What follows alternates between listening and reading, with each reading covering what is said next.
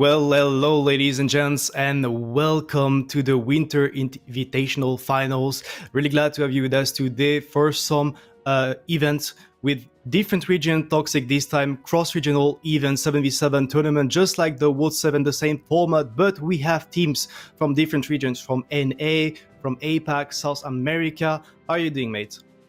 I'm doing fine, thank you. I think we're gonna have very interesting matches. We haven't seen these regions compete against each other for a long time. I think last time it was a face-off between NA and EU, and EU did not come out ahead in that one, if I remember correctly. So yeah, the structure Toxic, as we can see, we have two groups, Group A and Group B. In each of those groups, we have a team from EU, one from NA and South America, and one from APAC, aka Japan's for the Krakens. And as you could see, we already had two matches played. Yeah, those two matches were between Tomatitos and Krakens in the upper bracket, which was won by Tomatitos in 4-1. And in the Group B, we had Mobology facing off versus Sentinels, and that ended in a 4-2 for the team of Mobology. So then when we'll be advancing to the bracket, we'll have the winner of the Group A facing the runner-up of the Group B, and vice versa. So one of those teams is going to be dropping for the groups that we're going to be covering today, Toxic. On top of that, we also have prepared some drops, like usually for those tournaments. As you can see, you will have some consumables to pick up and some tokens. And we have to mention that this time, all of those rewards are actually dependent of the day. So the consumables and the tokens are only available for today, and tomorrow we'll have the 2D style. Yeah, it's going to be the Strength of Spirit 2D style, a bit different this time. But also definitely a great style. On top of that, you get 15 of the monthly Twitch drop tokens. So that's definitely rewards you would want to grab. Yeah, totally.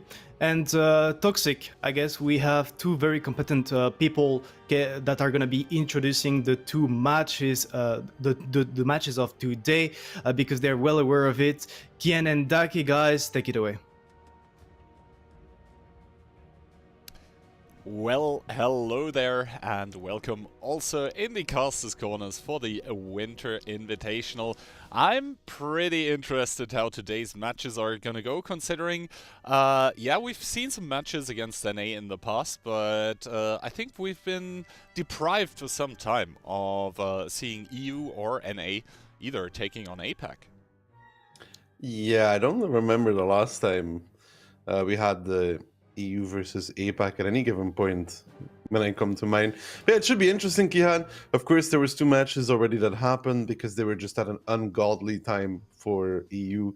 Kihan needs his beauty sleep. I actually watched them, by the way. You can probably tell by the rings under my eyes. Oh, wow, man. That's why you were in here at 10 when I was there at 10. It makes sense. But yeah, Kihan obviously watched them. I did the smart thing and I woke up and then I watched them. But yeah, those matches were played already. Interesting stuff there, but it should be interesting to see. I'm mainly excited for Mobology because I think that they should be a really good team and that they may be able to bring something to the EU teams. We'll have to see. That is like my highlight to see how can Mobology do. I know Tomatitos as well because I do sometimes tend to stay up and watch NA Community League Kihan because I have too much time, apparently, because that's what a Twitch streamer is, just having a lot of time. I watch that, so I kind of feel like Burbo should be the team to watch out from NA. Yeah, I mean, talking about all of the teams, basically, they've been stomping in their respective regions. I believe the team of the Sydney Sentinels, the winner of the ANZ Community League, then Krakens just stomping everyone in Japan. It needs to be said, though, that in those regions, the Community Leagues are done in a 5v5 format, so both of those teams basically reinforcing their rosters with pick and choose from other teams. So coming in strong here. The same to be said about the North American or American teams, because as you mentioned, Tomatitos coming in from the South American server, then Mobology representing North America. And then from EU, there is 2 teams EU, as well, by the and way. both of those come from the same country. First of all, EU. yeah, Polska Górom Postdro It's not Poćvich. just it's PL versus NA versus Asia. Yeah. That is what it looks like. So Postdro making it through the qualifier that we had, beating the German team, right? In the was it the German team they beat in the finals? Yeah, 3-1, I think, if I'm not mistaken. Yes. Jackafa's team coming second. What a surprise! But I mean, I saw it coming. I also saw it coming from a mile away. I mean, basically, both Holo, who are the other EU team, and Postdro basically winning everything there is to win in the last few tournaments on the EU server. We can see here the lineup for Postdro Poćvich. Untrue, Kihan. They didn't win the 3v3 tournament. Oh, okay. I guess they're going to be very sad about that one. And then from ANZ, so basically Australia, New Zealand, we have the team of the Sydney Sentinels coming in. A lot of people are going to be new. For at least the EU audience, or basically all the audiences everywhere, are going to learn some new names, but basically the captain here coming in, Rainbow, we have Bales, Doodle Tank, Cindy, Returned, Dell, CJ, JS, and Wimo. Some people might remember the name CJ from one of the EU clans, or from the EU server. It's a different CJ. Yeah, I don't think too many people know CJK. You and me do, but I know like 3 of them, Key. So I think that's more than you do. Yeah, I just knew the one I was referring to. Anyway, what are your expectations hopping into this one, as we see the map pick and bans? Cliff and Tundra being taken out, and then we have a Ghost Town being picked by Postdro. I think that's very unsurprising, being that, you know, historically, Polish teams like Ghost Town have just been owning. Murovanka coming in from the Sentinels. Then basically how this pick and ban system works is the third map is determined, as the map pool is only 6 maps, as you can see, by a coin flip, and then the tiebreaker is the other map. Yeah. Gotta say though, quality logo for logo, I think Sentinels has it by A considerable margin. a fair margin. I mean, the Postdro logo, it's ingenious. You know, sometimes simplicity is art, and the simpler the better. Just like Kihan's map guides, they're very simple, but Very effective, I'm being told as well. Yeah, Ki. Let's not get into this because I'm already starting to feel my blood boil. But the thing here is that Sentinels has to show us. I mean, it's not because we're EU casters that we're like biased to EU, because you know we are not. Maybe we are a little bit, but since I think that Burbo beat Sentinels 4-2. I think Burbo was already a better team than Sentinels, and I think Postdro is normally a better team than Mobology. If you look at it, Sentinels has to prove themselves here, because if they don't play extremely well, I feel like this might go extremely fast. Yeah, we'll definitely have to see there. I'm being told pretty soon, until we hop into the first game, which is gonna be played on Ghost Town, and we already said historically Postdro having very strong showings. That also reflecting in the casters' Nice bias, predictions. guys. Yeah, I guess we all copied Insane's homework, because I saw he was the first one to actually add his prediction to the sheet. Rule number 1: never copy the French key. Well, we all did, I guess. So, anyway, I think we can hop into this one fairly soon and see what actually the lineups are. Yeah, nothing's preventing us from doing that. The Sentinels coming into this one here with 150B. We have double E100, an IS-7, double S-Conk, and the CS-63. No surprise that we see Postdro on Ghost Town with a lot of IS4s, really liking those all the times, triple of those, and an IS-7, a Conk, a BAL, and a 50B. They really do like those IS4s. It's either Conks, S-Conks, or the IS-4. On attack, they usually bring the IS-4s, on defense, the S-Conks. You can see here, though, Sentinels, in the beginning, already really biased towards the north. We don't see this too often, where a team goes to take A7 immediately and then tries to rotate around, but that's what they're going for. Indeed, that's what they were going for. Maybe some of the tactics a bit influenced by the fact that normally they were playing 5v5. I was spectating the games earlier today, and I was seeing some unusual positions, and also our colleagues from the ANZ regions, where like those positions normally aren't being played in 5v5. Most importantly on Tundra, maybe we'll see that later. But first, Postdro here on their attack, starting to fan out the Batchat in a pretty standard opening bush, already being able to spot out the IS-7 that is crossing over. Kubash, that is. Yeah, so he does get the information on Rainbow, and I think Postdro is, not gonna take any kind of cheap shots here. They're just gonna methodically gather information and then execute in their basically in their normal manner, which is get information for a lot of time and then lightning fast just sweep in somewhere and get the advantage. Well, I do like Sentinels being very reactive here, so they did take the North. They've established Rainbow and his I-7 over there, and now they're like, okay, so what can Postdro do? They can pressure the south. We have CG there in the S1, but we can reinforce with the CS and the 50B. Now, they have pretty decent map control. The only thing that they don't have, Kihan, which is a bit of a downside for them here, is punish if people decide to drive into the cap. Right now, what do they have? They have only an S-Hung that can really give shots if an IS-4 decides to make its way in, and that is the big threat here, right? If Postdro does get to establish that cap, you have to overpeak into the angles that they hold to reset, and if Postdro can achieve this, they're still going to be in a pretty decent scenario. I mean, I actually like the spot that the 50B have returned is in. He should be able to give a shot or two if Conrad decides to cross onto the cap. Conrad now getting spotted, but the first damage actually being taken by Rainbow in his IS-7. I believe that's probably the Batchat from the outside, or possibly was Yosi from the other side, as Yosi now getting unspotted.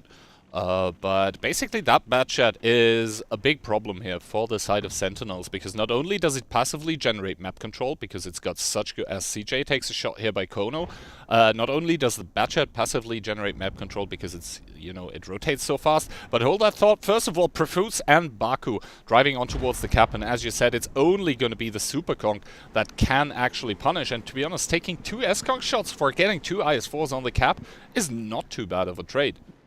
No, it really isn't, because now you have Conrad watching over them.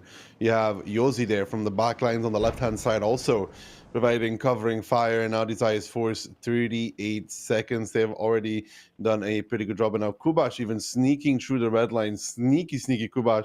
Of course, that Batchat rocking some pretty good camo. He's going to be getting behind Rainbow, and you got to say, for Sentinels, it's looking not that great at this moment in time, as they will have to peak, they will have to reset, but everything they do is going to cost them a lot of HP, and now you can see the IS-4 also pressuring on the outside towards Rainbow. Kubash clipping in 12 seconds. The cap's the most important part here. D100 taking the 2 shots. JS now peeking his S-Conk. He does get a good reset, but now the move is on towards Rainbow in his IS-7, getting pressured by the IS-4 and Kubash. Now the CS rotating across though. Still, they got to keep managing this cap, and Remo is going to keep trading in that E100 to reset this one. Back down to 18 seconds. Rainbow did get a lot of support, but look at Remo taking that damage again from his IS-4s. JS can't really peek. Orchak is countering him in the 50B. 9 seconds now. There's going to have to be a reset here from the Sentinels if they want to bring this one. JS now over peaking, but the damage is significant. Can he get the reset? No, he gets struck. He gets held. And it's going to be Postdro with the cap out against Sentinels on Ghost Town attack. Yeah, and they are not even chasing after that kill onto JS. It's going to be no kills for anyone here, simply because Postdro obviously wants to get that very, very fast win. Important for a tiebreaker later on, but you could just see how methodical Postdro actually approached this. Just getting the tanks in the right positions, the IS-7 getting clipped out in the Batchat, just everyone by the team of the Sentinels taking damage left, right, and center. The punish, the resets even not there. Everything just was so costly, and we can also see that, I believe, in the battle results screen, where you could just see that the overall damage dealt by the team of Postdro was just greater than the retaliation damage that was being dealt. 3 zeros on the Sentinels team. Looks like my average random battle on Cliff after people watch Gian's map guide. There's actually another one coming out tomorrow, by the way. I don't want to know, Key.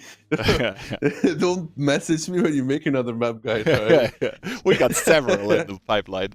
Oh no, but yeah, just the damage relevant here. Good stuff from Postdro, and I think that this comes down to the issue that we highlighted already. When you only have the S-Kong to really deal damage when they take the cap, the W100 there for Sentinels kind of out of position, I'd say. I mean, there was nobody pressured on 1-2, and the 100s were not really watching anything.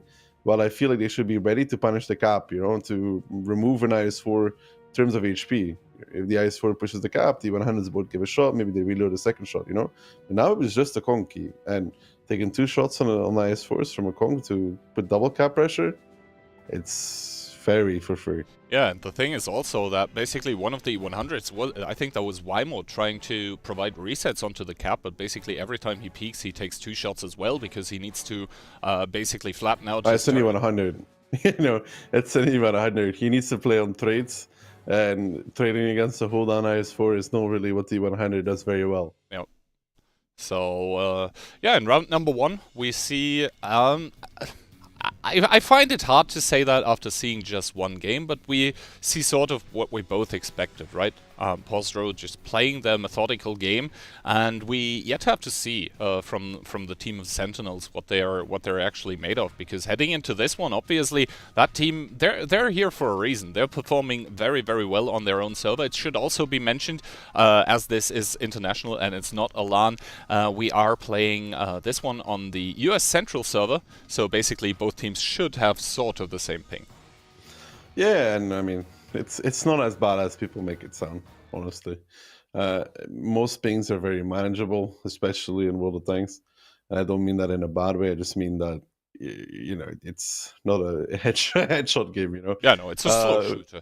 Yeah, Sentinels now coming in with the triple AMX, the E100, the IS-4, the S-Kung, and finishing it off with ACS.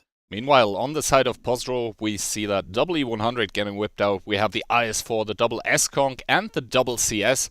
So I would say initially the mobility advantage, that means map control advantage, going to the defending team of Postdro, of the Bananas here.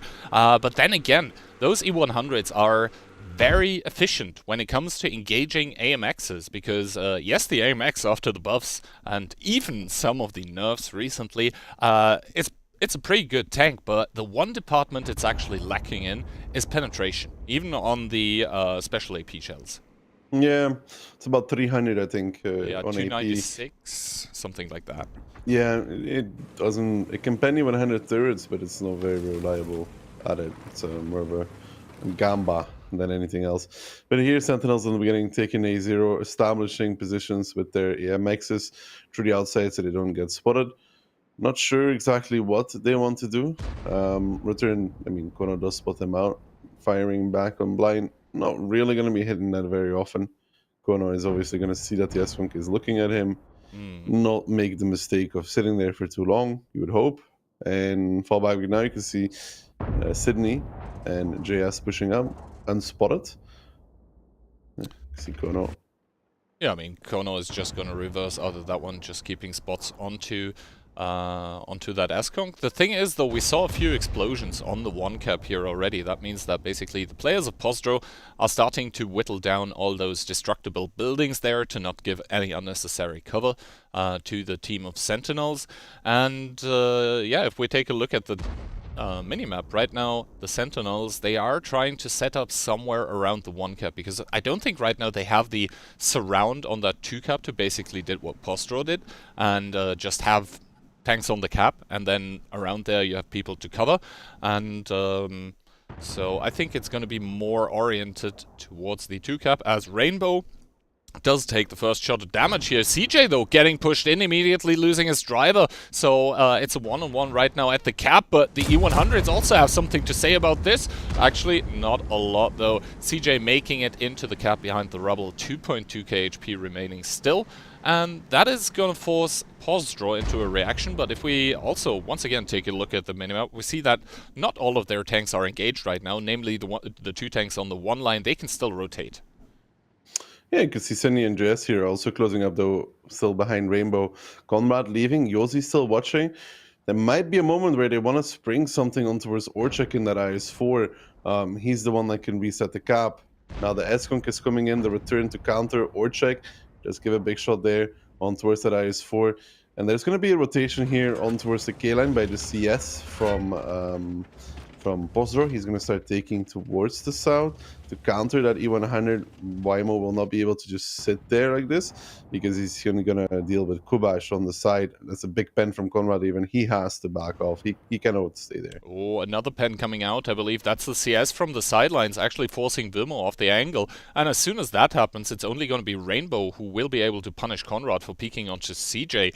That is in the cap right now, but realistically speaking, cap right now not an issue, and we see now this north-oriented push coming out by Sentinels, but it's going to be getting farmed by Kono here, who is still comfortably sitting there. Baku behind him in the Superconk, able to put shots as well. JS dropping down to 1300 HP, but in turn now Ozek needs to leave that angle because that's a lot of tanks aiming at him.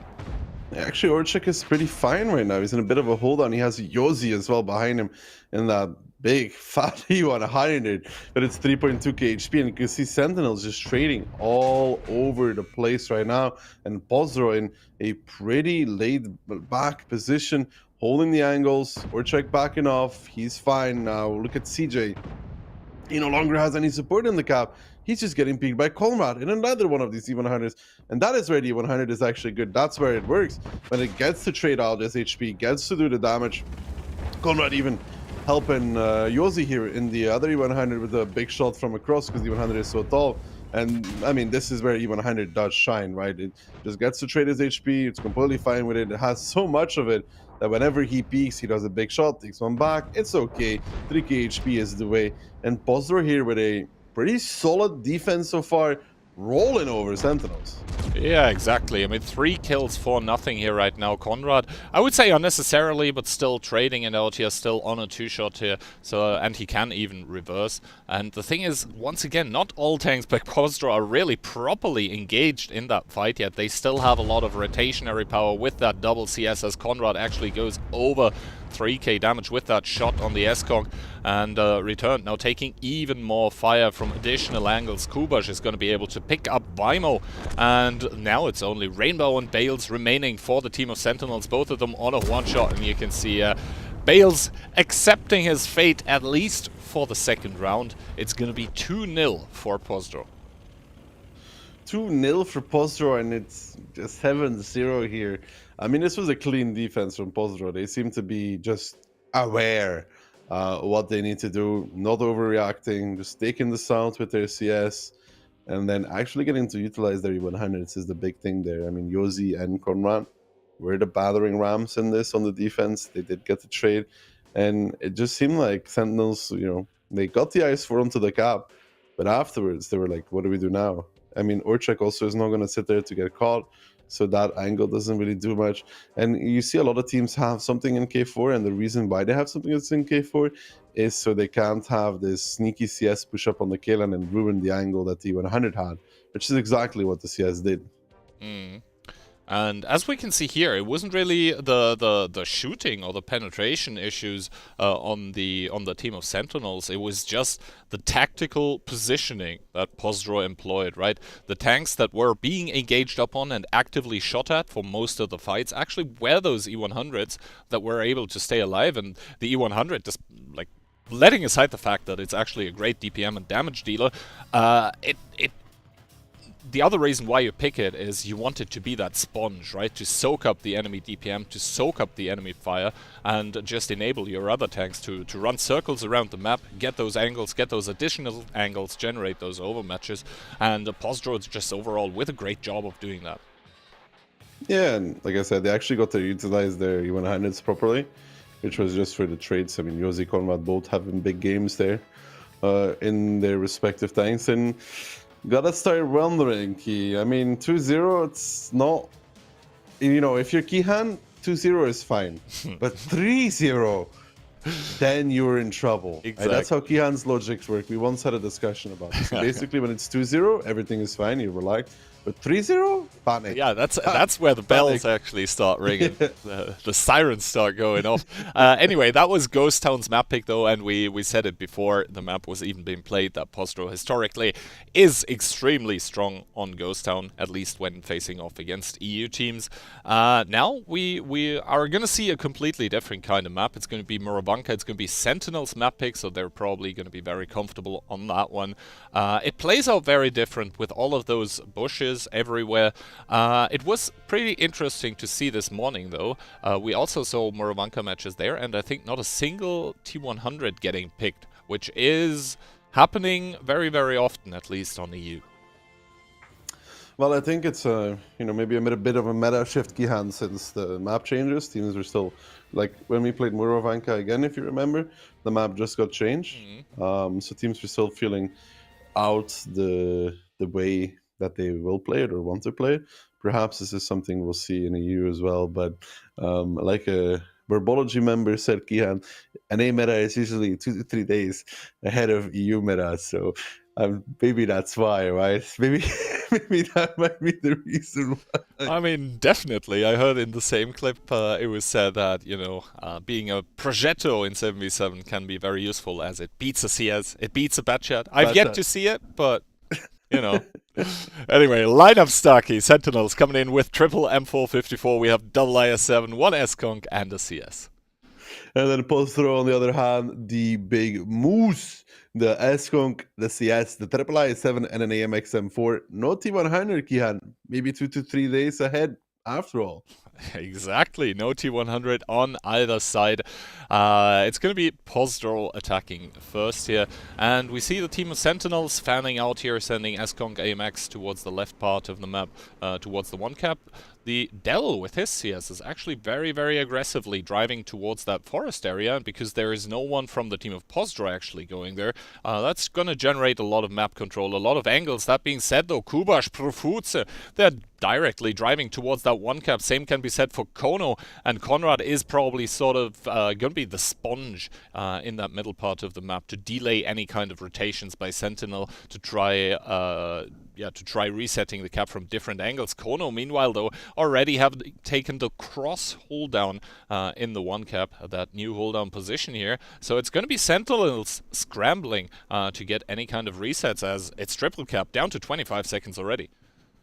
Down to 25 seconds indeed, and now you see Bales pushing up on the one line very fast. Wymo even driving through the open, and this is what is the danger when you need to reset so quickly, that you end up losing a full tank for it. Orchek does take a lot of return, but Wymo's out. He's down and out. And what did they really gain from this? Not too much. I mean, they did some damage towards Orchek, but for Sentinels, this is gotta hurt. I mean, Bales is pushing up now, but this, I think, will spring the team from Postdro into pushing forward because they know that the fire is coming from the forest. And here they go. Kubash, Kono, Orchek, Profuz, Baku, they're all gonna roll over Bales here in a wave of yellow tanks trying to take him out. But the damage so far is good from Return and Bales. They're trying to do the best they can, but losing that initial AMX is gonna come to bite them in the long run. As now Bales is trying to do what he can, trying to get as many shots, which is really all he can do at this moment in time. Might get one more. The return is getting pushed on as well. Can Bales get one more out on towards Kubash? Let's see. Does he get the big shot? He does. 641. The return is doing very well in that S-Conk, though, holding the position, bringing it ever slightly closer. But it's 5 against 7. The return is in a bit of trouble. Now Conrad, though, seems to be the focus in the mouse to be picked up by the boys from Sentinel. CJ needs to be careful. Doesn't want to drop towards the one shot here. Does. As Conrad actually hitting 3k damage in that mouse, paying off at this moment in time. Down towards the one shot, but a bounce from CJ may make Conrad survive a little bit longer. But no, JS from the side there picks him up. But now as the dust settles, it's Sentinel on 5k versus Postdro on still 8,000 HP. Yeah, 4.6k now for Sentinels, and also the fact remains Postdro is still with 6 tanks alive and kicking, and there is a lot of one-shots. Rainbow and CJ both can not sustain any kind of punishment anymore here. And yeah, Josi is gonna stall out. Dell is gonna call Orzik to the rescue, while yeah, Josi and Dell, they're in the split screen, as said, just trading it out against each other. But while this is going on, triple cap actually started once again, down to 20 seconds. All of the IS-7s for the team of Postdro now on the cap, and this is going to spark the reaction by the returned in his S-Conk. He suddenly, with less HP, has to push a hull down. Super Conk actually takes one from Orzik from the back lines, is going to get put down towards a one-shot now, and the cap still ticking down mercilessly. It's going to be Postdro with a quick and clean third round here to make it 3-0. Yeah, 3-0 here from Postdro, and good reactions from them there, going in immediately for that base number 1. The triple cap pressure as well, good stuff from Postdro. And you gotta ask, Gihan, was this Wymo play, driving out in the open, was it really worth it though? Because I think somebody else reset anyways. Bales was pushing up on 1-2. Did Wymo need to do it? Because outside of that, Sentinels was trading pretty decently in the mid game for this 1-2 push, but you know, one thing down for 0 is almost unrecoverable. Yeah, I mean, it almost looked like a bit of a panic reaction, right? It's like, get those resets no matter the cost, because otherwise you're gonna lose anyway to cap. And then, I mean, it looks pretty unfortunate for Wymo that someone else ends up resetting anyway, and he just dies for free here with 0 damage. Yeah, then again, I guess, like, Postdro is just tactically, as of right now in this match, on an entirely different level. Like, they're mentally far ahead, almost gone. Yeah, that is very true. But yeah, good stuff there. And actually, the mouse doing 3.5k. I mean, Conrad trading very even, 7-7-7 jackpot. Yes, exactly. And yeah, he achieved exactly what he was supposed to, right? He stayed alive super long, he traded well in return, and he basically took the attention of a lot of Sentinels members for the time being, while the other Postdro members could actually focus on punishing the tanks that were shooting Conrad, and also focus on, once again, getting those low HPs out of the game. So, once again, we see the match plan for Postdro just working out perfectly.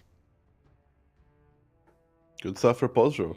And now, as you see, the score 3-0. This is a best of 7. This means not only oh wait, is they're in Postdro, trouble now? yeah, not only is Postdro on a match point, this also means that Sentinels is in trouble now, officially. So we'll have to see. Obviously, they just never seem to get anything going for themselves right now. Yeah. I mean, we haven't seen them like get to like really execute anything, because they're always behind. Like in this game as well, they like in Ghost on 1, and in this game they're just having to react the whole time, and Postdro just has superior positions.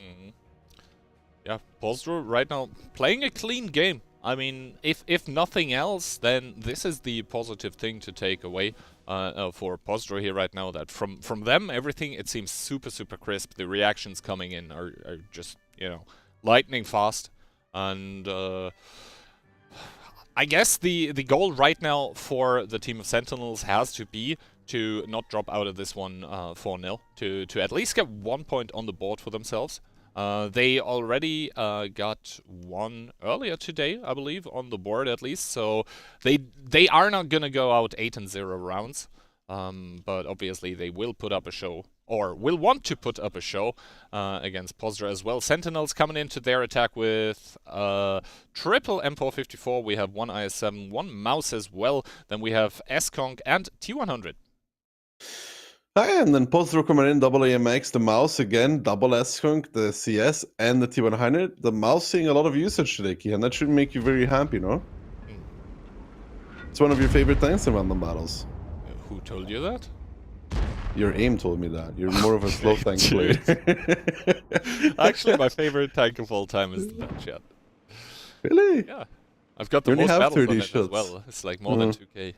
Yeah, me too, I think. But yeah, good start here from both teams, I guess. I mean, Sentinels going 1-2, Postdro going 1-2. Nobody's going to lose anybody from the beginning. Yeah, I mean, Yosi has seen the triple heavy tank driving towards him, so he's gonna make his way away. Does make it to safety, and Profoots with the Super Kong is gonna be able to probably put a shot in or two as punishment for the tanks driving on the cap. Bale's there, the one to take the hit, but CJ also in that cross hold down position in the cap that we mentioned. That one can be very effective if tanks actually try to come close to defend, but actually the T100 seem to have found each other right now. Kubash chasing behind Dell here right now, missing his shot though, and Cap at the moment at 15 seconds, so the tanks per Postdro need to come closer. Yeah, and Kubash getting the better of Dell actually in the T100. Bale's taking one from Profuse from the side. Now the EMXs are pushing up on the outside. There from Postdro. CJ is taking some shots. That's from the middle of the map. And Postdro seems to have pretty decent positions there. Profuse now pushing up as well behind the EMXs and gets a shot on Rainbow. How does Sentinels react here? They're gonna do something. Wymo is in a bit of trouble as well. And it seems like the boys from Postdro just have a better positions in the middle of the map here that are just really shutting down these AMXs for Sentinels.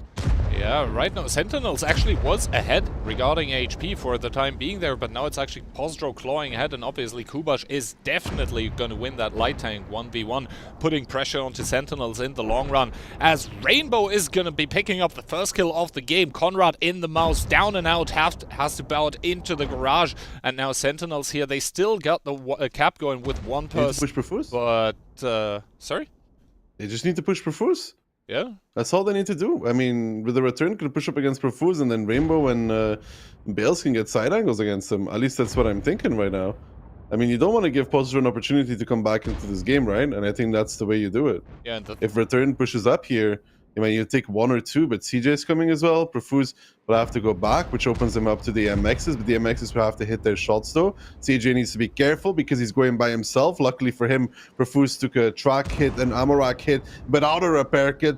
That's the S-Kong syndrome right there. As soon as you use your repair kit, ammo rack gets damaged, gun damaged, engine damaged. Profuse luckily still doesn't have his aim damage though, as Wymo gets picked up by Yosi. Look at it in the meantime though, Kihan. Sentinels now down again, 2.5k HP. Down 2.5k HP, but actually up a gun here. Profuse the second one to drop for Postdro, both teams losing their mouses respectively. Importantly, Dell still alive for the team of Sentinels, but the HP, they're gonna have to claw those back, as Postdro now at 8k compared to 4.5k for the team of Sentinels. Sentinels now once again starting up that cap, but the problems don't stop there for them, as Ozek and Kono both from the middle of the map, they can double bush with the bushes available at the church onto Bales and Rainbow here, and Kubash can just generate so much map control with that T100. If you look at the bottom right now, yes, Dell is still alive in his T100, but like he needs 3 or even 4 shots to pick up Kubash. And the issue right now is that the return seems to be returning to the grave, as he takes 1, he takes 2. There was Yosi and somebody else coming in, triming in there for a shot or 2. Bales is now pushing up though against Yosi, against Kubash, but Orchek from the middle shutting down the return into the grave. Now 3,000 lead for Postdro. They pick up the tank advantage as well, and it's starting to look a little bit worse here for the Sentinels, who had a good run in this round at the very least. But again, Postdro just edging themselves forward, getting that advantage and making it work for them. Rainbow is still the most valuable asset for Sentinels here at the moment, as he's the one putting up the cap pressure. But at this point in time, it just feels like the Postdro tanks, they're freely rotating around. They're just generating all the angles that they want. Kubash could even drive over towards the A1 area to put crossfire onto Bales. Bales now taking another big hit, down to 314. Yosi coming in from the side to pick it up. And with 15 seconds left on the cap, it's going to get completely and utterly reset, destroying any kind of hopes for Sentinels in this match here, as Postdro is gonna claim victory and dominance. It's gonna be 4-0. Yeah, 4-0. Sadly for Sentinels, they do not get the run that they want in this matchup here, but it is okay. We still have their respective comrades from the Asia server that may hold the glory up, as CJ is going to be the last one going down. Baku to pick it up, and Postdro with a 4-0 clean sweep, making a statement, sending the team of Sentinels packing. And yeah, that was clean. That was clean. That was indeed extremely just crisp, crystal clear gameplay here from the team of Postdro. I mean, we can take a look at the battle result screens here of this round as well. But basically, it wasn't the individual plays, it wasn't the shooting, it was just in general the difference in maybe preparation, maybe experience with the 7v7 format, but most definitely when it just came to reactions to what the other team was doing. You could see that for Postro though. They just had a lot more tanks in the middle of the map compared to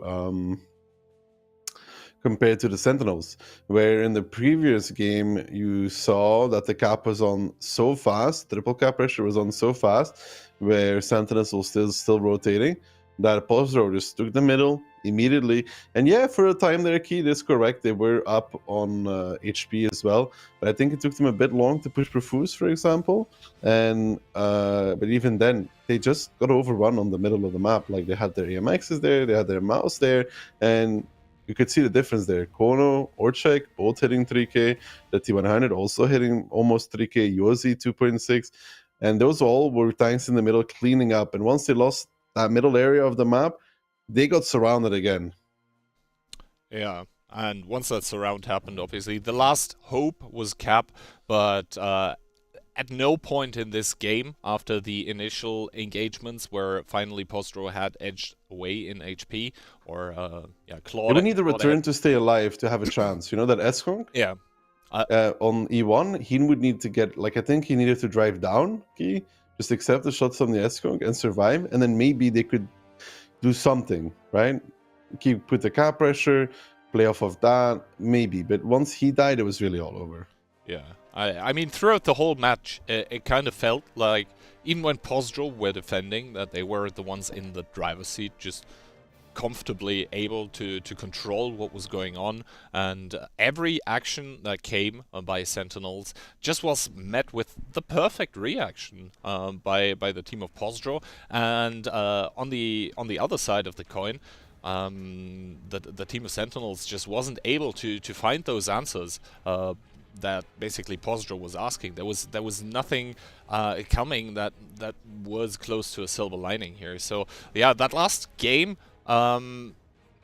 showed pretty much that, you know, the players from Sentinels, they definitely are very, very capable, but on the preparation it's hard and to win if you're level, yeah, it was not close. It's not a pen ratio issue, what Key's trying to say, but it's hard to win if every game you're already like 2000 HP down from the beginning, from taking free shots. Yep.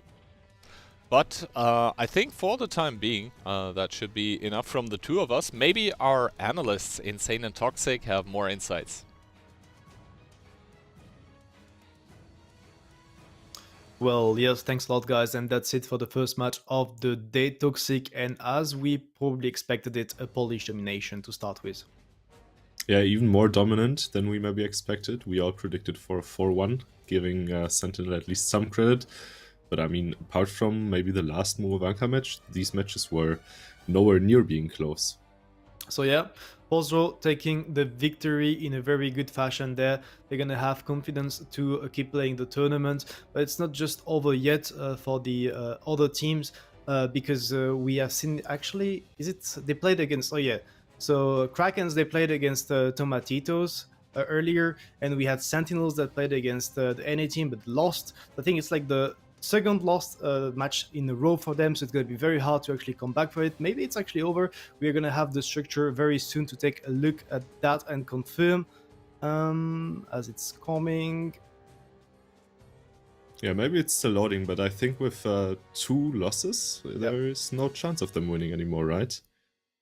Okay, so yeah, as you can see, Sentinels, 2 losses. They lost both of their match against Mobology and Postdro, so they are not going to be moving into the semi-finals. It's going to be either Mobology or Postdro taking the win of the Group B and playing against the runner-up of the Group A. They're going to be playing later. It's going to be the last match of the day, if I'm not mistaken. And next, Toxic, we're going to be taking a look at the Group A, because we're going to be all of Nitzi playing finally. Yeah, Hall of Nitzi will face off against Krakens. Krakens lost their first match versus Tomatitos earlier today. And I think Nitzi being a very strong team from the EU server, very known name, I think we can all see what we will be rooting for, right? Yeah, definitely. And just like the Group B, I think Nitzi could actually take all orbs from Krakens and take the victory there and take them out already. But I think the replays are just really toxic for the first match of the day. We have seen the domination from a Postdro. I mean, I think that we expect both of those Polish teams to possibly take the victory of this tournament, as we see the replays. Postdro starting on Ghost Town on the attack, Sentinels on the defense, and a very good and pretty like standard approach from Postdro. You know that they tend to like a lot this map. Yeah, I think for Postdro on Ghost Town, it was mainly about sending a message, right? Yep. They won both matches very, very convincingly.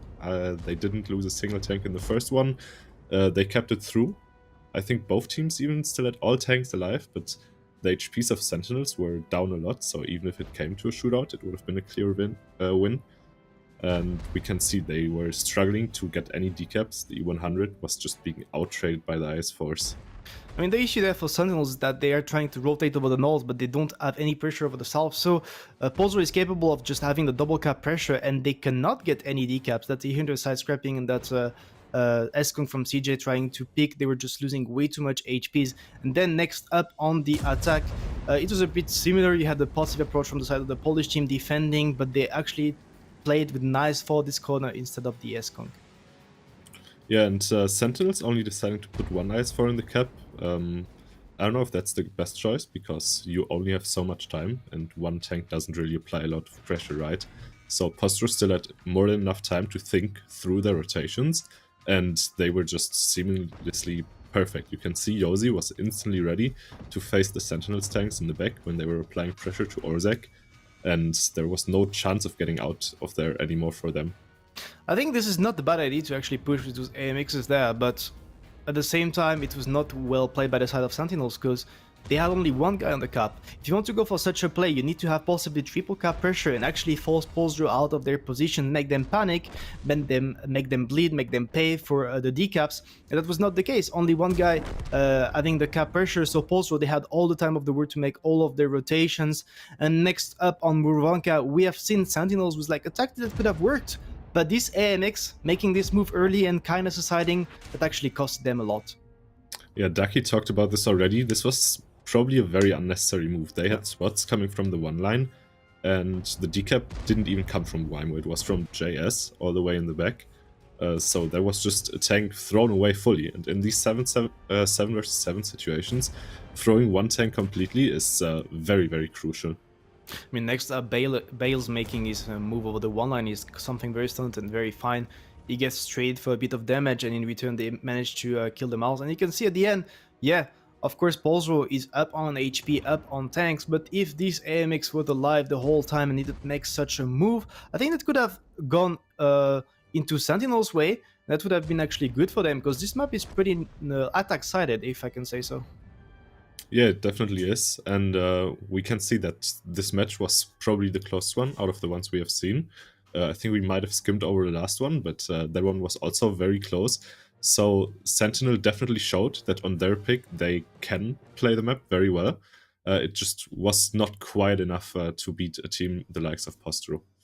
So yeah, in the last replay, we had like something pretty standard. We had Sentinels going for the cap pressure, but Postdro with the same approach, going for like the map control, taking over the forest, the middle, and actually going with only one tank over the one line, like just Bales did. And they actually managed to take the victory on Murovanka on the defense. So they took a 4-0, a global victory over Sentinels.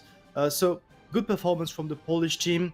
I think Toxic will also have like a short look at what happened earlier today, because we have to remember everyone that there were 2 matches that we didn't cover on the official streams because they were being played between like APAC, ANA regions, and we were just not capable of covering everything. As you could see, it was like Tomatitos against the Krakens, and we were starting with Tomatitos on the defense.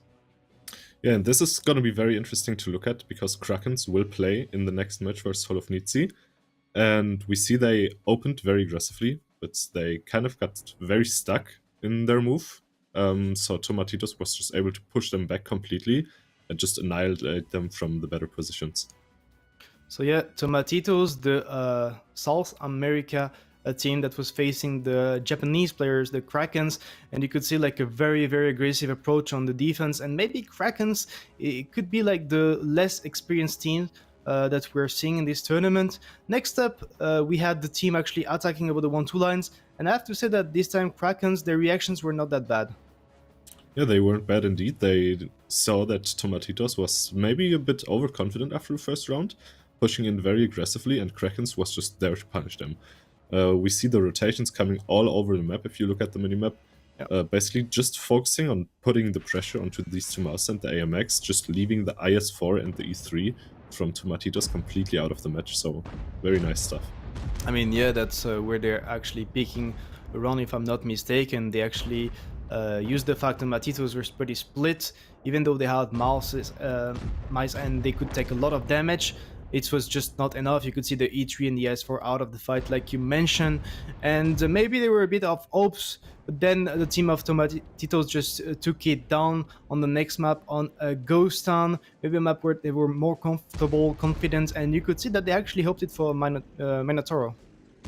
Yeah, and you can see this Batchat move here alone doesn't work, so they had to send the 277 for backup. Yeah. But the Batchat missed a lot of shots there, very, very derpy shooting, even get set on fire, so at this point they're basically down 2 tanks, because the 277 will never win this now. The CS can just go behind the rock and will be covered by the S-Kong.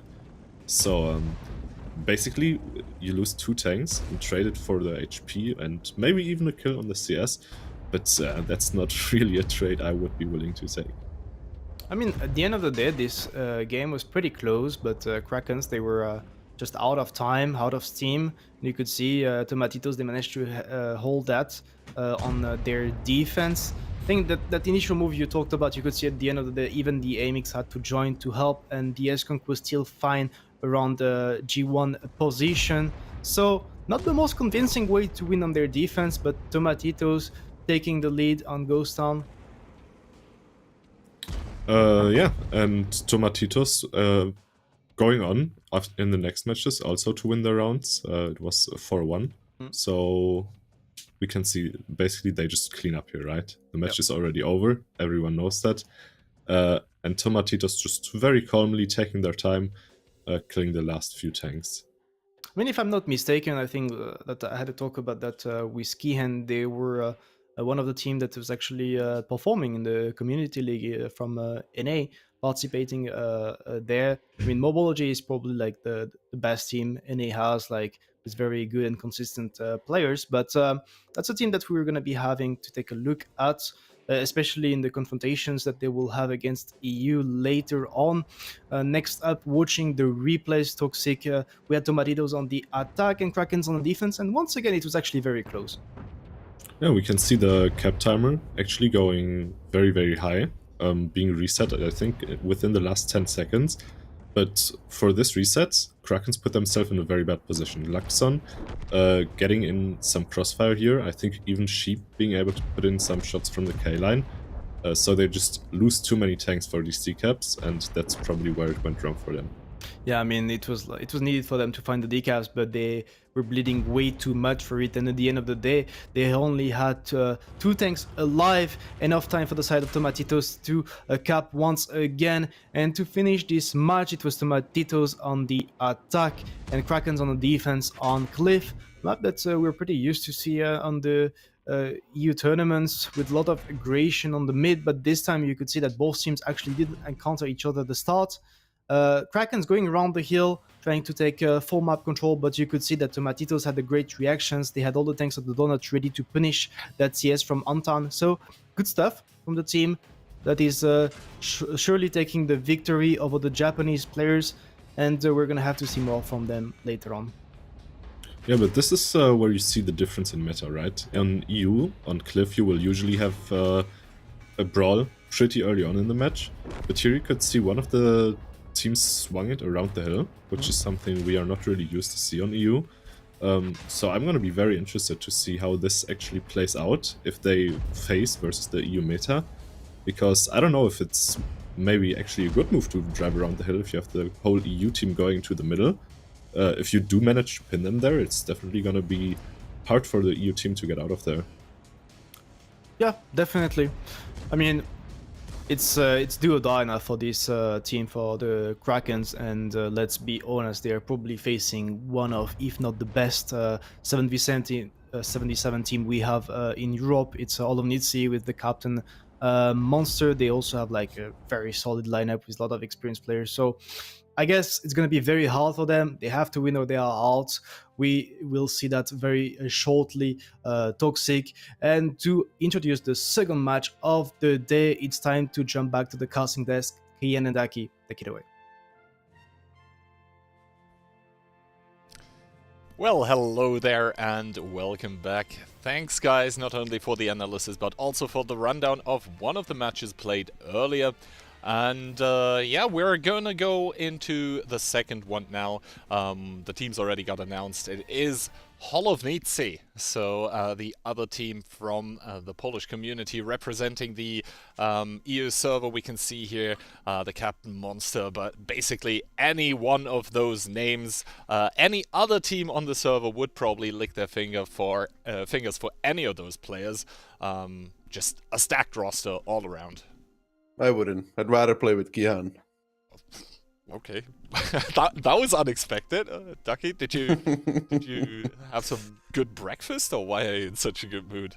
It just felt like balancing out, Kian. I already made some, memes about your mom. You gotta balance it out, right, Ki? A little bit of the good, a little bit of the bad. But yeah, a solid roster there. Direct invite into the tournament as well. Because they won the last one. And then Krakens here, the Japanese team. Mm-hmm. With an octopus as a logo. I think that's very, very fitting. Sus. That's very sus. That's all I'm going to say. I'm not going to elaborate further on this one, but yeah. We'll have to see how they do here. I mean, this is, again, a big test for them because, like I said about Sentinels, the same goes for Kraken IMO, is that Nitzi is normally a better team than Tomatitos, and they didn't beat Tomatitos. So they have a big challenge ahead of them. And you got to remember is that these EU teams have had a lot of practice on this 7v7. Like a lot of practice on it. Yeah. But maps...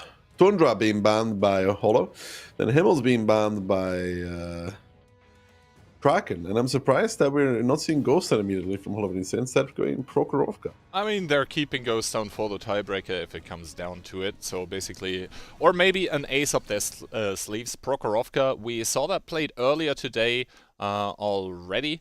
And I think the Krakens actually picked up a round against Mobology there. Then, once again, Murovanka, those ANZ teams, or ANZPL teams, really looking forward to those Muro matches, I think. And then, obviously, Cliff being coin-flipped as the third map, leaving Ghost Town as the tiebreaker.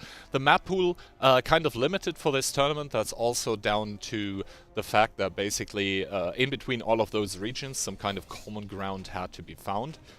So maps that are specific to certain regions, I think in one of them, for example, Siegfried Lion or something is getting played, not being opted to be shown here. Instead, basically the maps that all the teams and all the regions could agree on.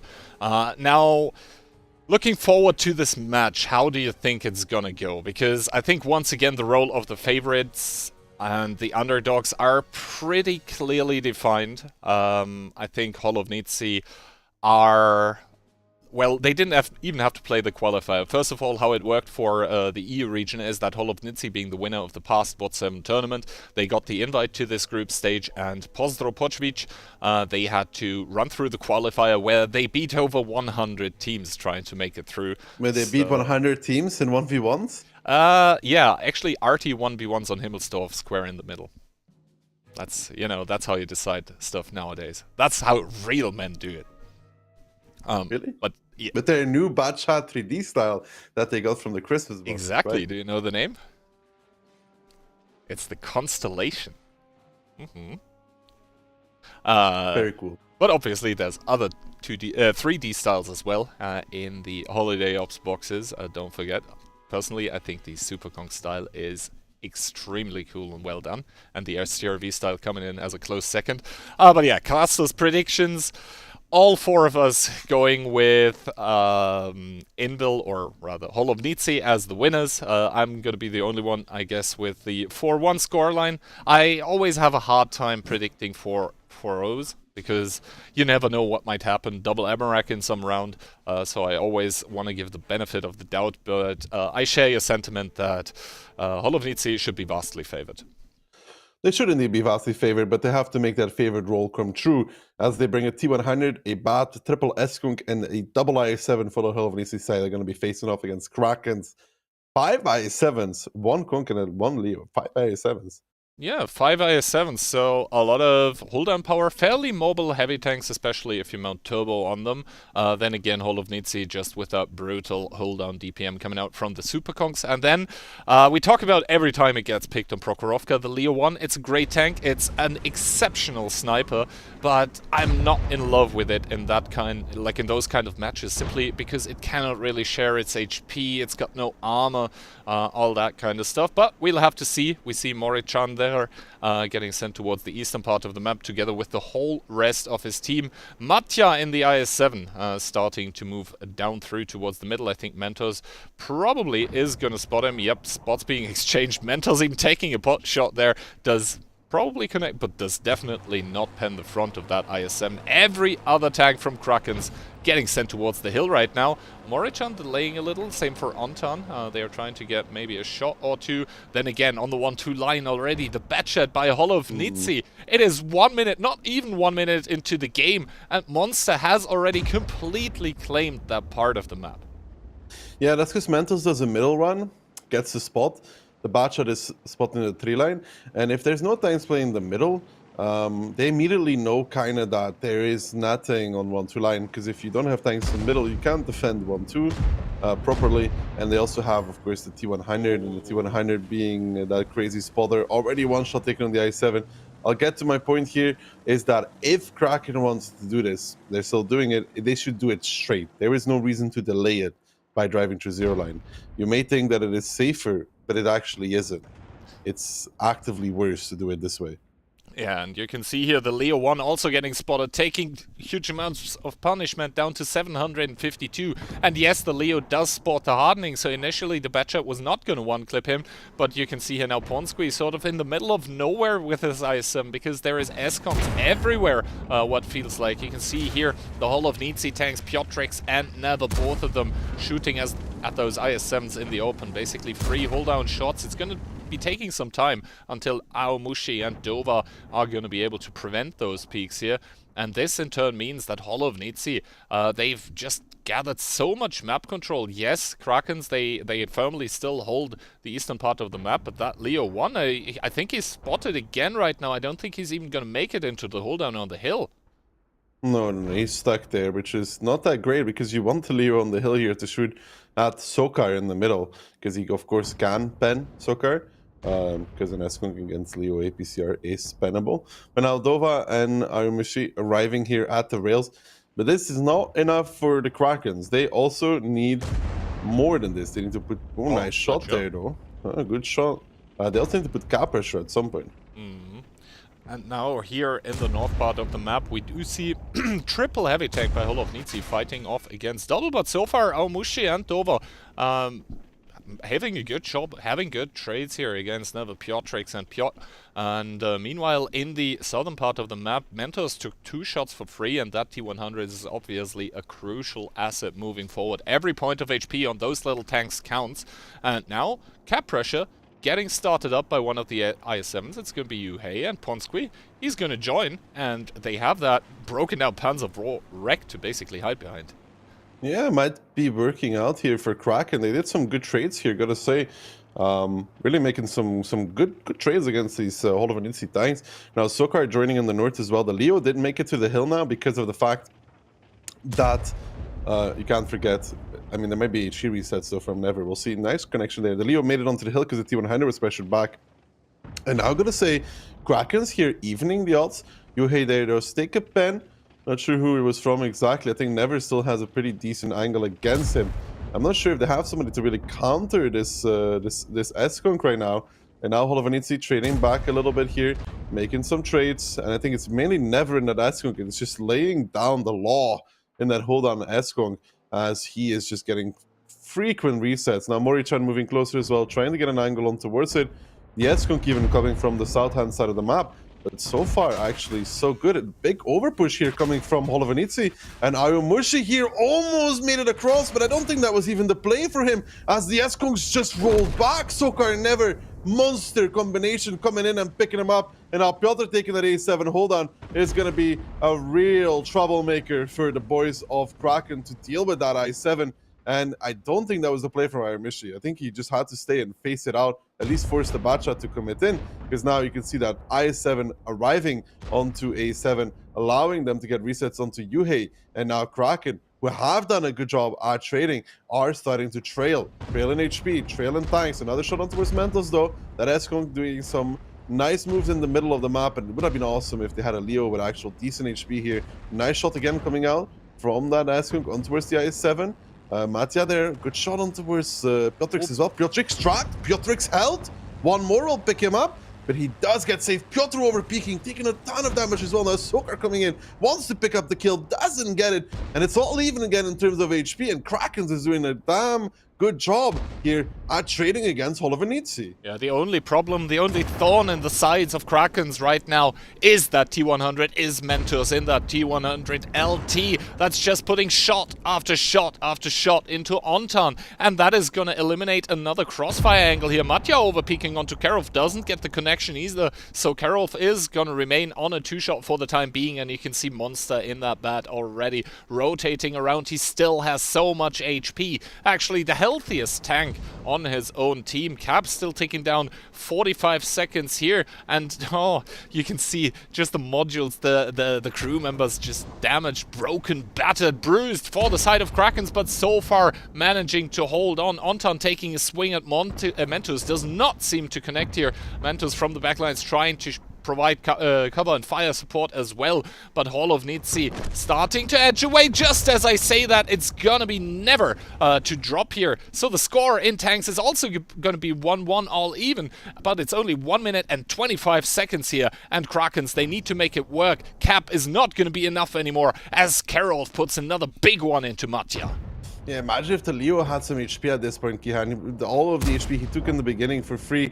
Now the Bacha from Monster is starting to clip out on towards Ontan, who can't go anywhere, as Mentos comes in with the kill. A quick double tap there from both the two of them. Now Ponsky coming in, wants to pick up Piotr, but Sokar over peeking is going to help out Piotr there in the I7 to survive a little longer.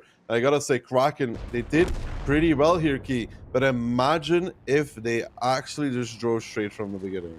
Yeah, if they just drive straight from the beginning, if they just get the Leo onto the hill immediately and don't lose like 1200 HP on it just right from the start, then this could have gone either way here. But like this, yeah, Mori-chan is going to pick up one more S-Kong, but that's going to be probably all she wrote. Probably some more kills for Indel even here, or Nitzi rather, as 24 seconds on the clock and just map control completely switching over. Control of the game here completely switching over, as it's going to be only Mori-chan remaining for that Leo 1, still on those 752 HP that we saw him on earlier, and he's not going to be able to remedy this round. Maybe another shot of damage, maybe another kill into Piotr. He's going to drive in, he's going to get Piotr, and into no one's going to kill him, but yeah, that does little to remedy the situation that we see on our hands. It's going to be Nitzi holding on to a first round, 2k HP left after that one, and that was a lot closer than the first 4 games that we spectated. No, but honestly, Kraken did a great job at trading there back. And I think what really cost them is just this initial move. Nothing would have changed if they just drove straight. Nothing would have changed, really. They would have made it into position. They would have taken maybe 2 S-Kong shots from the guy at A6, but they would have taken those anyways. And they would have had a full HP Leo. And now the Leo does stop damage for 3k. But imagine if he's full HP, he can help his S-Conk in the south, you know? When the Bachelor is pushing north, he could be repressuring the K-line. He could be helping on the middle. There's so many things that the Leo could do there if he's full HP that would make a big difference for the team. Yeah, and actually in the isolated one-on-one, if the Batchat doesn't get lucky with modules or rolls, then the Leo is actually going to win. Because remember, he had the hardening, so he had more than 2k HP, which is enough to survive a full Batchat clip. Yes, you don't have armor, but if you're just able to tank it, then that opens up options as well. And obviously, Monster doesn't really know in the Batchat, does the Leopard actually have the HP module? Does he not? So Monster is not sure if he can take the 1v1, while Morichan in that situation would be safe, or would be sure that he could safely do it. But yeah, like this, it's going to be Hollow of Nitzi winning out the first round on their own map pick here on Prokhorovka. So far, the Polish team's not really showing signs of weakness in the scoreline, but to be honest, damn, that could have been close. Also, the size 7, I don't remember which one it was, but the one that was an A8, he tried to drive over, and you may think, wow, genius. You know, it's going to dodge the Batshot by driving over. It's not genius. It's the far opposite of it. It's like Albert Einstein from Wish, that play. It's what I would call it. Because what happens when you drive over is that the S-Kungs who are going to peek you anyways, they just drive backwards, and they're now fully safe. You want to make the Batshot commit fully there to kill you. You want to make the S-Kungs commit fully to kill you. They would have traded better off of that, because now they just rolled back and killed them for free. That could have also made a difference. And now with the map video already rolling, this means that we are about to be headed into round number 2 in between Hollow of Nitzi and the Osaka Krakens. And obviously the sides are going to be switched for this one, meaning that the Krakens now are going to be in the rather comfortable position to defend. We'll have to wait and see with what kind of tanks they're actually going to do it. But yeah, the first game made me hungry for more. The Krakens coming into this one with double IS-7, triple S-Conk, and I have to say, I love that one. Double Batchat, that's a blast from the past. That's a throwback. That's brave. But Hollow of Nitzi in return, SCRV, T100, S-Conk 277, and triple IS-7. They're sticking to their guns with this T100 setup. And the thing is, the T100 does give you a lot of initial info. And even when Mentos took 2 shots in the last game, he was still a massive annoyance for Krakens later on in the game, because, you know, he's stealthy, you can't spot him. So it's like, you know, the light advantage there definitely for Hollow of Nitzi, but they have to be able to utilize it on an attack, which is not the easiest thing in the world. And this double Batchat here being sent towards the hill, I think that is something we saw in the qualifiers for this tournament, at least on EU. I think this is a copy-paste from one of the Postdro tactics. Then again... Is it? Yeah, I think they did sure? some... Not 100%, but I'm pretty sure I saw it somewhere. Might not have been Postdro, though. Ooh, Yuhei taking 813, losing his loader in the process, does have a medkit available, though. And, yeah, this means that the... HP advantage that was there for the Krakens is now all but gone. 7 HP separating either of those teams. And now Hollow of Nitzi, they're also looking to slow down the game a little, just try to get a lot of information, and then with the rotations probably able to make the connections. Actually, Aomushi there in the IS-7 in C1 takes one from Monster. Not sure how he got spotted. Yeah, Monster can actually spot him himself. Can even shoot him. Normally you need to knock over the 3 on the red line. There's a 3 there, you shoot it with H3, and then you're completely fine. But Yuhei here does have a very forward position which counters the middle, and they've really choked down Hollow of Nitzi here. They've wrapped their tentacles around them and be like, try and unwrestle yourself out of this position. Because if you look at the map key, for Hollow, this is not the most comfortable position to be in. You don't have 1-2, you have the T100, which is going to be hard to utilize properly in this, and you don't have the hill, and you always have the threat of the double Batshot pushing anyway. I mean, Mentos might try to bypass here, but he has to be extremely careful in that T100. Yeah, and the thing is also that as the Leo, the STRV, it's an excellent sniper, but it doesn't really excel when it comes to... Oh, they have 2 non-fighting tanks. They have like 2 tanks that are not going to be fighting here. The only thing that I'm a bit worried about here is this S-Conk move that I'm watching right now, like Dova and Ontan moving towards the to cover the 0 line, because when Yuhei gets repushed here, there'll be no reaction from Krakens whatsoever. There will be 0 reaction actually, because the S-Conks are none of them are in position.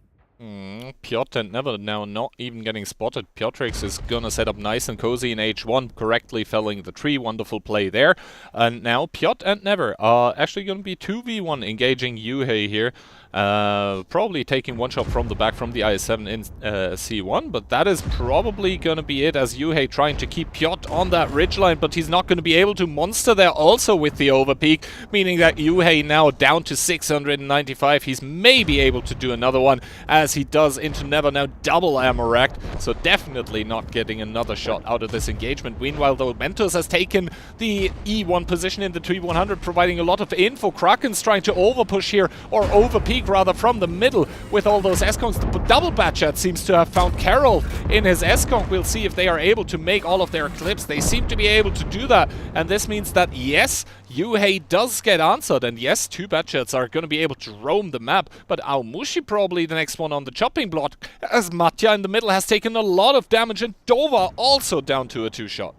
Yeah, Never now pushing down here. He has Mentos in support. Monster trying to connect as well. There is a chance here for Krakens if they can get Sokar out of the game, for example. But Matja now going down, and his Eskung Amushi here is going to have to deal with that T100, and that's Mentos coming in.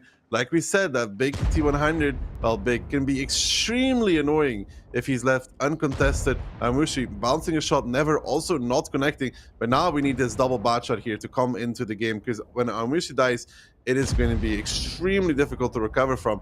Now they're going on towards Sokar. Sokar does get spotted out. He's driving backwards. Immediately Monster, no, it's actually Piotr rotating as well. And Amushi here not actually connecting anything on towards Never.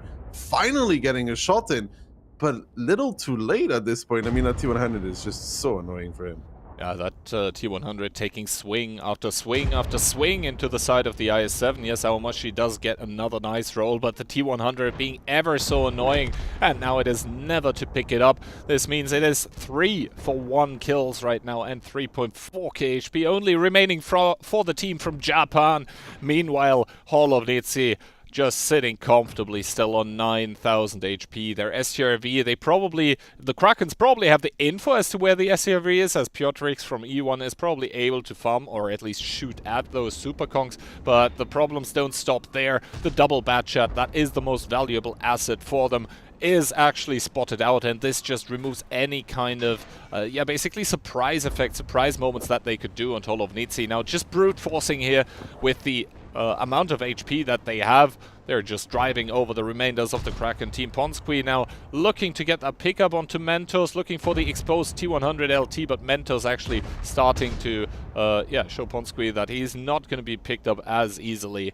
And on the other side, Morichan also getting picked up. So this means that a round 1 that was pretty close is going to be followed up by a round 2. That Hall of Nitzi, yeah, they had an opening that sort of didn't look fine.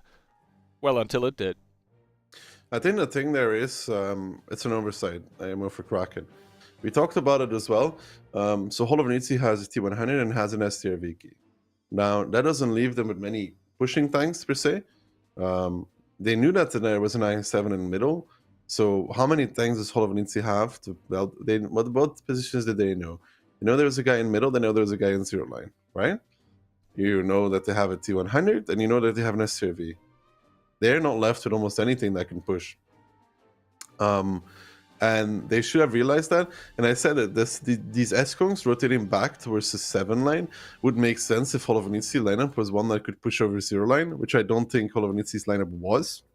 Especially against double bat, by the way. They should be covering Yuhei much better, because if the 2 S-Kongs are ready there to shoot on towards Yuhei, IS-7, when Piotr pushes, he should take 4 shots immediately. Yeah, and the thing is also that then the S-Kongs can also commit into the ditch because, like, the SRV wasn't really close. Yeah, he went to H1 to basically try and have shots, but if you stay sort of safe, then with S-Kongs, he doesn't really have a lot of exposure to work with.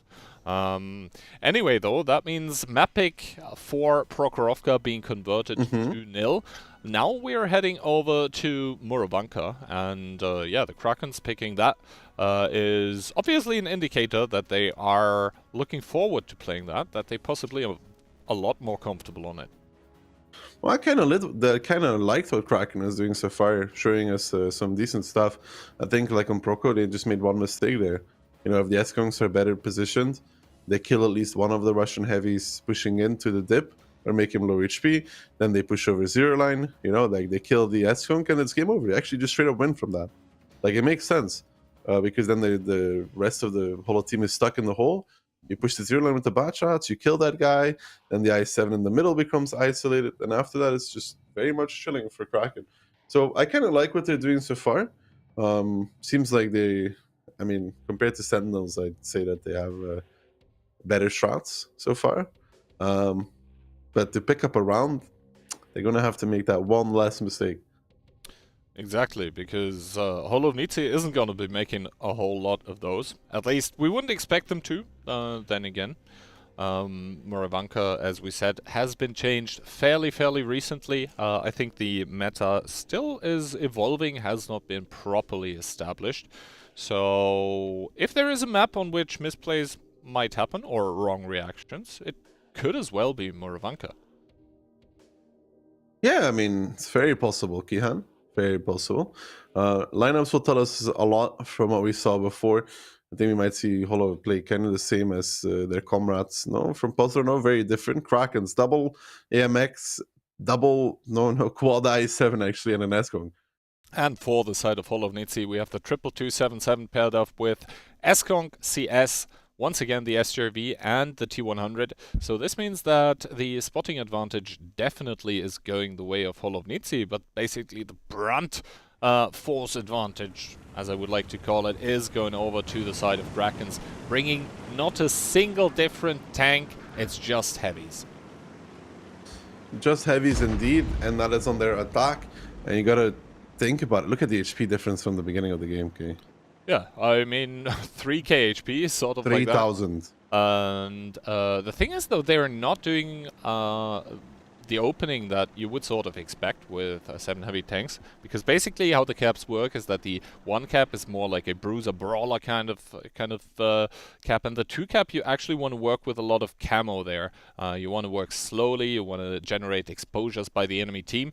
That is not happening though. Krakens with 5 tanks driving towards the forest, Mentos there in the T100 able to outspot all of those, and more importantly, or even crucially, able to get away safely, and there is not a single tank on the Krakens lineup that is going to be able to outspot that pesky T100 light tank that we saw used to such great effect in the round prior to this one. But I don't know how useful, I mean, I don't know how useful this 1-2 pushes for, this 9-0 line pushes for Krakenski. It's like, you will not counter the T100. Yeah, that is why I'm also very surprised to see the Krakens actually go towards the forest, because, well, with that T100 in place, you're never going to get the information advantage, and the 2 cap here in the southeastern part of the map is just about that. If you can generate vision all around it, like Mentos is doing right now, then you're never gonna be in dire situations. That being said, though, Mentos being spotted out, we'll have to see how that one actually works out. And Mentos is gonna make it behind the house, probably with a increased heartbeat of like 300% though. He still has the bush next to the house that he can play though. It's not great, but it's definitely not bad either for Mentos. He's gonna run away though, doesn't want to sit there. I like it, readjusting. And the reason why I don't like this 9-0 line push in the beginning is because you allow, for example, that I7 from Piotr to push forward. And he gets a decent position then in the I7. And I also don't like that the AMX is at A3. Because you want something to take E1, right? If you're repushing 1-2. And S-Conk works in E1, AMX does not really work there from experience. Yeah, the thing is also, if you want to go there to E1, you open yourself up to a lot of damage on the cross if you don't go there immediately. So we'll have to see if who is that? I think Pons. Look at the I7 still. Morichan, yeah, if Morichan is even able to make it over there. And the thing is, Mentos now has readjusted, so we now are seeing the transition by the team of Krakens. It's going to be Yuhei to take the first damage of the game, but they are now driving here through the middle of the map towards that one cap, but Hall of Nitzi, they've had like over 3 minutes to set up, so immediately shots flying over to those tanks in the baby blue, and they're gonna be taking a lot of damage. They're gonna cover a lot of ground in return, but Piotr, as you said, with that very, very annoying position, very close to the cap, he can't go back because of Morichan, so I guess this might actually flip into the face of the Polish team as Piotr starts to take the first damage of the game, and as we all know, the more guns are shooting at a tank, the more quickly it's gonna get down. Meanwhile, though, on the other side of the map, Monster with the re-engagement onto Yuhei, who's Amorak. Piotr now down to a one-shot is gonna get picked up, but Monster should be winning his 1v1 in turn. Yeah, Monster's going to be winning this 1v1 in this, yes. He might even just do it for free as the Amorak comes out. And now Matya, Arimishi, and Nipa just going for it. They want to catch Sokar here, who not only makes it around the building, one track shot, one miss. And now Krakens, they're forced to continue pushing. But this is the issue, Kihan. You lose that one IS-7 on the K-line, which was not a good thing for them, leaving him by himself. Yeah, they established some map control, but in return, you lost that tank. Now, Piotrix is having a bit of a field day in his STRV, just laying down the law, as they will pick up Sokar. And then maybe after that, they'll have the heavy advantage. But Morichan is now kind of by himself, kind of isolated, because there's too many guns going for Sokar. Sokar does fall, but Morichan is now down and out, and now this is a horrible scenario for Krakens as they're just driving through the open. Mentos comes in with one, never with another, and now Piotrix and Monster just having easy pickings. And I kind of liked again what Krakens were doing, but I think there was still some better ways to execute this play that they were going for. And yeah, leaving that IS-7 alone on kill was Exactly, and now we're just gonna see the team of Holovnici with their 4 remaining tanks that are all very healthy still. Sweeping in, yes, Never still might die here to an unlucky fire or something like that. But yeah, Anton getting double teamed by Monster and Mentos, as well as Never with the eye for the one shot there. Able to secure round number 3. So Holovnici not on Proko, not on Muro, missing a beat here. Yes, that first round looked kind of shaky from Holovnici, but since then they seem to have sort of, you know, found their footing on the US Central server. I honestly think that I'm saying against a slightly better team, without disrespect meant, against Kraken, Holovnici loses this round 9 out of 10 times. Because Piotr's position, he should always leave it, I think. You should always leave it after they see the repush coming, because with the map changes, they have a hold on to play from behind themselves. And yeah, you see that IS-7 on K-line does 2 shots of damage, and the AMX that was by himself on 1-2 kind of pushed too far, also only did 1 shot of damage. But yeah, honestly, if they pull back this IS-7 from the K-line and put him back on the 6 line or something, where they can actually cover him if he gets pushed, right? They can kill Piotr and just start the camp after. Like, they're just chilling at that point. Yeah. And they're not forced to continue pushing through. And I think even if Piotr leaves, he's going to take a lot of damage for it. The crossing IS-7s are going to do something because he can't reverse. IS-7 on the move. Yeah, but still though, the AMX from the other side is also going to deal a shot of damage. And probably at least like 1, maybe 2 of the IS-7s actually start connecting. And then it starts to look a whole lot different. Yes, Piotr as a tank is still in the game then. But yeah, I mean, I still just don't like the size 7 on K-line. I mean, Kraken can Holovnici can count to 7. I mean, with hopes that they can count to 7. I know for Kihan sometimes that's an issue, but for these teams, I hope they were able to get to 7. So, you know, they spot this repush. They can kind of guess that the S-Kunk is out of the fight and the MX is out of the fight. So you're just giving up on IS-7 on K-line for free to get repushed by the CS and the T100, which is a very standard kind of move to make. I think Kraken just had to stay together, man. Kind of together. because they had 3,000 extra HP. I really think the whole of Nitzi lineup is like actual like bad.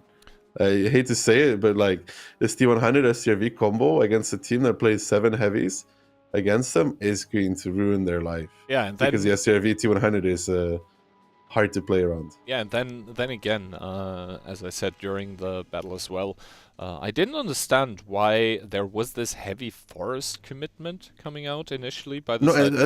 I actually think the force commitment is okay. But leaving something there is pointless. But then again, Mentos normally can also just spot all the rotations. If he doesn't get spotted, he just shows at the house, he sees them leave, and you've gained nothing with your salt pressure. So, like, correct, Guy. I'll give it. It's correct. Because normally the T100 can always monitor what's coming, what's going. So what do you gain? Nothing. Now, Krakens here down a 3-0, meaning a tournament match point for the side of Hollow Nitzi. They're trying to stay alive in this tournament here, doing so with quintuple IS-7 actually, 1 S-Kong and 1 Leo, so only 6 heavies this time around for the team of Krakens. I love Kraken's IS-7 lineups. The whole of Nitzi, T100, double S-Kong, double 277 mouse and an IS-7. Krakens really love IS-7s, man. I mean, it's strong hold down, if nothing else. It's also fairly mobile for a heavy tank. We see double IS-7 driving towards the middle, the S-Kong sort of gonna play probably the anchor position in H3, and the rest of the Kraken tanks getting sent towards the eastern part of the map. On the other side, we see Holobnitsi unsurprisingly sending the T100 extremely aggressively through the forest. He does get spotted though, so needs to be a bit careful. On the other side, he does get the information on Akatsuki, on Aomushi. He doesn't spot Morichan, but this is already a lot of information, and you can see Holobnitsi, they're reacting accordingly. They had sent Sokar and Piotrix, as well as Piotr, towards the forest. Now they're doing a rotation. Mentos taking one shot for his troubles, though. You know, like if Hollow started like Postdro here, the game would be over already. You remember what Postdro did against Sentinels? The game would be over already. Yeah. Even with the T100, it would be over already. Now they're going towards the cap. I mean, it might still be over actually, because like they're gonna struggle as well to get resets, man. Like they have nothing to play H1, which is kind of a tank you need, and they don't, and it's taken so long to clear the forest. I mean, Nipa is getting the info here on the crossing because he's next to the church, so he does spot out most of the times. He's gonna readjust behind it as well, which is correct. But still, who is gonna reset here? Yeah, I'm not sure who's going to reset. Yes, Nipa does get one shot on the cross onto Piotr, and it seems like Holobnitsi are probably too far ahead mentally, as they are trying to take the H1 position, probably thoroughly expecting a tank there, but they're just going to find nothing but open ground. This is probably where Piotr is already turning around again, driving towards the cap to put that pressure. And also, a thing we haven't mentioned in the past is that Krakens, they have a lot of IS-7s, but those don't really have the best of pens, so Never is going to survive for a long time there if they try to commit through the northern part of the village. Instead, though, we see the rotation coming through the south with the I kind of like this. I mean, I kind of like this. Might work, because there's not going to be a whole lot to punish, but Ontan in his S-Kong actually needs to be That's pretty the mouse. careful. Yeah, they need to repush now already to try and keep Ontan alive. Distract the boys from Holovanitsi enough that Ontan can survive, because that S-Kong is super important on that position. You can see just that. Ponsky is already pushing back across. I hope to keep the S-Kong alive. Protex is running. They have achieved that, keeping him alive. It's so important to keep Ontan alive in this scenario because of that hold-on anchor tank that you have, and they're going to be taking back K3, and this is actually really good for Krakens. I know that they're down on HP right now, which may be like, they're going to lose. No. Piotr's position is kind of isolated now. If the double IS-7 can find a good trade against him, they are going to delete that tank over time, of course. Piotr's now pushing down as well, but he can get shot by Aomishi and by Ontan. I don't like Aomishi's position, because it should just be Ontan. Mentos should probably be calling for a shield by Aomushi here just to keep that S-Kong gun in the game, but instead it's going to be Piotr with the first pickup on the of the game onto Ontown, and now Piotrix there even with good trades, doing the 1v2 here, just juggling two enemies around, playing rings around them. Sokar now with a push out onto Aomushi, takes a lot of damage though. That is because the Leo 1 is obviously still in the cave 5 position, able to provide those punishments, and now Never has probably had enough of this, is starting to engage Nipa in his IS-7 that just now was able to repair his Amarek, and Ponsky and Akatsuki, they're just not getting the trades that they wanted onto Piotrix. The bad trades on the Holovnici team right now actually happening for Sokal, that is not driving back, but Never in that oh so healthy mouse should be winning his 1v1. I thought they would just overpeak Piotrix and just like blast him, but they're trying to Coppola snipe him, which I don't think is working out really well. I mean, Morichan now getting pulled here in the Leo 1. Meanwhile, we see in the split screen animation that Nipa is probably gonna fall to the ground soon. Morichan now with the flank. The Leo 1, despite not having armor, just getting pulled here, is gonna spot out Mentos as well, and this is gonna win the southwestern part of the map for Krakens. But look at the HP, Ducky. They're just so far behind. Also, only one tank yet lost on the side of Holovnici, and that is exactly that one Piotrix that we saw just fall. Holovnici just reigning supreme on all the other parts of the map. Yeah, I really thought they were going to repush the K-Line with 3 guys, keep the S-Kunk alive, push into the 277, just straight, kill him, and meanwhile sneaking up the Leo a little bit on the K-Line, you know, to like K4 to cover the S-Kunk, right? Because you just want to keep Ontan alive. But the second tank there, I don't think the IS-7 did anything from there. I mean, didn't look like he did anything from there. Outside of that, I kind of like this K-Line repush, and I really think it could have gone a lot better for Kraken if they just took the 3 tanks, the 3 IS-7s, and pushed, who was it in the south? Piotrix, right? Mm-hmm. If they just pushed him, I mean, it's the 277, he dies in 2 volleys, you know? And then you continue into the IS-7 and T100. Yeah, so like this, it's instead gonna be... like, it was like, it's a good idea, but the execution is like it. Yeah. You know what I'm saying? Like, the idea on paper, it works, but the way it was done doesn't. Yeah, and this way we find ourselves once again today at a 4-0 scoreline. Once again, the EU team here of Holovnici able to best the team of the Japan region. It was some very, very interesting stuff, though. I have to say, it was refreshing. Some of the... Honestly, I don't think this... I think the previous scoreline like was more deserved, where Postdro annihilated Sentinels. But I think here Kraken really had opportunity. They could have won one of the 2 Prokhorovka rounds. They could have won one of them. They could have actually... Like, this could be a 2-2 game. I mean, you know, it still wouldn't be fair to be a 2-2. Like, 3-1 at this point would be fair. They should have like at least one Proco or one Moro, to be honest. But yeah, I love to see it. Basically, if you come from a different server, and we also still have to mention it, if you come from a different kind of format, normally those guys play 5v5. It's interesting to see some of the rotations and approaches that the teams take. It's interesting to see that, you know, after all that time, not everything has possibly been explored. So... Very, very interesting stuff. Obviously, Holovnici were in this match the better team, I want to say. But I also have to agree with you. They didn't look as convincing as Postdro did in their respective match. So possibly a stone to stumble over later, as we are going to have 2 more matches today. First of all, though, I think we'll head over to our analysts and see what Insane and Toxic have to say. Take it away, guys. Thanks a lot, guys. And Toxic, that's it for the second match of the day. And once again, Polish domination, Holovnici taking the victory 4-0 against the Japanese Krakens. No surprise there, we have to tell them goodbye already, as they are not going to be capable of taking the second place in their group. And maybe, like Arkasis mentioned, it was not the cleanest 4-0 we have seen.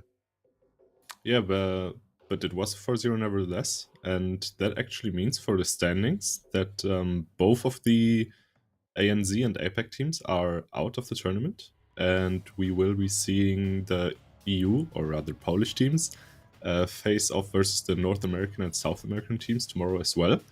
But we still do have 2 more matches, which will decide the first and second place, so it's basically for the seeding. Yep. As the first team of Group A will be facing the second team of Group B, and the first team of Group B will be facing the second team of Group A. So yeah, we could possibly have like a Polish derby, or we will possibly and more likely have both of the Polish teams playing either the NA or South American team if they actually get first of their group, which is what we expect, I guess, because they are probably the stronger teams on paper.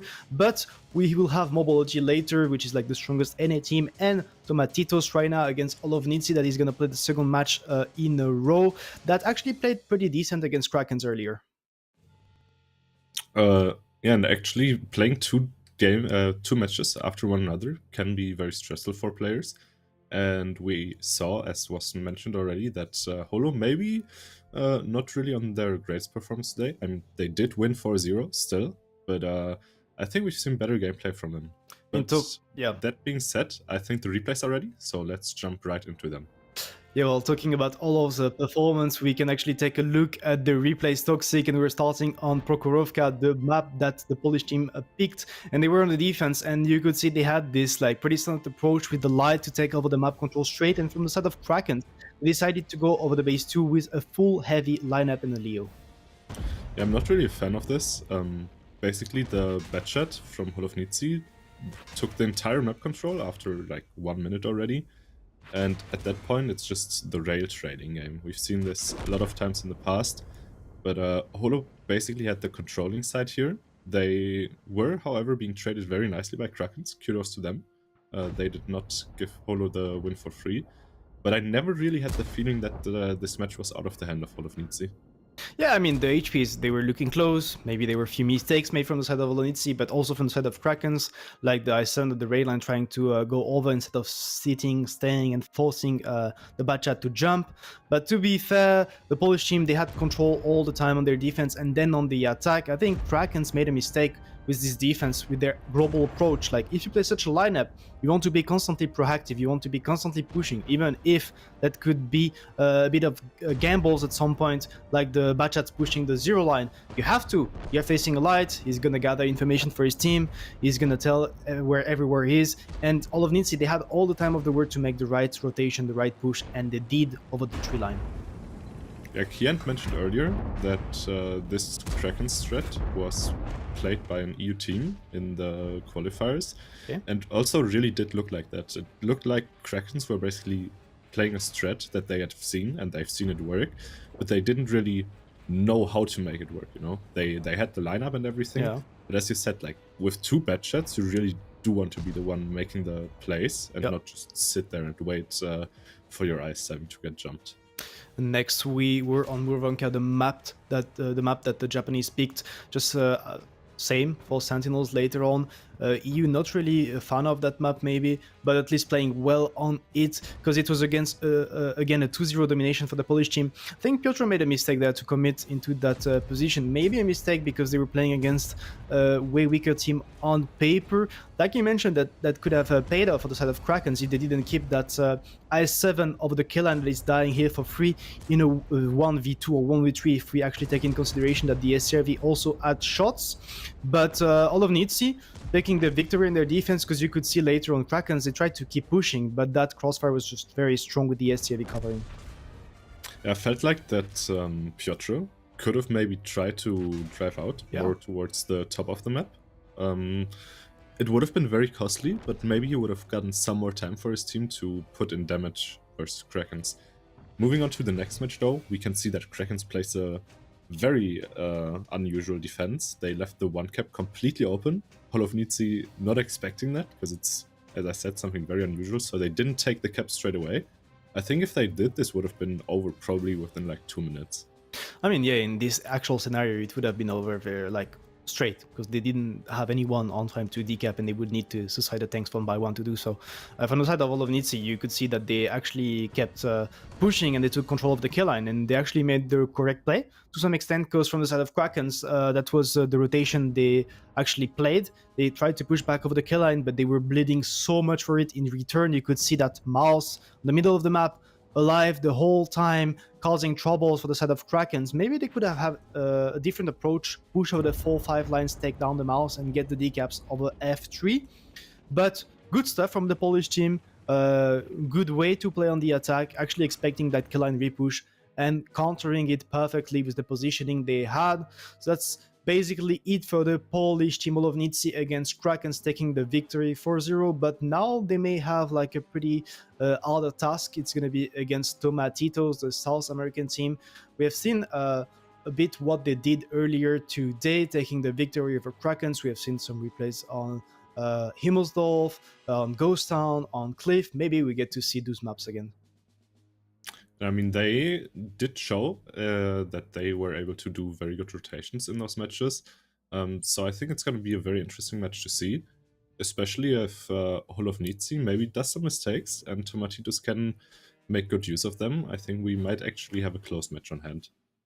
Yeah, definitely. So maybe that's going to be the first challenge for the Polish team of Nitzi, the winners of the last World 7 tournament. So possibly the stronger team. We're going to be seeing that very shortly. But just before that, to introduce that match, Toxic, it's time to jump back to the casting desk. Kian and Daki, guys, take it away. Well, hello there, and thank you once again for your analysis of the past match. Now we are here and we are waiting for match number 3 to be set up. It is going to be 2 teams that are so far undefeated in their groups. It is Tomatitos and Hall of Nitzi, so LATAM against EU right now. The match is the match here will also be completely played on the server US Central. And once again, we're going to take a look at that Hall of Nitzi team. Yeah, the Hall of Nitzi team needs no introduction. And for the ones of you that go like, what about the ping though? Yeah, listen, man, these guys play from South America. They don't really get a ping advantage on the US Central. Trust me on this. It's basically like, it is going to be roughly the same for either of those. Yeah, so there is that. That's why it's not on US Central. So both teams have about the same ping there. But yeah, Hall of Nitzi immediately coming out of their match and going against Tomatitos.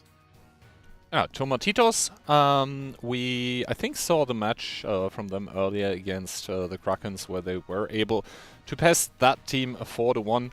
And we can see their captain Fluky here, and the other players obviously are going to be unfamiliar to a lot of Europeans here, but well known on their own server. The undisputed, is what I'm being told, victors of the LATAM Community League. Fluky here together with Criminal, Ulix, Luxon, Munia, Serve, Sheep, Kenway, Sebastian, and Hector. Yeah, I know a lot of these players actually, because I do watch a lot of NA Community League. Map picks and bans, Tundra being removed by Hall of Nitzi, and Moro by Tomatitos, that gives us Himmels into Ghost Town. Ooh. Which is scary. I'm looking at it. Yeah, I mean, both Himmels, we already talked about Ghost Town being a long-time favorite for those Polish teams here. And yeah, it's going to be a tough nut to crack for the team of Tomatitos. Maybe they figured something out that we don't know about yet. We'll have to see. But first, we are going to see Himmelsdorf. And Himmelsdorf, basically the backyard of Envil, of all Envil teams in the past tournaments. So unsurprising, this pick coming out by them. And I have a hard time seeing Tomatitos starting well in this one, simply because those Envil players, I mean, they did look not as dominant as Postdro, but like still, it was like the score at the end of the day doesn't lie. It was 4-0. It could have been 3-1, maybe into 3-2. Yeah, or I'll give you I'll give you a World Cup analogy. Spain beat one of their opponents. What was it, like 7-0, 7-1? I don't remember. Costa Rica was or something. Yeah, and what happened to them at the end of the day? They lost against Morocco on penalties. So like, let's be real. Sometimes scoreline, yeah, you can dominate one team and then go up against another, and it does not look nearly the same. So I'm not going to be taking too much away from that scoreline. I still think Holo is the favorite team. But just because they beat the previous team 4-0 does not mean that they're just going to walk over Tomatitos. Because Tomatitos, like I said, I watch a lot of NA Community League because I don't know, I Content. have too much time, and they're the kind of team. I think they're good, but they sometimes have these moments. I call them key moments, where they do something good. Where are we going from here? And then they do something completely random out of the blue, where you're like, huh? Hmm.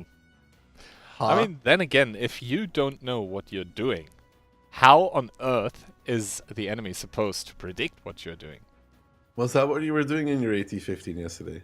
In my AT-50, it was the 82, I believe. 82, sorry. I mean, I was crushing it, I was crushing an OI with it, so... but yeah, we don't talk about the airfield incident. But yeah, the thing is, earlier today, the other two matches in the respective groups obviously were played already. The results there are going 4-1 in the favor of LATAM and 4-2 in the favor of NA.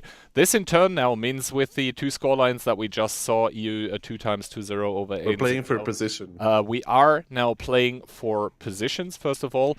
Second of all, that means obviously tomorrow in the playoffs, in the semifinals and finals, it's only going to be European and American teams.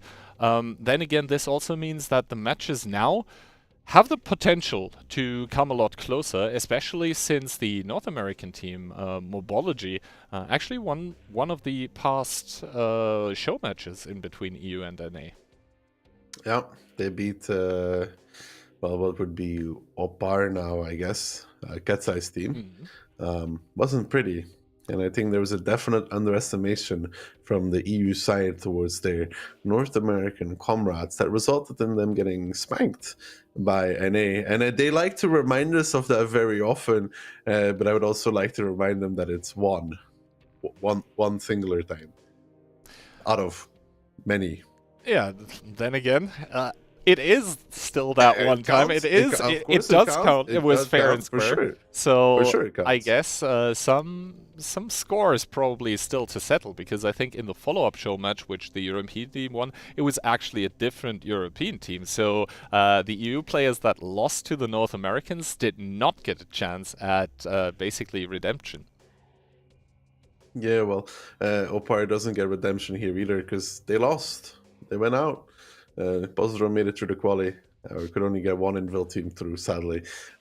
We've suggested that one of them move to South America or somewhere else so that they could get 3 teams in, so they can get a 30. Maybe one of the Invil teams moves to Japan, one of the Invil teams moves to Australia, one of them moves to Japan, one of them moves to NA, and we can have this, like, a Polish invitational, but we actually just disguise it as they're coming from different regions. Polish people probably looking into that one right now, but I would believe the community there is on fire right now, as they saw 2 very, very convincing matches. We are right now waiting a bit for the LATAM team to show up, obviously, due to time differences. It is pretty early morning for them right now. It's also the time differences in between the different regions are the reason why today we started the stream earlier, because basically, well, we didn't want anyone to have to play at like 5 a.m. That wouldn't be fair, I don't think. Yeah, well, it's 3 o'clock for us now. 6 hours for East Coast, 9 hours for West Coast. Yeah, well, depends on how long they stayed up last night and watching something, Eki. Right? I mean, then again, right now, this is not the only tournament going on, mind you. There's also the finals of the NA Global Map season going on right now. So some of those players actually juggling around their attendances in the tournaments right now. I believe you're gonna watch some of that, aren't you, on your stream? Yeah, if I can muster the energy to go until like 4 in the night, I'll probably watch the NA finals. I mean, drops will be ongoing, so I understand, Kihan. It depends. I think the crucial points will be how I feel at like 2 a.m. If I'm feeling good at 2 a.m., I'll probably just bruise through it and it will be fine. If I'm like that tired because you've made me cry the whole day from casting with you because you're a bully, then it will be different. me? A bully? I don't know where you get your information. You need to double check your sources. But yeah, regarding the 2 upcoming matches, what do you think is actually going to happen? Is another 2-4-0s realistic, or are we going to see close fights? Especially, I think for Mobology, that question needs to be asked, because I think nominally that one is the stronger one of the 2 teams coming from the Americas, especially since I think Tomatitos also participated in the NA League and only got 2nd there behind Mobology. Indeed. So, but I think they also won once. Not this one, but I'm pretty sure Tomatitos won one of the Community League seasons. Not sure which one. I think they did. So they're a good team. They have pretty good showings overall. I think what's going to happen here, Key, is we're going to see a best of 7. And at some point, somebody's going to take 4 rounds. And when they do, they will be winning the match. Now, this may be either Tomatitos or Nitzi. It's a 50-50. Could be one or the other. But I'm going to put my money on Nitzi for now.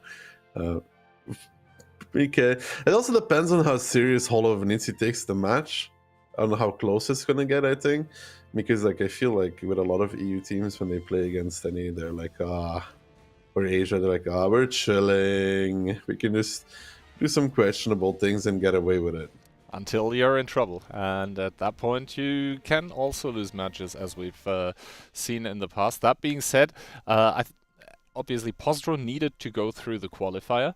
And by doing that, you're obviously forced to compete, first of all, against teams in your own region.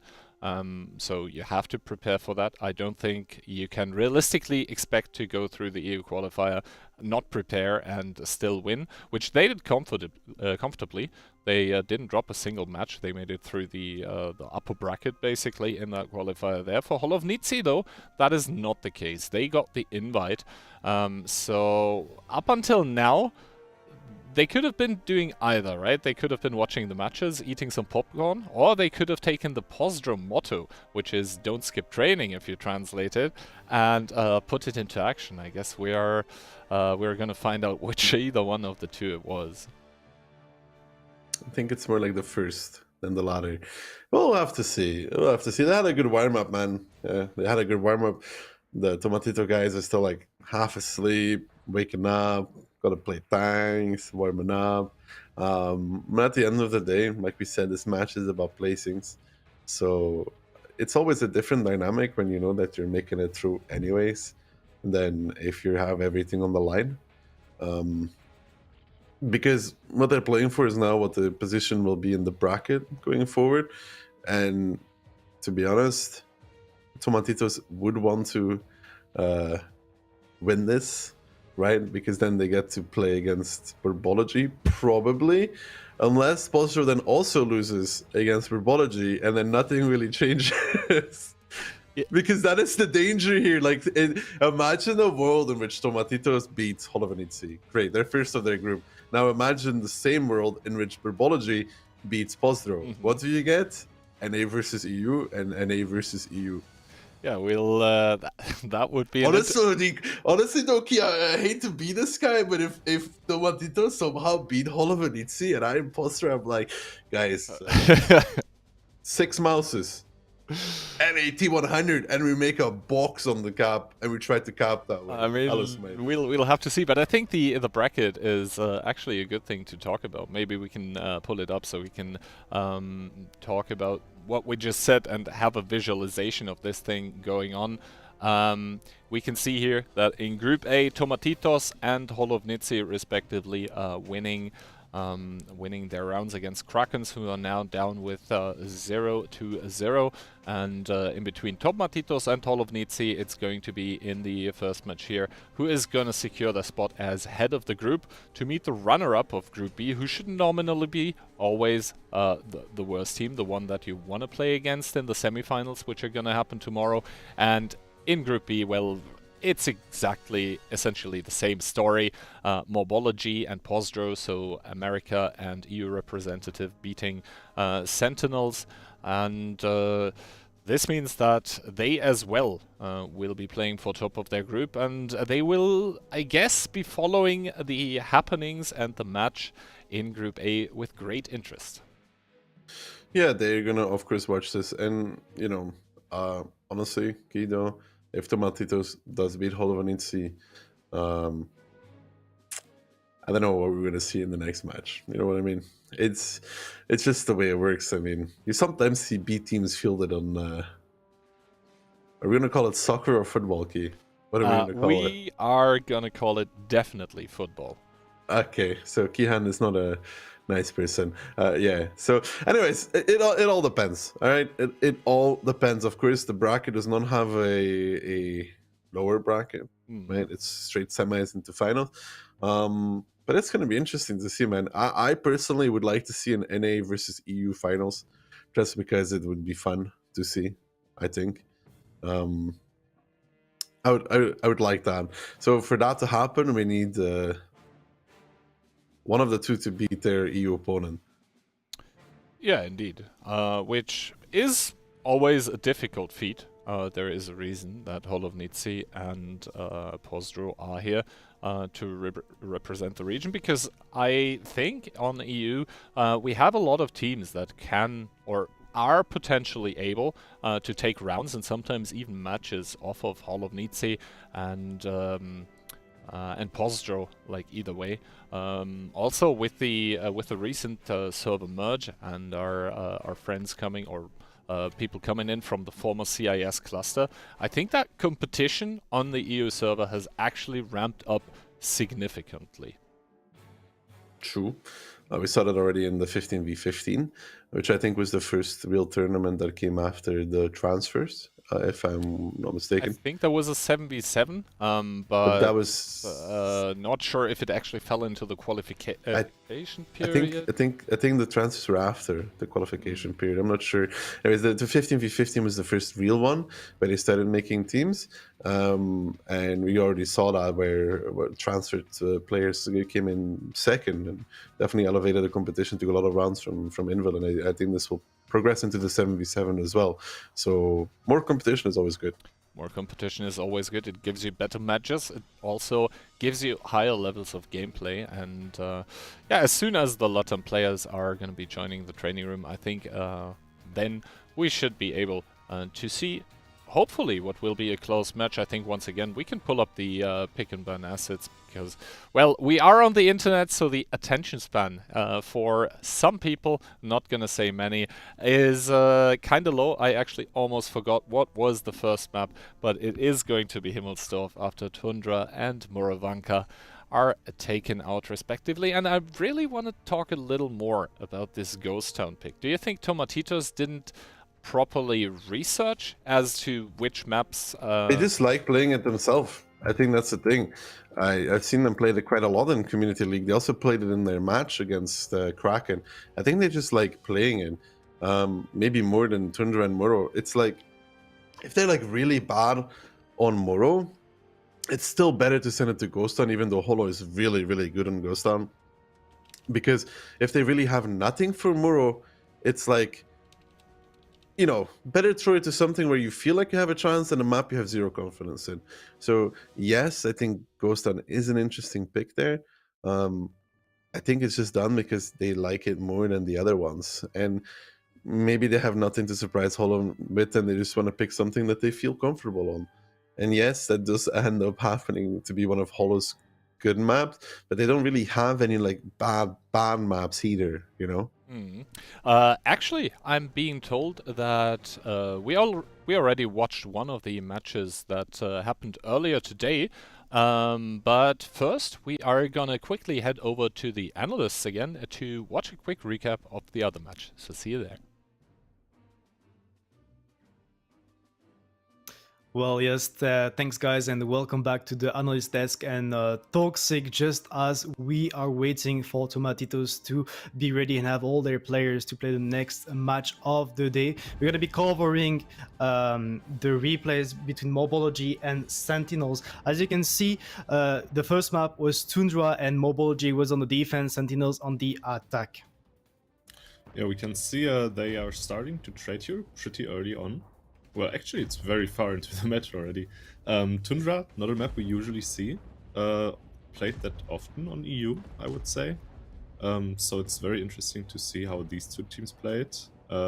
Sentinels opting to go for the K-line push. I think that's actually a play that can work very well, because Mobology needs to kind of react to it pretty fast, right? To have enough forces there to reinforce. So we'll see how the trades turn out here. I mean, even though the HPs were good for the side of Sentinels, you had a total of 4 tanks capable of covering Floppy over the one line, and then you had the Skunk and the AMX from Supernova and November to get the rotations done. So Sentinels, they tried to play over the cap. They were pretty slow, and you could see at the end of the day, 1 minute 13, not enough. Mobology holding, even though they were behind on HP, VR, and tanks. It was just a matter of time there, but Sentinels, not that bad of a showing to start. Yeah, they actually outtraded Mobology, and they probably get the victory here if they can pick up all the tanks in time. Actually, I mean, they even get the cap, right? So yeah, actually picking up the first match there, that's a pretty strong performance. I mean, yeah, that's even more than a strong performance. That's actually very good for confidence to start with a victory like this. At the end of the day, the NA team from Mobology took the victory over them, but maybe that was the closest match we had yet in the entire tournament. Sentinels, the team from the APAC regions mainly, and actually only from New Zealand and Australia, if I'm not mistaken. Next up on Tundra, we had Sentinels on the defense, and that's actually pretty surprising, but they actually went for an aggressive pick here to deal with these things from Mobology. Yeah, Morbo going very aggressively here. They might even try to apply some cap pressure, and the decaps might be very costly then, because Mobology gets to the A4 position, right? If they are able to push back the S-Kung and the AMX M4 there, they will basically always have the shots into the side of the Sentinels tanks. Yeah, I mean, they had great positions, and they were slowly grinding these tanks from Sentinels. HP advantage, tank advantage, and good stuff this time from Mobology on the attack, even that CS on full HP to get the flank done. So a proper attack, both teams managing to take the victory on this side of the map. And to be fair, Sentinels, they were holding pretty well on their attack around that base 2. But this time, though, on the defense, those aggressive picks didn't work out for them. Yeah, I mean, it's great to see for Mobology that, like, after losing the first round, that can cause a lot of nervousness in the team, right? Yeah. But looking at that second match, they played it very calm, so it seems like they are a team with a lot of nerve. And we can see here on Murovanka, actually, that Morbo is playing through the city more, like, and coming in from the middle, which makes it pretty hard for them to actually get the decaps once Sentinels takes the ridgeline, right? I mean, I think that's something we have seen from every teams yet on Muro on the defense. Playing with like very limited amounts of the 1, 2, 3 lines and actually going for the push over the city forest side. Only all of Nitzi had a different approach with lights and with most of the tanks ready for the base 1. And you could see that was a very, very close round between those two teams. At some point, we could think that Sentinels had the advantage, but at the end of the day, Mobology is going to be taking the victory, mainly also due to the fact that they are on defense. But this was another really close match, right? We saw the first one being really, really close already, and now the third one is close as well. So actually Sentinels putting up a very good showing versus a team like Mobology, which we pointed out is probably not one of the weaker teams in this tournament. Yes, so Murovanka was the pick from Sentinels, but it was actually not likely the greatest because Mobology didn't stop there. They were there on the attack with a brawl in the forest. I mean, that's something that we don't usually tend to see in 7v7, more likely in 15v15 tournaments, but it worked out better for the side of Mobology because you could see that they had the great read and they went there with almost their full team apart from the S-Concobopi hacker. Yeah, and we can again see that they are very calm. They didn't overextend in the 9-0 line, causing them to lose a lot of HP. They took their time, played it out slowly. But once again, we can see the match going very, very close. It's like these teams were really head-to-head, and I feel like it's almost a shame that we were not able to cover this one. Yeah, most of those rounds were like never one-sided. It was very close. That came down to some shootings, some focus fire, positioning, and like also individual plays. Just like this play from the Bachat, missing shots on the Eskong side.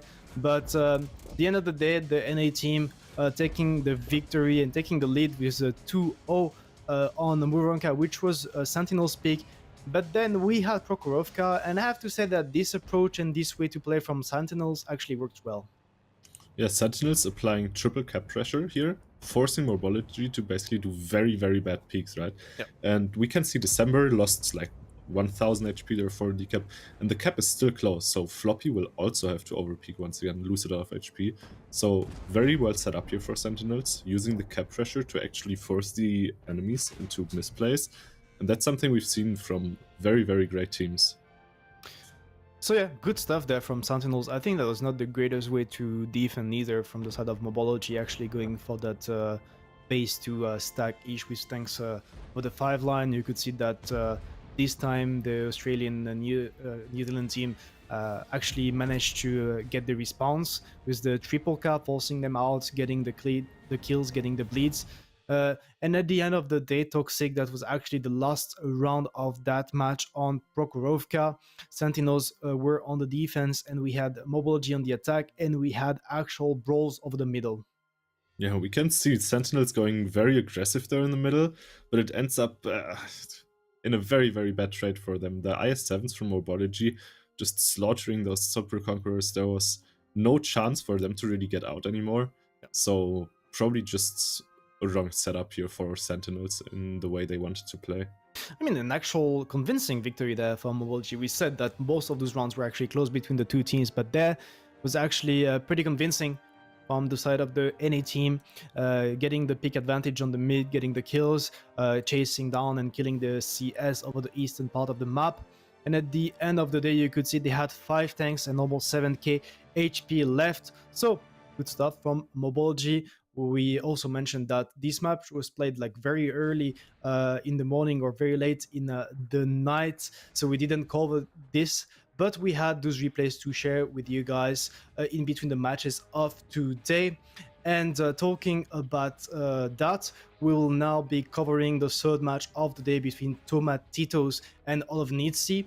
I have to mention something also on top of it, Toxic. I think that Mobology, they will definitely need to be proving that they are on the level later on tonight for the last match of the day, because Sentinels, they're probably far behind the level of the EU teams, and they actually need to contest all of Nitzi and Postdro to have a chance in this tournament. Yeah, we saw Mobology going pretty much head-to-head with Sentinels in most of the matches, and if you have a team like Sentinels, then losing 4-0 versus Postdro, and those matches were not even close, it's gonna be hard for Mobology to actually show what they can do versus the European team. It will definitely be a lot harder. So the fourth match of today will definitely be an interesting one to watch out for. All right, that was probably it from the two of us covering those replays. Hopefully Tomatitos is about to be ready with their players being here to play against all of Nitzi. But just before that, we're going to be jumping back to the casting desk. Ian and Daki, take it over. Hello there, and thanks for that awesome recap of one of the matches earlier today. Now we are going to be heading into the next one in between Tomatitos, so the Latam team, and Hollow of Nitzi, one of the EU representatives.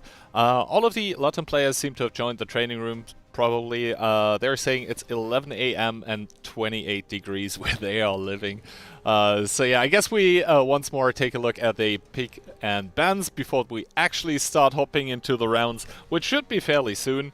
And yeah, once again, Tundra, Murovanka are gonna be taken out. Himmelsdorf and Ghost Town the respective picks. Then Prokhorovka being coin flipped as the third map. And if we get to it, it's gonna be Cliff for the tiebreaker.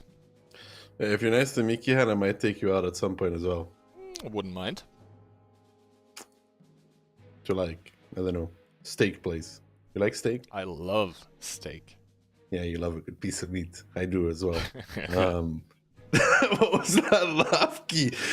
I'm- That was the deep. That came from real deep, bro. Yeah, I mean, I like them, you know, sort of medium rare. What about you?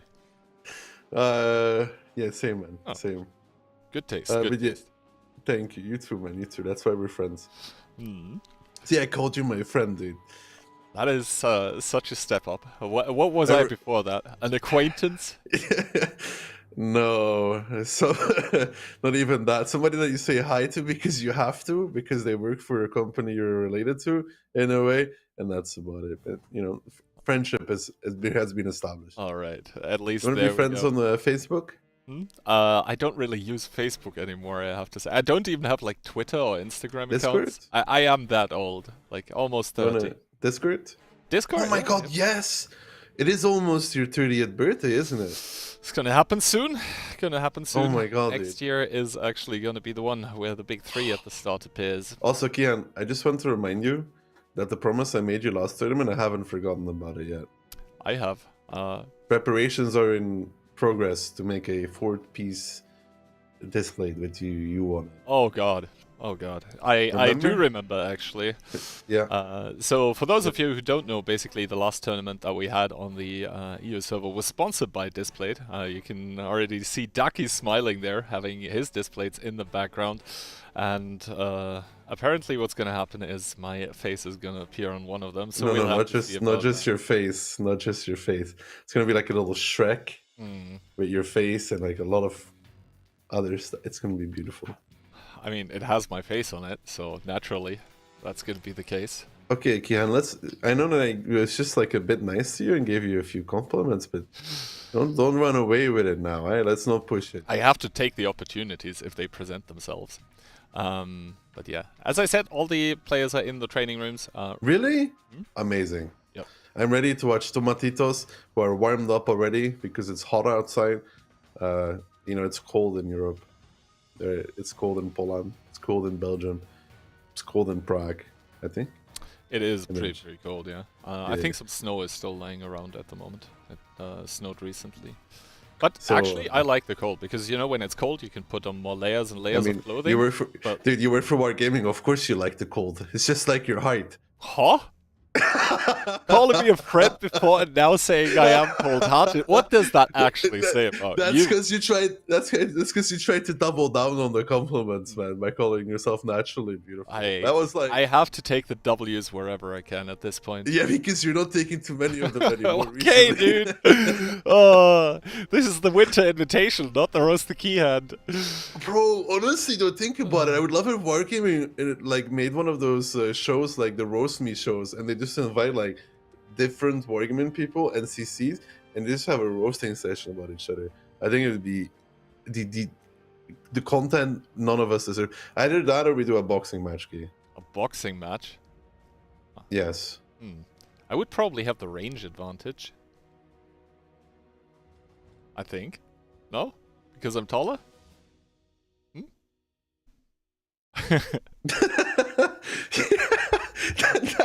that really made all the difference for you.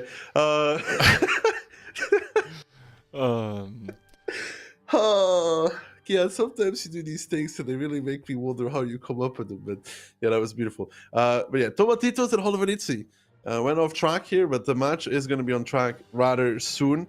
What did you predict for these two? I think I went with a 4-1 scoreline, and for the coming match after that one, I think I went 4-2 because Mobology in the show match that they actually played against Opor, they were pretty good. I guess I can't really shake that EU bias of because a lot of players realistically have that, is like, yeah, it's an A or it's LATAM. But we have seen what that can lead to. It can actually lead to proper defeats for the side of EU. So, well, for all the people that hold it with the Polish team of Nitzi here, I hope that Nitzi was not sitting around on their butts munching popcorn, but instead was properly training and preparing strats for this tournament. Possibly seeing that Nitzi and Postdro both are from the same clan. Obviously, all those players know each other. They possibly even trained against each other, which should, if we see both of those teams meeting throughout this tournament, which it is not out of the realm of possibilities that that actually doesn't happen. If they meet each other, that should lead to interesting sort of interactions in between the teams. That same thing could be said though about Tomatitos and the team of, now the name escapes me, my goodness, and the team of Mobology. There we go. Back at it, back on track, who have met each other multiple You can times. also call them the Bears if you want to, because the core is from the Bears. I mean, they're called Mobology now, but I think they were called the Bears beforehand, because you have December, November, October. So I may refer to them as Bears sometimes. Sometimes, you know, for good old sake. But yeah, what we need from Tomatitos here is a strong start. Ideally, win the first game. Ideally, because once the ball starts rolling for Nitzi, I don't think they'll ever be given an inch to them again. They're one of those teams that you want to take on early, take a round from them, and then push them to the maximum that you can. If you don't do that, you will see a similar result to as we saw them Yeah, I think very recently. the thing with a lot of those Polish teams is, as the opposing team, you have to sort of get a foot into the door right from the get-go, because if you go down 0-2, 0-3, then it just almost becomes almost impossible to still swing the favor, to still swing the match around in your favor is basically what I wanted to say. Because, well, they aren't going to make many... Everyone is going to make mistakes, it's only human. But these Polish teams, they have the habit of not doing very, very many of those. So the ones that present themselves, you need to immediately pounce upon and punish brutally. And we will be seeing what kind of stuff the Tomatitos team is actually made of here. I am being told we are going to start that match in just about a minute or so. Or at least the countdown is going to start, so then finally the wait is going to be over, and we're going to see if those two city maps are going to work in favor of Tomatitos, or if Invil is just going to shut that door. I don't know. We'll see. It really depends. I think the player to watch out for on Tomatitos, and as with no disrespect, is Sheep. And I mean that in like whatever way you can imagine. Because Sheep, I think, is he makes really interesting moves. Sometimes good, sometimes bad, but they could be interesting. He's like the key hand of Tomatitos. Sometimes simply amazing, and sometimes, yes, well, less amazing. Quite the opposite. All right, I guess we are gonna watch out for that one. I did say that you're sometimes simply amazing. I wasn't gonna double down. See, I tried to learn. I wasn't trying to double down on that one. Re-educating Kihan one step at a time. Now we're just gonna teach him how to make a proper map guide on time.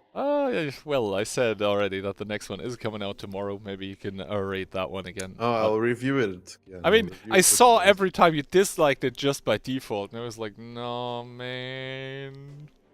Honestly, you should be happy I dislike it, though. I mean, it's interaction. Yeah, it's good for the algorithm. And now you don't see on YouTube anymore likes and dislikes, so... Anyway, map video. This means we are gonna hop into match number 3 of the day. It's gonna be Tomatitos against Nitzi, and we see the caster predictions. 3 of us, you, Ducky, I, Insane, are going with a 4-1 scoreline, and Toxic giving another round to Tomatitos, 4-2 there. Yeah, 4-2 from Toxic. Feeling Tomatitos might do well here. It could be, however, I put all my faith in Mobology, which means that I can't have faith in Tomatitos, sadly.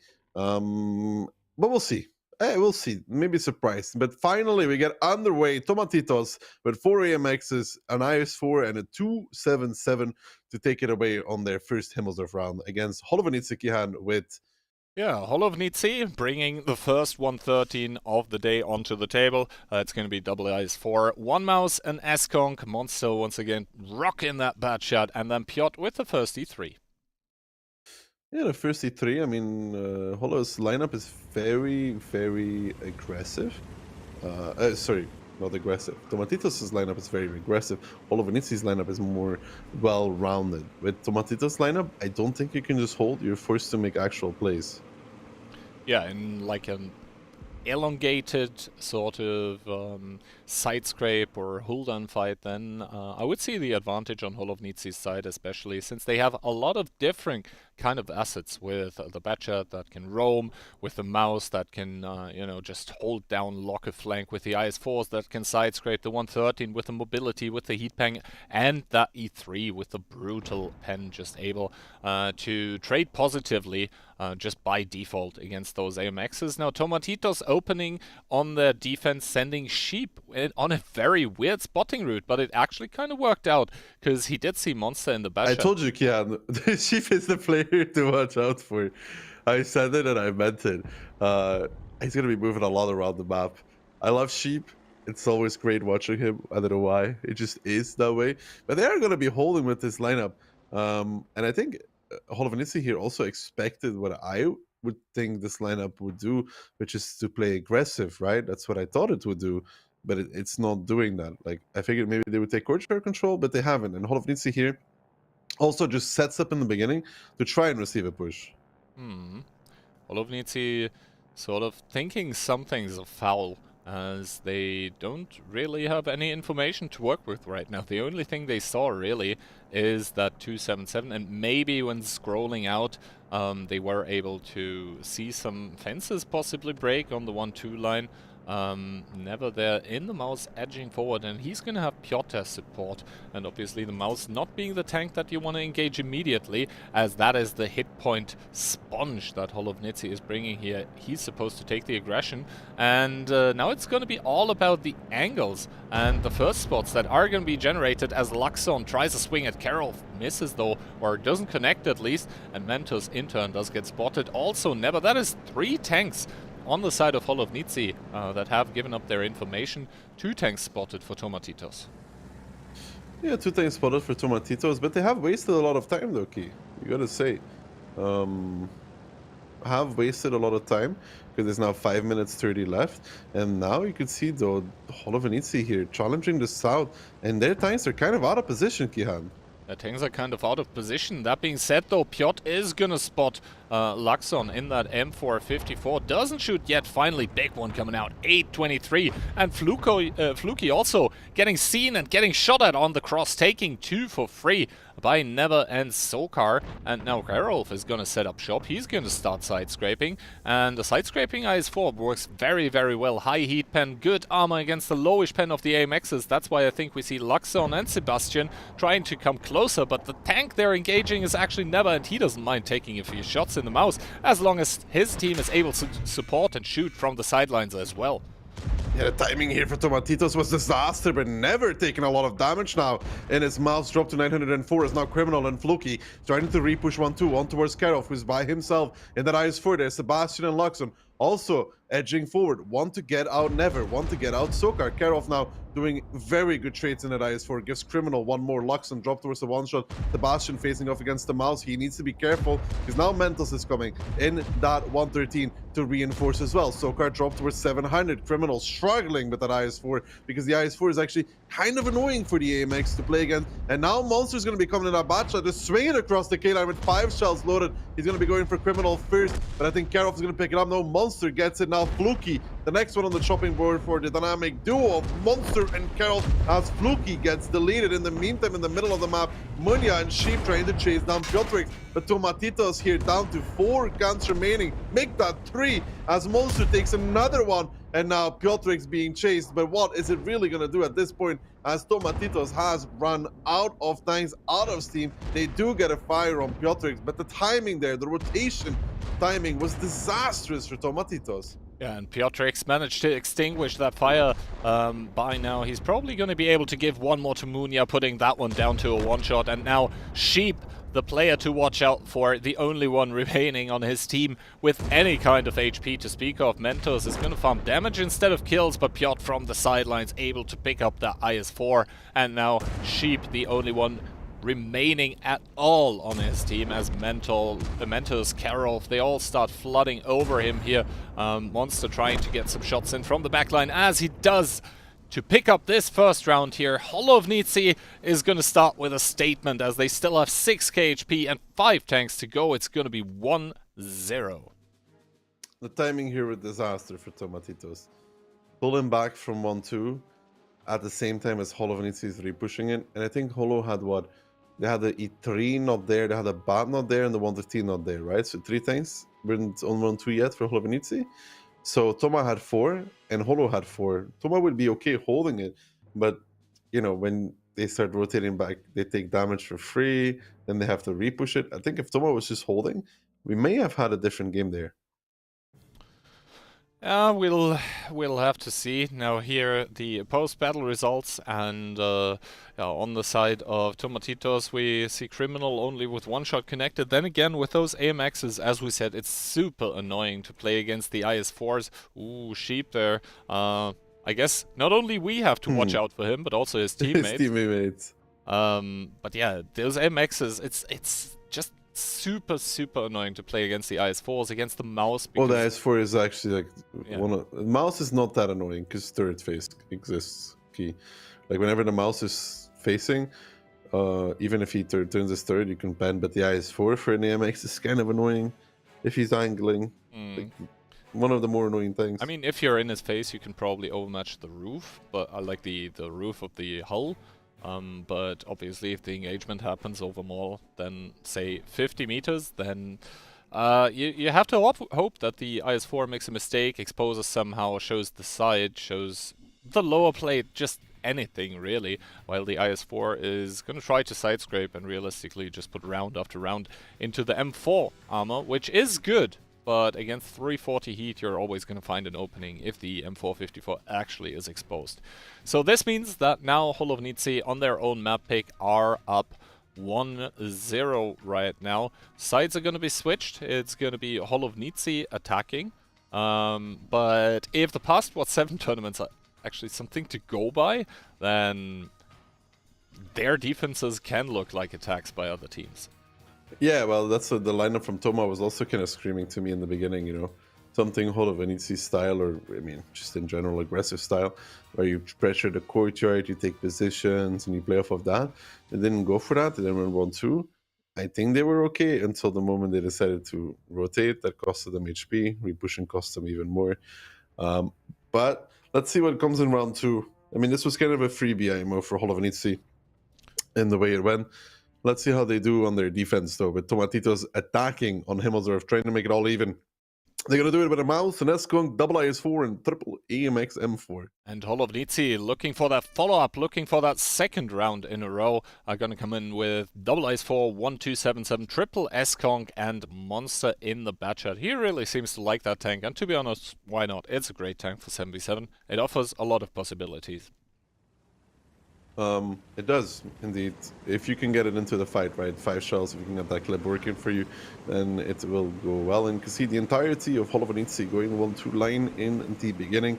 A kind of an expected opening. The question is, will they continue or will they hold? We'll see, as we can see Sheep getting sent towards the hill in his Super Conk.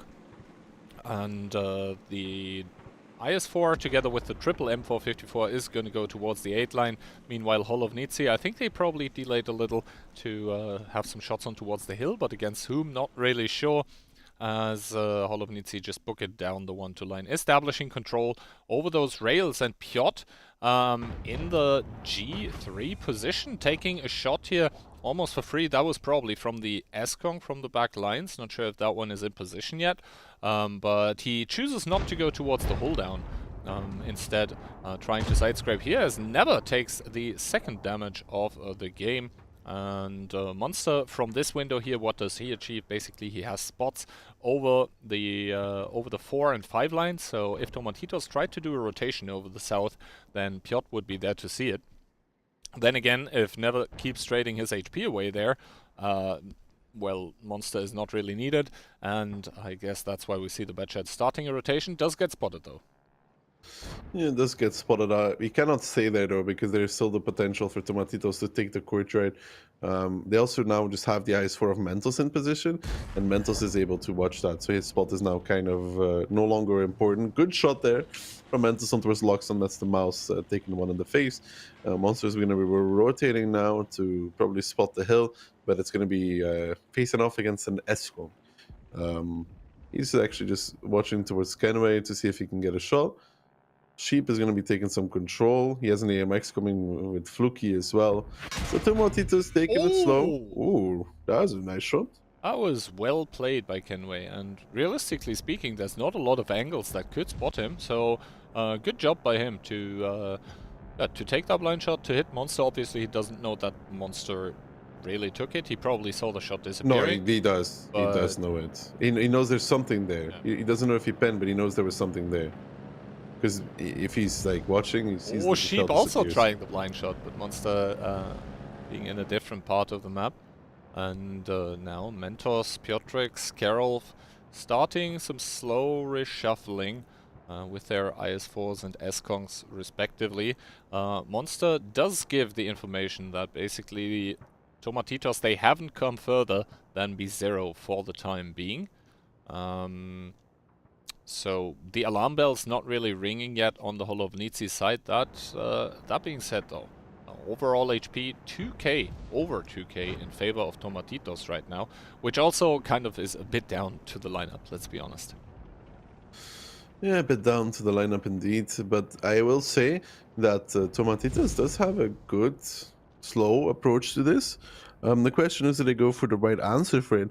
Sheep and 1 AMX would have to push down, start cap pressure, hold this out, be able to punish the 5 line. There's a lot of angles they have to take into account, but for them, pressuring base number 2 should be the play. There's a few things here that they can do. It's like they can take the courtyard up to until D3, they can take the cap, they can take a lot of the map control where it will be really hard for Nitzi to repush anything. And instead opting for a 1 cap. I mean, not commitment yet, they could still turn around, it's still 4 minutes in the match. But sending Munia and Sebastian with the IS-4 and M454 through those H-line streets in the lower part of Himmelsdorf. A rotation coming out by Nitzi though, and depending on the timings here, this might be bad as well, but I think Tomatitos might be those 30 crucial seconds too late. 30 seconds too late. I'm surprised that they're actually going for this repush here. I mean, Munya might get a spot though on them leaving. It is indeed maybe like 15 seconds too late. Holovenitsi here thinking that there's going to be a repush onto from the north because it would make sense, but there is no such thing. And now though, this is kind of, I don't know if it's good or bad for Holovenitsi. I think it's good. A lot of spots now being traded out by Piotr, who does see those 3 tanks crossing into the courtyard. No punishment as of now, but realistically, who's supposed to do that? Mentos trying a shot at Fluky, does not connect though. And now it's going to be the question, how does Holovenitsi actually react? Because Piotr, from that angle, all of a sudden he starts being out in the open, but Criminal with the big peak here, and with the big damage being inflicted onto him. Piotr, at the moment, still hanging on, but down to a 2-shot. Yeah, down to a 2-shot, but the trades for this have been pretty good. Fluky, nice connection there onto wards. Piotr picking him up, and now Criminal down towards a 1-shot. He's going to try and survive, but Piotrix in return getting blasted. The down towards 914 HP, now down towards 530. He thought he could make a play to farm the courtyard, but in return, he did a few shots of damage, but he's having a way worse time than the boys from Tomatitos did actually, as now Floki might actually peek and pick up Piotrix. He is going to do exactly that. He doesn't connect though, still has his spare kit available. Don't want to take that trade out, but now Sebastian is coming. In the meantime, the zero line repush coming out for the boys from from Holovenitsi. I thought they would repush zero line. They are actually, the timing there. Sheep is going to run into Monster and never. I'd like to see him hash Monster. Might be able to 3-shot him then with a bit of luck, and that's unfortunate. Oh, he misses the first one on Monster. Track damage, ammo rack damage as well. Sheep now realizing 2 tanks from Holovenitsi are here. He is going for Monster, which is indeed the play that I would make myself as well. Trying to get a damage out against the Bacha, trying to face hug him as well. Make it harder for the Bacha to actually connect the shots. Pushing him up is not the greatest thing there though, because then he gets an angle onto the upper plate, which he's going to pen. He might have blocked him in for a while though, as now Sebastian, Floki, going on towards Sokar. Sokar is going to do one more, but he doesn't, as actually Criminal shuts it down. 1 minute and 20 seconds, though. The cap needs to get started. You can see Luxon actually deciding to stay in it. Fluky now needs to go back as well with Criminal. Mental's down towards a one-shot himself. Kenway is going to pick that up. And Tomatitos here looking good, looking strong. But they have to get back towards the cap. Munya, Kenway, they have to go. They have to get into the cap. Monster getting out of the position. We got to say, though, Tomatitos look pretty okay in this game. As now they will get triple cap started. Or at least double cap. Should be fine, I guess. Yep. 47 seconds. It is fine. But they need to block off Never, though. They really need to block off Never. Yeah, Munya on the way to do that, but Sebastian is not going to survive here, and this opens up additional angles of approach, so Criminal is probably going to make a hold on, but look at the southern part of the map.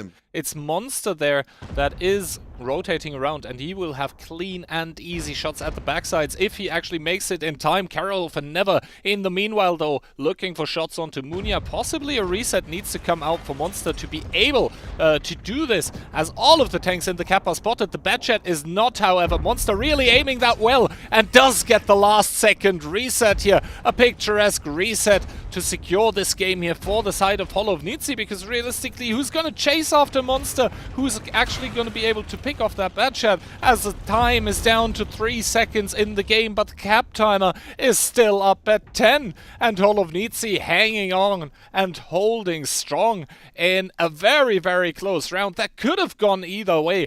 My goodness, Monster there with the balls of steel, with the nerves of steel to hold that shot until being completely aimed in to secure the crucial reset. The timing there from Sheep coming down and Monster never pushing up is, again, that's such a deal breaker. The timing for Toma, 2 rounds in a row, really hitting a bad timing with something, which in that case there was the Batchat 277 combo running into Sheep, who could have, if he was still on 0 line when they pushed up, he would just give 2 shots for free. They would run away. He would push down. It would be great. He still does 3k though.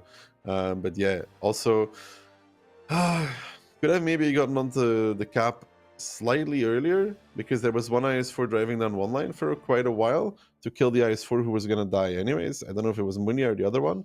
They could have started that earlier. I think it was Munya actually who came behind Kenway, but the IS4 of Mentals was already a one-shot. He should be going towards the cap there. I think they lost overview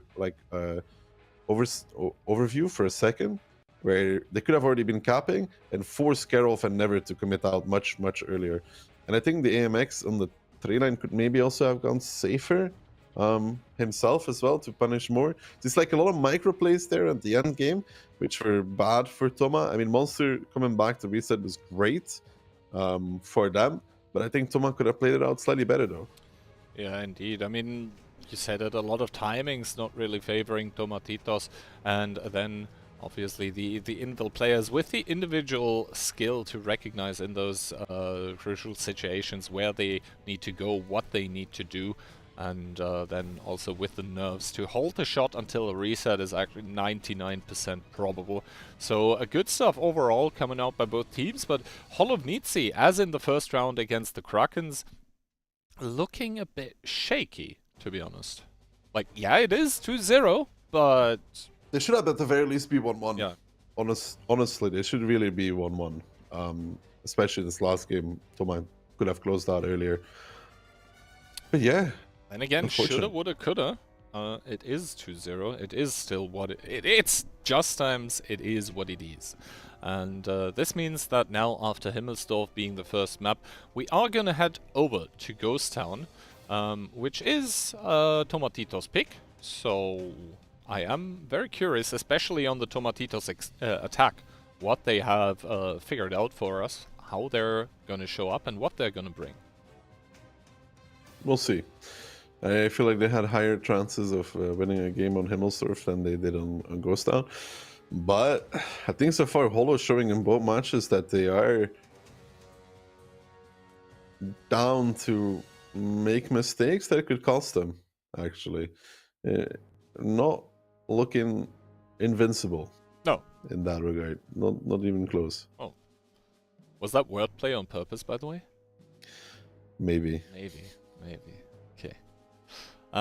Anyway, map video for Ghost Town getting started, indicating we're about to have ourselves some more tank-on-tank action, and I believe the round is about to get started soon. So then we'll see if Tomatitos are going to be able to put one onto the board here in game number 3, or if Nitzi, yet again, I mean, it was a bumpy ride, but so far looking good because 2-0. It doesn't matter how the rounds went. If you won them, you won them, and that's going to be all she wrote about that. Tomatitos, 3 M454s, double IS4, 1 mouse, and the CS. And the CS indeed facing off against the CS as well. The bats, the triple Eskong, the mouse, and the IS4. Holoveritsi likes those Eskongs on defense. I mean, it's a great tank once you can lure the enemies into crossfire, and once you're it's still better in hold on than an AMX M4. Still better in hold on than an AMX M4. Yeah, and also it has that higher pen. I think that cannot be underestimated. I think the gun is still like tank for tank. I would prefer the Eskong gun because yeah, the gun handling might feel sort of the same, but the misses don't hurt as much in the Eskong because you reload so much quicker. Tomatitos now sending Fluky and Criminal towards the south, while opening with an IS-4, triple M454, actually all of the heavy tanks, the other heavy tanks, going towards the city. The CS though does get spotted on the cross here. We'll have to see if he takes a shot of damage or two. I guess that was the Batchat monster spotting him out, but he seems to get across unscathed. Yeah, he's getting away. He's gonna go towards A4 now. They had the Batchat spot in the K-line crossing. So they got a bit of info here. And we have to see how Tomatitos decides to play. This is more of a regular Ghost Town attack, I would say, so far. They have 2 tanks going K-line, where if we saw, remember, Kraken, they had only just 1. I don't know what they want to do with the IS-4 on the K-line, though. Then again, I mean, the IS-4 has a window on that A-line where he can stay safe from the Eskongs and force them off the angles. And mind you, Nitzi, the defending team, they do not have a heavy tank in A3. So if Karol and Piotrix get forced off of there, then the IS-4 of Tomatitos should be able to whittle down that CS-63. That being said, though, the trades right now favoring the side of Nitzi. Munia has taken 1 or even 2 over there, and Fluky seems to have done the same, while Never only has taken 1 in return. Yeah, and the question if his monster is he using CVS on his bat? Because he might be actually using it to outspot the CS if he's peeking the bush. Could also just be Fluky being greedy. But Never took 1 as well. The more annoying thing here is actually the fact that Munia took damage in his IS-4 because the IS-4 is usually the one used to pressure the cap with, and when that one takes damage, it becomes a lot more risky. I mean, Monster does have CVS, as predicted. Yeah, also those purple optics and then the stabilizer. Without that one, the gun really becomes... It doesn't become unusable, but Batchat without stabilizer is not a fun experience. And now, once again, we see a Polish team on Ghost Town defense, just sort of waiting. And please don't let this be a cap shield. I hate it for 2 reasons. 1, you're sacrificing a full tier 10 tank, and 2, the AMX M4s are pretty high, so they could get reset behind that. That being said, no, it's not a cap shield. Luxon is instead going to start pressuring through that C line, while the M4s are providing supportive fire onto the suspected position of the CS. Soka with a good shot into Luxon though, does not take fire in return. Yeah, I mean, I think they just want to establish Luxon's position there to counter the IS-4 of Sokar, I guess. That's what he's there for, so Munia can take the cap, which is a neat play, actually. You gotta say, it's a neat play from Tomatitos. I like it. They have... Yeah, that mouse, I think, is tall enough to counter Sokar, so they get Munia on the cap relatively for free.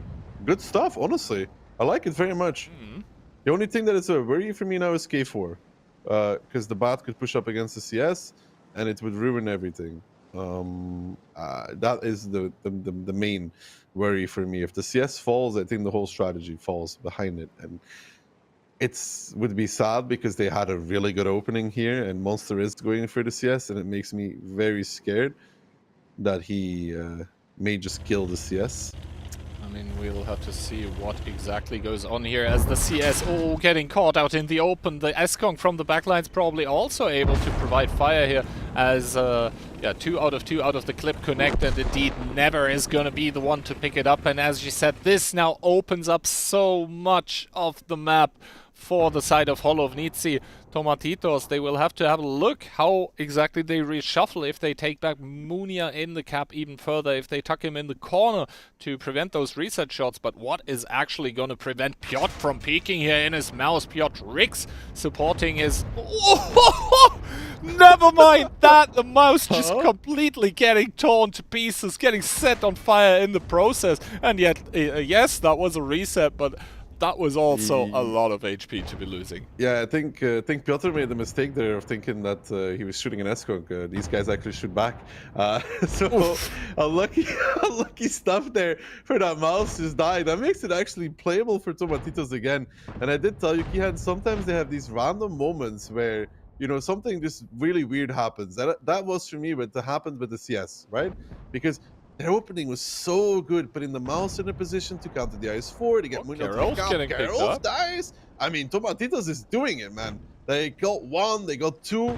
They're here to take at the bare minimum 1 round. I know Sheep is training off against Mentos now, but now Sokar is the next one on the chopping block, as now Monster trying to get a shot on towards Kenway. Kenway readjusting is not going to get caught there. Monster getting spotted out as well. Well, it does get 1 on the way out, but in return, you can see Sokar falling on the top left. He's going to be going down. This isolates Piotrix. Then now Monster going towards Criminal. Criminal realizing that he's coming. He's going to give him a big shot at least. 563 in the meantime. Piotrix getting flying by Sebastian from behind. Piotrix, no gunner, rotating, is trying to push forward onto Munia to do 1 more shot of damage. He connects. Munia does not, but falls after all as Monster picked up Criminal in the meantime. Never is going to be the next one for Sebastian, though. Luxon are driving onto the cap. Sheep and Kenway winning against the CS of Mentos, and Tomatitos, even with throwing away their tank on the south, on the K-line, have won a round on Ghost Town against Hollow of Nitzi, and in terms of the match, deservedly so, finally picking up their first round. Yeah, and what a weird one, right? Losing that CS for basically free and then getting the mouse completely for free here, as Monster is going to try to waste as much time as possible, obviously, to make this attacking win, which it is going to be for the side of Tomatitos as long as possible, for the possibly a game number 7 in this best of 7. We are by far not there yet, but I have to agree with you. Tomatitos finally with a pickup here, deservedly so, finally putting 1 on the board, and Hollow of Nitzi, I think, getting a bit ahead of themselves. They don't look that great so far. I mean, honestly, they don't look that great. Maybe Postdro's opponent wasn't the greatest either, so I have to see how they do. But so far, man, Toma could... Okay, 3-0 wouldn't be fair for Toma, right? But it could be 2-1 either way. Like, Hollow is up 2-1 now, but it could have been Toma 2-1 as well, man. Like, honestly, this was really good by them. Like, really, really good. The way they got the mouse of Luxon into position, so covered by the MXs, they got Luxon into position to counter one specific position, which is Orchek's position in the IS-4, right? The one who can reset the cap pretty easily. Then when Orchek gets pressured back, they get Munia into the cap, who gets cap pressure. They have an IS-4 in the north, who will never lose a 1v1 against a CS, has a lot of HP and has a 340 heat to shoot back at like S-Conks, which is pretty good as well, because Sheep does 3k. So he has a good tank for that. But then there is this one thing, man, the CS on K4 by himself, who for some reason decides to push. And then if he gets told to push or he decides to push, but like this great opening almost getting ruined by this CS, and it doesn't make sense. Like, where does he think the bad shot is? Maybe they thought they were going to be on the A line, but at the very least there's an S-Kong there. Yeah, I don't really have an answer for you regarding the CS play, but then how does the game unfold from there? Piotr with a big peak, with a big wide peak in the mouse, and yeah, it was such a big peak that he wasn't able to repeat it. He got completely blasted for that one. That was just awful peak. I mean, you gotta say it when it is not good, and that was really not good. I give Toma actually just a way back into the game with that. I don't think they were that down bad to reset yet, no? No, I think it was still like 40 seconds or something. Yeah, so... I don't think they were... I mean, if there's like 3 seconds left, I would understand, but I didn't feel it was like such a crucial moment to like have to reset. And if it's 3 seconds left, it makes sense because you got to get the reset. But in this case, Yeah, I think also at that moment in time, there was not a single shot bouncing off the mouse. I just rechecked. Piotr had 560 block damage, so I guess one shot from one of the M454s, and that was it for the entire game. And the other 3.5k HP from the mouse just melting away, having no impact, because normally, basically what you want to do in a mouse is, you have that health pool that you're supposed to trade away at some point, but you also have the armor that is gonna just extend that health pool effectively, if that makes sense. Piotr not really able to make that work that round, and yeah, that peak was something else. And Tomatitos, now with the first round on the board, are gonna look for a follow-up, and I mean, Ghost Town defense, kind of okay. Yeah, I mean, if Tomatitos keeps up this performance that they had on the first Ghost round, they'll have a good round on the second one. Just no interesting CS plays. I mean, I want to hammer down on the CS play because it's such a crucial thing. That whole K-line, it didn't matter now, but in general, it's so crucial. Double 60 TP though for Tomatitos, a mouse, triple S-Kunk, and a CS facing off against Hall of Nitzis. Triple IS4, I7 mouse, S-Kunk, and a Bab. Double 60 TP, man. Yeah, double 60 TP, indeed. An impressive sight to behold. We'll see where they get put. Hall of Nitzi answering with a triple IS4, 1 IS7. Piotr once again in the mouse, wants to redeem his misplay from last round. Then we have the S-Kong and Monster once again in the bat. Double 60 TP, that is a lot of alpha to be peeking into. Then again, the heat from the 60 TP, not the strongest ever on Earth, I think like 370 pen, so it's going to struggle a bit against the IS-4s, but then again, those heat shells, because they don't have autobones, it can be very satisfying to be penetrating those S-Con cupolas with it. Yeah, so starting wise, pretty normal here for Tomatitos. Actually, having double S-Con covering from the back, like from C1 and F1, is a bit interesting. But outside of that, regular kind of split, though. Yeah, pretty regular stuff coming from either team. This Batchat IS7 commitment in the south, we've seen that before. The double S-Kong on the one line for the defending team is not really uncommon. The CS kind of with a semi-uncommon position, then again. I wonder if Fluky, what equipment Fluky has, though. I guess our observers should be able to show us Fluky's equipment soonish. I would imagine probably optics, but since he has a hardening, judging by his HP as well, I don't think there's going to be a CVS involved, because you don't want to drop that rammer, even if you have the possibility to mount vents instead, but I feel like the rammer can be very, very important, especially in 7 versus 7. He doesn't really need a turbo doki in this. Yeah. I mean, he has hardening, we know that for sure. I mean, we know that Monster's Batchat has Loner's exhaust. The I7 is sneaking across the K-line. Is never actually going to get spotted for this, or is he just going to make it for free? It looks like he's just making it for free. I think, he does get spotted. Yeah, he just got spotted, and he took one shot. He took two, so the CS and the S-Kong both connecting. And in the city, meanwhile, the trades are starting to go on, or at least the information trades. Never still 2k HP, 2.1k, so that is still 6 shots that the S-Kong would need to use onto him. Sebastian in the city taking one shot as well. Not going to be too worried yet. The 60 TP is a very, very healthy tank to start with, and now never gets sent down here to face off against the Super Conk. And he's going to shoot at the 60 TP. Yep.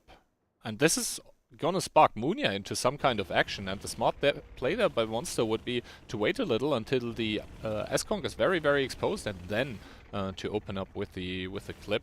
And we can see Sebastian's position right now, right here, compromised. Yeah, Compromise never does get a good pen out there.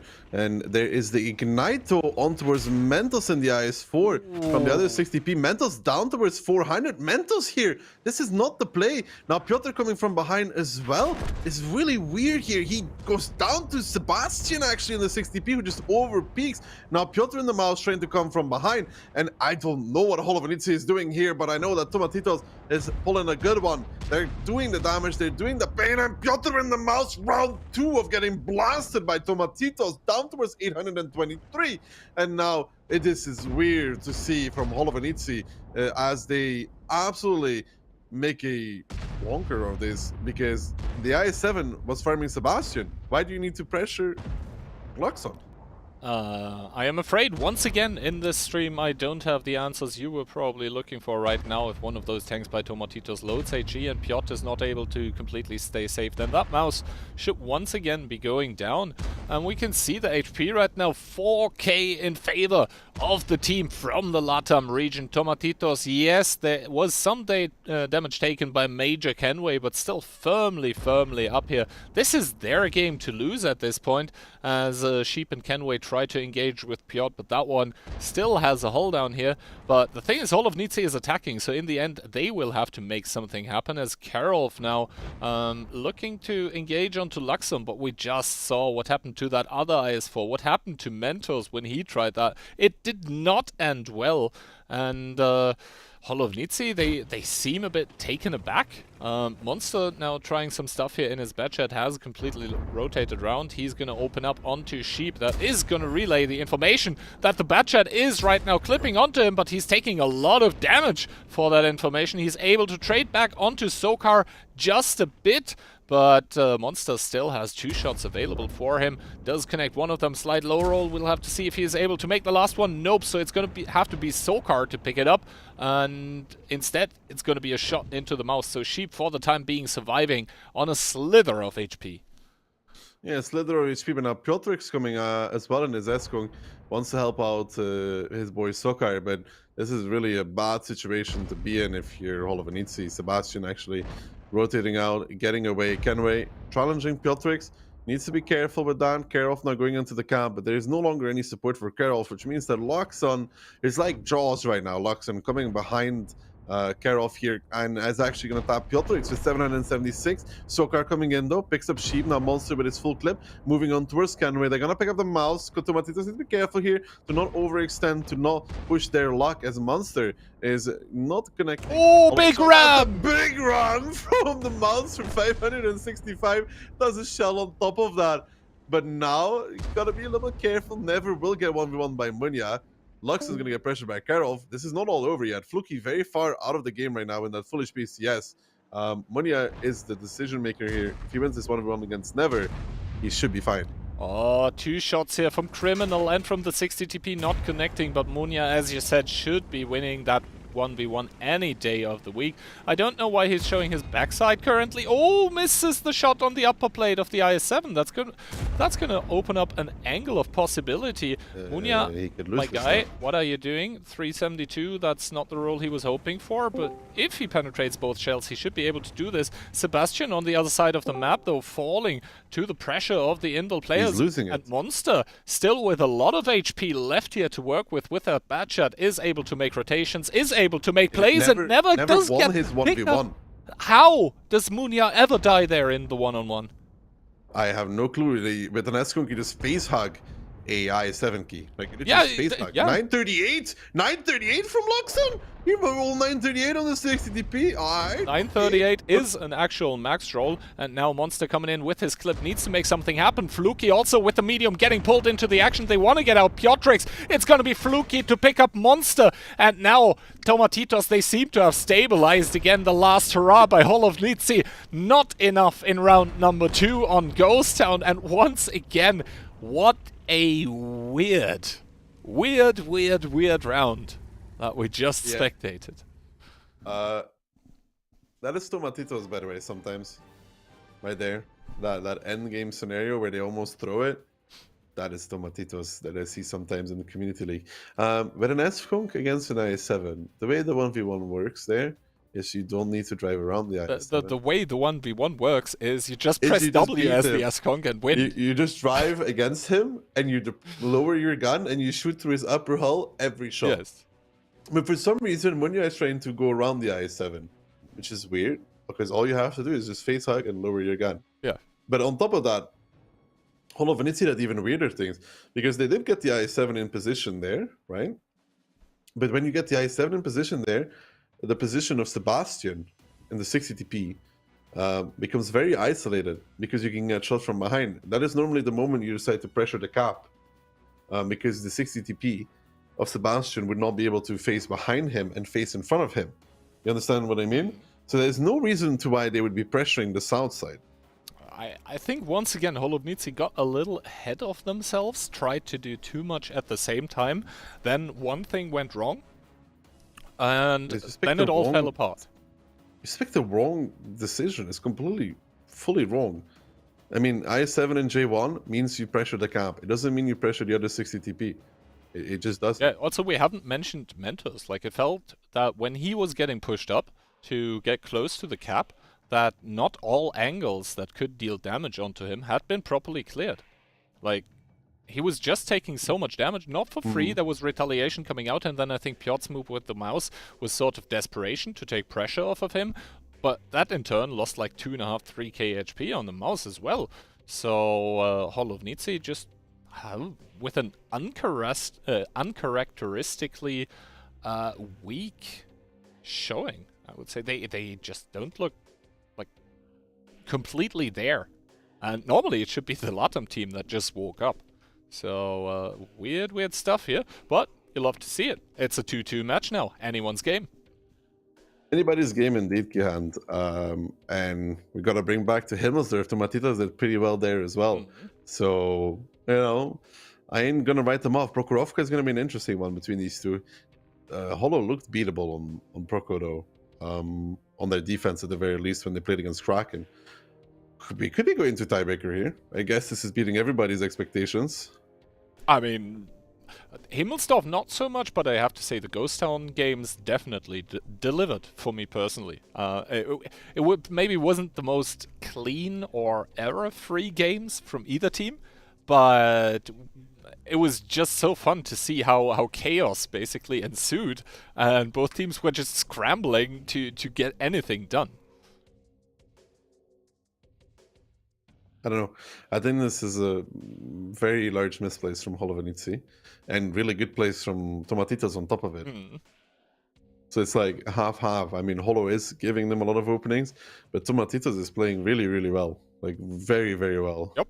And it's fun to watch. Prokhorovka, different kind of beast though. So far we had 2 city maps.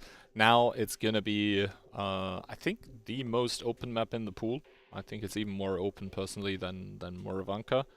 And we'll have to see, because Invel or Invel teams, Holobnitsi being part of that, have been reshaping the meta on Proko a little in the VOD 7 formats, where basically on defense and attack both they take, like, yeah, as we see here, 1-100, but then a lot of heavy tanks that try to engage immediately, and we'll have to see how Tomatitos try to cope with that, as we see double two IS-7, double 277, 1 S-Conk and double CS for the side of Tomatitos.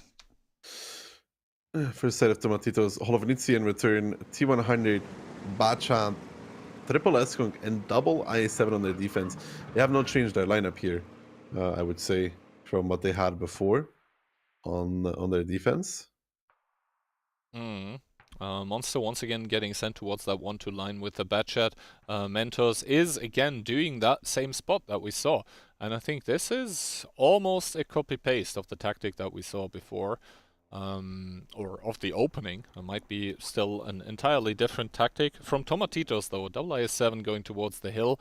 Not sure if I'm a fan as of now, and now we see also why the double 277 was picked. Basically, those can drive over and be unspotted and reach those K1 positions. And the reason why we now see Monster not continuing on the 1-2 line like he did in the match before is, well, that S-Conk sheep there, he's not going to be alone. He's not going to be without support. Pushing 1-2 line right now would be suicide for Monster, and I think he is doing the right decision of not committing. I Ooh. think Tomatitos was making a bit of a trap there, but Mentos is just fine. He spotted out the I7s on 0 line, which is good for Mentos. Munya and Criminal now running away. Big rotation there for Tomatitos. But what do they do off of this? So the little bit of a trap on 0 line got revealed because Mentos is very aggressive in that light. Yeah, Which and I like. the thing is, because Mentos is so far up, he sees that this double IS-7 is basically alone. So at this point in time, Hollow of Nitzi, they fire on the first shot. That's always so annoying. Never there with the ignite onto Criminal. Is going to lose over 1k HP for his troubles, but at this point in time, Hollow of Nitzi have complete map control, and you can see how early those 277s actually get I mean, spotted. Piotr did just commit into the hole though. Piotr did just commit into the hole, which is a timing window here for Tomatitos. The side 7 only just committed into the hole, which means he will 100% get pushed on by the entirety of Tomatitos, or what it looks like to be the entirety of Tomatitos here. Piotr trying to block. Fluky actually not committing in with his team. I kind of like this. Fluky staying behind. If now the Bacha tries to start clipping out or coming in, and Fluky is just going to give him big shots in return. There he goes, the first one already, but Sebastian is going to go down for this probably. Monster tries to pick it up. Good shooting there from Monster coming out.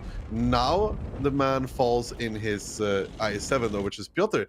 But Tomatitos actually traded pretty well for this. Tomatitos treated pretty well. Major Kenway with the low roll, and that is going to not secure the kill onto Monster. That was unfortunate low rolls for Major Kenway and Lux on both, but now Carol, Piotrix, Mentos, all of them very, very close. It's going to be Fluky in that CS to pick up the Badger, but in comes the repush by the team of Hollow of Nitzi, who are, mind you, down 2k HP right now, but the DPM advantage with 3 versus 2 plus Fluky shooting from the top is definitely going to be there for the team of Hollow of Nitzi. We'll have to see how that one works out.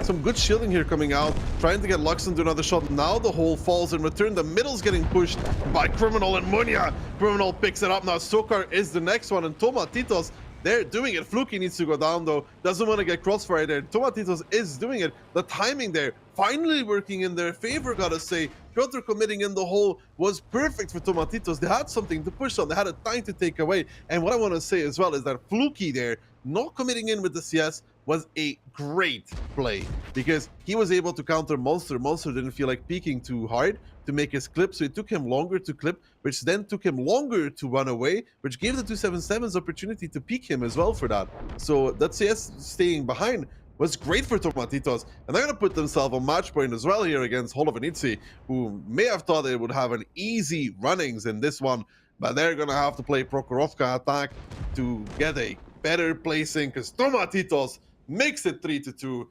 and Latam all the way, I guess. Yeah, after the 2-0 scoreline on Himmelsdorf, where Invil looked okay-ish, but shaky. Now Tomatitos sweeping in with a vengeance. 3 straight rounds here, and to be honest, Taki, like I'm starting to get very worried for Hollow of Nitzi. I mean, obviously they are qualified for the matches tomorrow, but like they had all the information available.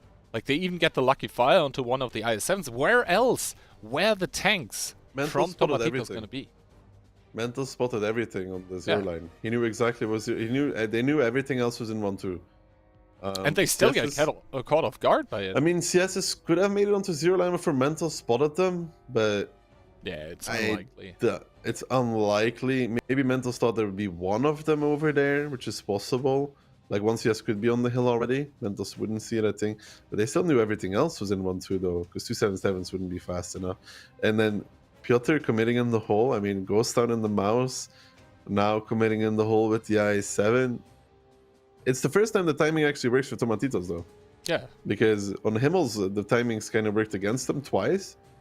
But on this one, finally it works for them. Yeah. And you highlighted it already, but that one... CS not committing in. Fluky there, 4.3 and 2 kills to his name.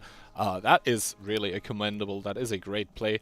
But in the end, like, this is not what we are used to. Like, the opening is what we are used to by Hollow of Nitzi, right? Getting all the information already, basically having every trump card in your hand, but now they they just threw those cards away, it felt like, because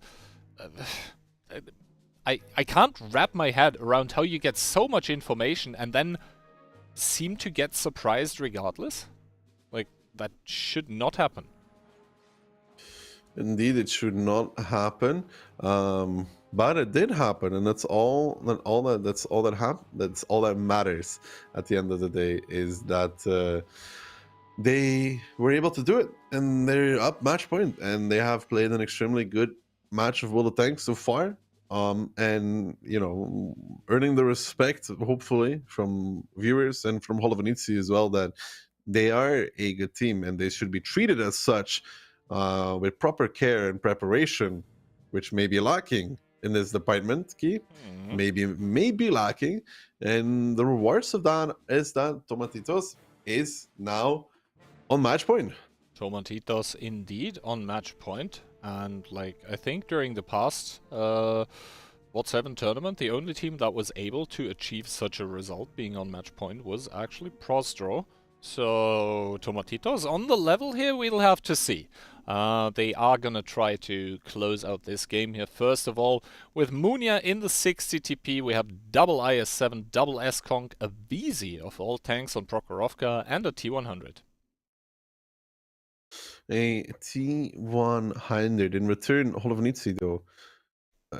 I'm just thinking about the VZ. T100 SRV, S-Conk, 1277, triple I7, VZ though. VZ and 60 TP. How do they fit in this? We'll have to see where the tanks drive. The 60 TP getting... I just don't know about the VZ, because the gun on range is Yeah, it's not fun to shoot on range with it. No, it's not. Actually, it's very especially against if you play tanks that are also if you play HP turbo instead of fence improved aiming, which you can play on that. It's a bit annoying. Luxon with his spotting run, not really getting a lot of info, but Mentos getting spotted out, and maybe this is where the VZ comes in. Mentos immediately taking his shot, Fluky bouncing one, and ooh, that was oh, come on, Luxon, please, no. Yeah, I guess genius and crazy with the team of Tomatitos really, really close together. Oh, for a second there. I mean, it's good though that Mentos takes a shot, and you can see that they're both these lights. Luxon is a pretty good T100 player, IMO, and Mentos is of course also a good T100 player. They're making, look at the rotations. They're both immediately going back towards 1-2 because they both think the same way. What goes next after you spot the light on the right side of the map? You go spot 1-2 because if he stays too long on the right side of the map, that gives you the advantage. Now, I think Luxon may just about make it back into position. It's a very crucial part of the game here. We'll see. I think I don't know. I'm not sure. Mentos may have just made it just in time. I think Luxon is respecting this possibility. He's being very careful about it, which I like a lot. I mean, Mentos is not spotting that side though right now. I think the bush on his left is blocking the view. He's driving back now, and this, it is not a lot of HP we're talking about here. It's 1300 for Luxon, it's 1100 for Mentos, but it is an extremely crucial tank, and we see here now the basically the vision from Mentos. Ooh, Luxon still hasn't yet decided on a bush, and the thing is, yeah, light tanks retain their camo on the move, but I think the CVS actually counters that a little. CVS is more powerful against stationary targets than CVS targets. is more powerful against moving targets than stationary targets. So if they were, close to each other, the one that's moving is going to lose usually. Now Mentos, though, judging by the minimap, he's starting to drive away again. Nitzi haven't really made a lot of progress yet. Also, they are starting with the HP disadvantage due to the STRV. I see some issue here though. If Mentos goes 6 line now, like in EBR would, and he creeps up the bush line on the 6 line, he will outspot the S-Conk at the 6. Which is also an issue, by the way. A big issue. Then again, a commit on but 6 line. He doesn't know where Luxon is. I guess. Yeah, but if he's driving across the middle and he's not getting spotted, Kihan, he's going to go for it. I mean, I definitely would go for it as well at that point. If you're not getting spotted, is nothing stopping you. He's going for it. I mean, we'll see Sebastian. I don't know if Sebastian is going to be covered enough. I think Mentos outspots him here, and then Rain Ooh, starts even going. Sokar driving in Oh, with but- that IS-7 and now... Yeah, but Sheep's timing here. Ah, Spots out Sokar. Sheep needs to be careful though. Gets tracked, gets held, is clipping out onto Sokar. The timing here is finally working for Tomatitos, but I think Sheep is perma-tracked. oh my Not god, sure, though. Mentos there! Mentos takes a... Well, Sheep was perma-tracked with 9 HP remaining. Mentos takes one because of Sokar. But the timing for Tomatitos, it's so good. Sebastian is just farming now, and Mentos doesn't dare to push forward. Otherwise, Sebastian could have been spotted out by Mentos if he went all the way. But now it's just going to be Sebastian actually killing Sokar. And this is timing for Tomatitos. On Himmels, the timing was against Oh, him. Now on Mentos now Sokar, even it's spotted forward. in the T100 Yeah, that's LT. Luxon spotting him out. That's Luxon spotting him out. Mentos is now clearing, but a big shot from Munya in the 60 DP shuts down Mentos and shuts down the hopes of Hall of Nitzi right now. I don't see a comeback without a light and an IS-7. It's not happening. I mean, the STRV hasn't even moved up to E1 from there. He could possibly get a lucky timing onto the T100, but Luxon right now not looking to make any kind of mistakes, not looking like he's about to make any misplays, as he's just gonna continue that passive hold. And now without that light, as you said, it's going to be incredibly difficult, if not insurmountable odds at the moment. Yeah, the HP is still sort of close, but the tanks, 2 in favor of Tomatitos. Sheep, yeah, down to 9 HP, but realistically, who's gonna spot him? Well, no one. And the IS-7 on the hill already got outspotted by one of the Tomatitos IS-7s on the eastern part of the map. And now with 2 minutes and 38 seconds to go, the Polish team that came in as the favorites are looking all but beaten, even though they still have 5 full HP tanks available to them, but it's just not the right ones. It's overkey. I'm sorry to be like the party pooper here, but with the light spotting ahead of 1-2 and 2 minutes, okay, so Hall of Nitzi drives down 1-2 key with all of their tanks. They're gonna lose one, and then they have to pressure the cap. It's not happening. Piotr leading the charge here. Luxon spotting him out. 411 taken already on the first IS-7. He spots out Monster. Never still coming as well. Piotr's readjusting into E1, which is what is necessary, but it's a 60 TP. It's an S going. Piotr, I think he realizes the destiny that he's gonna reach here as the 60 TP does miss, but Kenway and Munya are going to be making work of the size 7, or they should. Another connection coming in now. Munya in the 60 TP, all he has to do is hit one. I mean, you can see Piotr doing great damage there, and this IS-7 is annoying. Munya missing the shot against the SCRV, who's spotted out by Luxon, so maybe the shooting not the greatest, but here comes Tomatitos, the rest of the team on A5, A6, crossing back over. Sebastian arriving. Never is now the new focus in that 277, a bit easier to hit than that IS-7. Piotr taking 861. Closed out by Sebastian. Now Never pushing in, Monster pushing in. They know that it's all over for them in this one, as the incredible upset is going to happen here. The favorites, Hall of Nitzi, are going to be absolutely beaten and bruised by Tomatitos from the NA server. The Latam team is going to absolutely bring it to Hall of Nitzi, who probably didn't respect their opponent just quite enough, maybe underprepared, and as a result, Tomatitos is going to win this match 4-2-2. Tomatitos indeed coming in from South America are gonna shut Hall of Nitzi completely out of this match. And yeah, the preparation, probably, if you could even call it that, by Hall of Nitzi, it was enough for the Krakens, but it was certainly not enough for the Tacos, as Tomatitos are gonna secure ahead of the group. Oh, bro, this timing of Sheep peeking, who got perma-tracked for a while, who survived on 9 HP, but spot out Sokar. Sokar takes damage from 1-2, takes Sheep clip as well. Mentos takes a blind shot because Sokar goes behind Mentos. Mentos didn't push all the way and didn't spot Sebastian right clearly. If Mentos goes slightly further, I think he spots Sebastian, and as a result, Sebastian just takes 5 shots at his turret, and they're gonna kill him over time. In return, they lose Sokar, and Mentos is like, no, I'm out. And then afterwards, Luxon then readjusts to spot Mentos. Mentos dies and it's game over. I mean, on Himmelserv, timing completely against Tomatitos, both rounds. But here, timing for for two Prokorokas, timing is completely in their favor. And as harsh as it sounds, but I think especially with the misplays coming in from some of the Nitzi players, I have to say, I think the better team, or the team that played better today, won this match. And deservedly so. I mean, they had a good showing on Himmels. They definitely had a good showing on Himmels. They had a good showing on Ghost Town. They had really good stuff on Ghost Town, the way they played it. And I would say Nitzi put out their worst Ghost Town performance in a long time, to be honest, to counter that. So Toma had a good Ghost Town. Holo had a horrible Ghost Town. But the Proco, I mean, timings is also part of the game, right? You hit them or you don't, and they didn't hit them on Himmels, but they hit them twice on Prokhorovka, and the result of that is that Toma deservedly they didn't get lucky or something. No, certainly you don't get lucky 4 times in a row, or you may, but it's very unlikely to happen, and it certainly didn't happen here. So deserved victory to the team of Tomatitos.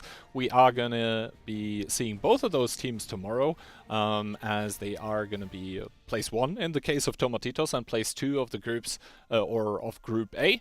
And the next match that's upcoming is also going to be EU against NA Server. That one will be the Postdro team that has looked quite a bit stronger than Nitzi against Mobology, who coming into this one are supposedly the stronger team from the NA Server, but we'll obviously have to wait and see what is actually going to happen there. That being said though, Daki, I think that for the time being is enough from us. Let's see what Insane and Toxic have to say about those timings.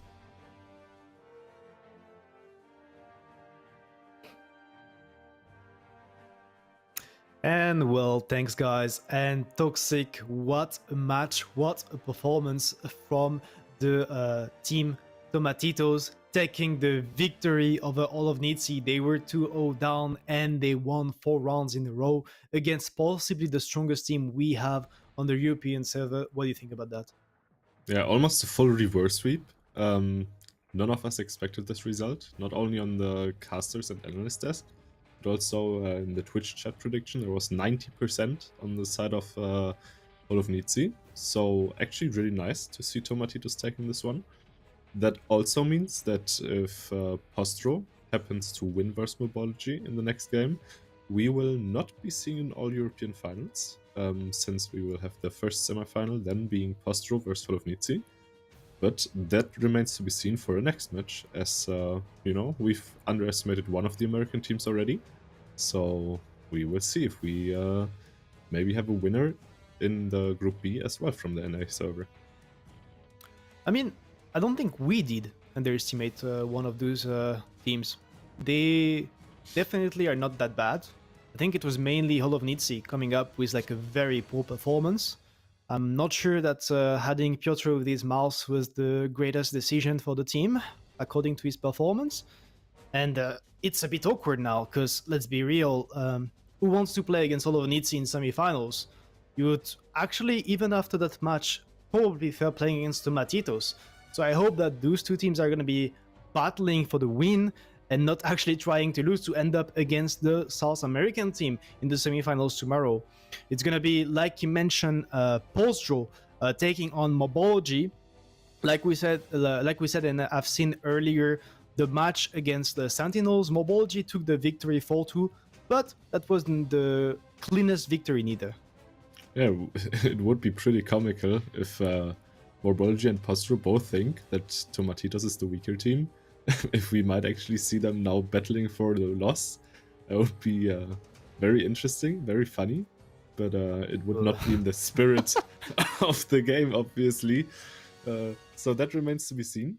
What I think personally is that even if Holo underestimated Tomatitos obviously still has to take the win. I think they did that really well in those last 4 rounds. Definitely. They managed to take advantage of every mistake that Holo did. Played very calm, played very controlled, and that was their ticket to the not upper bracket, I guess. Not quite yet grand finals. Semi-finals in the winner Yeah. seat, I think we call it. But like you said, both of those teams playing just fine. I think all of Nitzi being behind and underperforming, and Tomatitos just playing outstanding. And just that being said, we can take a look at the replays of that match to highlight this. And we were starting between those two teams on Himmelsdorf. That was like a bit of a mistake from the side of Tomatitos, because instead of taking the fight around the 1-2 lines, they actually run. They came back at it, but you could see that from the side of Nitzi, they had time to completely adapt over it, get the Bacha to join, get Mentus and the 1-on-3 to join. So the Polish team, they're actually taking the control over the rails and actually holding strong. And even this one, though, as you said earlier, Tomatitos did a false rotation. But if they didn't do that, they maybe have even taken the first round already over Holo. So even the matches that they lost, they had a really strong showing. They managed to actually react really well to Piotrix, for example, going into the window. We saw that he got instantly pushed out, completely punished, and basically taken out for free then. I mean, yeah, if you watch opening for opening, Nitzi had like what? They had like a bit more than 5 minutes left. They basically could have an even trade down the 1-2 lines, and then we would have what, 2 minutes left with Nitzi on the attack, Tomatitos on the defense, maybe even tanks, even HP, and that could have been good for the side of the South American team. But next up, they were on the attack, and Nitzi, the timing, relocating with all of those tanks over the north, and Piotr not leaving this spot. That's the key there, I think. If Piotr would actually leave this spot at the same time as his teammates would do, they wouldn't need to actually cover him, back him up, and he could have simply played over the defensive side, holding over the north. So you can see the trades were not the greatest from Tomatitos, but later on they managed to actually take control over the 1-2. And this is the second time we have Piotr not running from a position. I don't know, maybe his gas prices are too high, so he doesn't want to pay the fuel for running out of a position. In general, not really convinced of his performance this tournament. We saw him in the matches versus Tomatitos in his mouse, not really performing well. They were actually really lucky that Monster managed to get here in time and get the decap, because if they picked up the Super Conqueror on the 0 line a bit later, that could have looked differently. It was definitely very close. And next up on Ghost Town, Tomatitos, a pretty like very passive approach on the attack with the cap, and once again that pick from Piotr and his mouse completely suiciding for 1 decap when there was no hurry. And you could see Tomatitos, I mean, we didn't see that on the replays, but the CS made a mistake and died almost freely around K4. But at the end of the day, all of those tanks, the positioning was great, the cap pressure, and all of Nitzi. I really can't understand why they rotated like this. I really have the feeling that they were completely underestimating this team. They were 2-0 up and they started to make nonsense plays. Yeah, maybe they played a bit too much Onslaught with the whole of Nitzi team and thought those were just some random plebs that they could clap, but definitely not the case. Tomatitos showing that they probably prepared very well, and they are able to take those victories away from Holo. And once again on the next round on Ghost Town, they were on the defense this time. You can see Mentus getting caught in this position. Once again, that's a huge mistake from the Polish team. Piotr is the next one to again make his misplay and actually overpick to get some damage. I mean, that's not worth it. You get what, 2-3 shots of damage. In return, you take double the amount. So this team, Tomatitos, 3 tanks over the 1 line covering, even though later on that was maybe not the greatest way to react and rotate, they had such an HP advantage that they held till the end. Yeah, they really managed to get themselves ahead enough in the early to mid stages of the game to be able to do this 1 or 2 mistakes and still be able to win comfortably. So great showing from Tomatitos. Also coming back mentally from a 0-2 is probably not the easiest, since it's a lot of pressure. I mean, basically, if you win this, right, you go against the winner. If you lose this, you go against the winner of the other group, which will probably be a harder time. So good for them that they were able to do this. Definitely, and the last map of that match was Prokhorovka. All of Nitzi on the defense. They're pretty passive there, and they actually committed into this hole, which is not likely the greatest option against what Tomatitos did, because they went for it, they went to take that fight, and you could see the repush from all of Nitzi. A big misplay from Monster in his bad shot, actually not making his tank get a full clip even.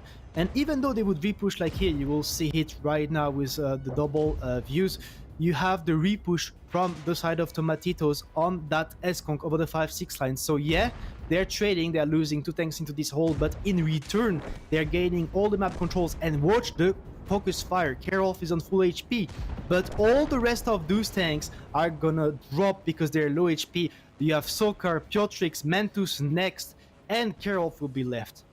And not only do you have the push on the other side, you also still have Floki, right, on G1, just constantly shooting into the dip. Yeah. Floki, I think, was able to do like 4,500 damage that match, so really great on him. He didn't take any damage for it also, so that's pre-push, taking that long, really cost total. And that last round, Toxic Mantus taking a blind shot. Not necessarily a blind shot, but taking a hit for Soka because he was on the way. And that push not working out. Yes, Chip took a lot of damage. He drops to a 1-shot, but he does his 2 shots on Sokar, and Sokar is being taken down.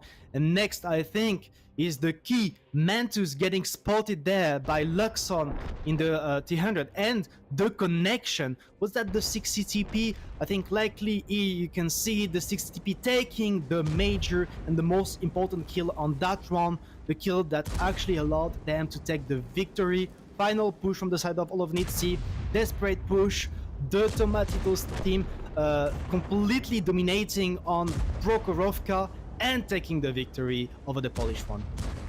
Yeah, really a key misplay there from Mentos, and even though we are used to misplays from key, we are not used to key misplays from Mentos. So that's something very rare. Mentos usually a very stable light player who is able to bring a lot of value to his team. In this one, I don't know, maybe the nerfs got to him after being, I mean, going from 2-0 to 3-2 is not really what you want to be doing. So maybe his nerves went out and the stress got to him, so he did the misplay and just got picked up by the 60p, which is a hard shot to connect, but he did it and it worked out for them and probably brought them the win. I mean, great performance, Tomatitos, well-deserved victory, but this was still just the groups, right? I mean, Nitzi is an experienced team. They have amazing players. Maybe they were saving some tactics also. So even though they lost today, you cannot just think that they're not going to be performing tomorrow. I actually think the opposite. They have been proving that they were capable of even coming back from losers bracket. So I would definitely expect them to be at their top peak performance tomorrow for the actual brackets and semi-finals. But before that, Toxic will be covering the last match of the day. It's going to be Postdro against Mobology. And that is also going to be a very interesting match. We saw the replay earlier of Mobology. They performed really great. And I think Ducky also puts a lot of faith into them. So, I mean, Ducky wouldn't blindly put his faith into any team, right? So we might have a very interesting showing. Postdro, though, playing very well in their first match today. They also had a lot of time to recover now, to prepare for their next match. So I think that will be very hard for Mobology, but we'll see how that turns out. Yeah, definitely Postdro, one of the most impressive team left in the tournament. Is it going to be a clean sweep from them? Is it going to be a close match? We're going to be seeing that shortly. But before that, for the last time of the day, Kian and Daki, take it away. Hello there, and welcome back with us, casters. Once again, thank you to Insane and Toxic for basically highlighting all the key miss and plays, especially Toxic. Staying true to your name, nothing else to be expected there. Now, however, we are in for the last match of the day. It's gonna be the North American team of Mobology against the second Polish team in the tournament that's still remaining. It has to be mentioned that both teams are qualified for the stage tomorrow already. We are looking at placement matches right now. That being said, I think this should I mean, judging by the teams going into this one, from the start, I would have said this is going to be the best match of the day. We'll see if it can top the one we just saw. Postdro Porchvich here don't skip training under their captain Konrad coming in, and yeah, we highlighted it before. This team went through the EU qualifier, so they did not have the luxury of Nitzi to sit back and watch. Yeah, well, this match does indeed decide all the placings. Ski Hand, the winner of this will be facing off against Nitzi. The loser of this will be facing off against Tomatitos, if I'm not mistaken. Mm-hmm. Exactly. So what we talked about before has sort of come true. We are in this weird position where the nominally stronger team lost, or what many people perceive is the stronger team. At least all of our casters and analysts went with a firm Nitzi win. That has not come true. In my opinion, actually the team of Tomatitos did look stronger, and I think with the map pick and bans here, I think it's going to be Tundra Himmels into Muro and then tiebreak proc, right?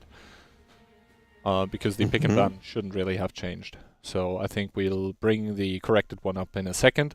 But yeah, Tundra, the first map being picked, that has been Nitzi's permaban. We saw Tundra in this morning basically. I think Mobology even played it, no? I think that was the case. That's correct, Gihan. They played against Sentinels. Very true. I'm glad to see you're waking up. It's 4:30. Gihan's getting onto shape. He's into his 16th coffee of the day. I just emptied it in the break that we had, basically. Yeah, coffee consumption right now through the roof for me. Hopefully also for the NA players here, as it's still pretty early for them. I think most of them probably on Central Time, which is, I believe, 7 hours before ours. After hours. So we are at 4:30. That means 9:30 a.m. For some of them. If they're on the Pacific coast, that means 8:30. I like playing World of Tanks a lot. Not at 8:30 though. That's not the time I usually play at. Why not? I'm not a morning person, not at all. It's like after 11 you can sort of, calculate with me giving proper responses. So after 11 you started becoming a human again? Yeah. Before that it's nah. Ungodly hours. Anyway, I think we have almost assembled all of the players in the room here, which means we are probably going to start sooner rather than later. It's not going to be as long as a break as the match prior to this.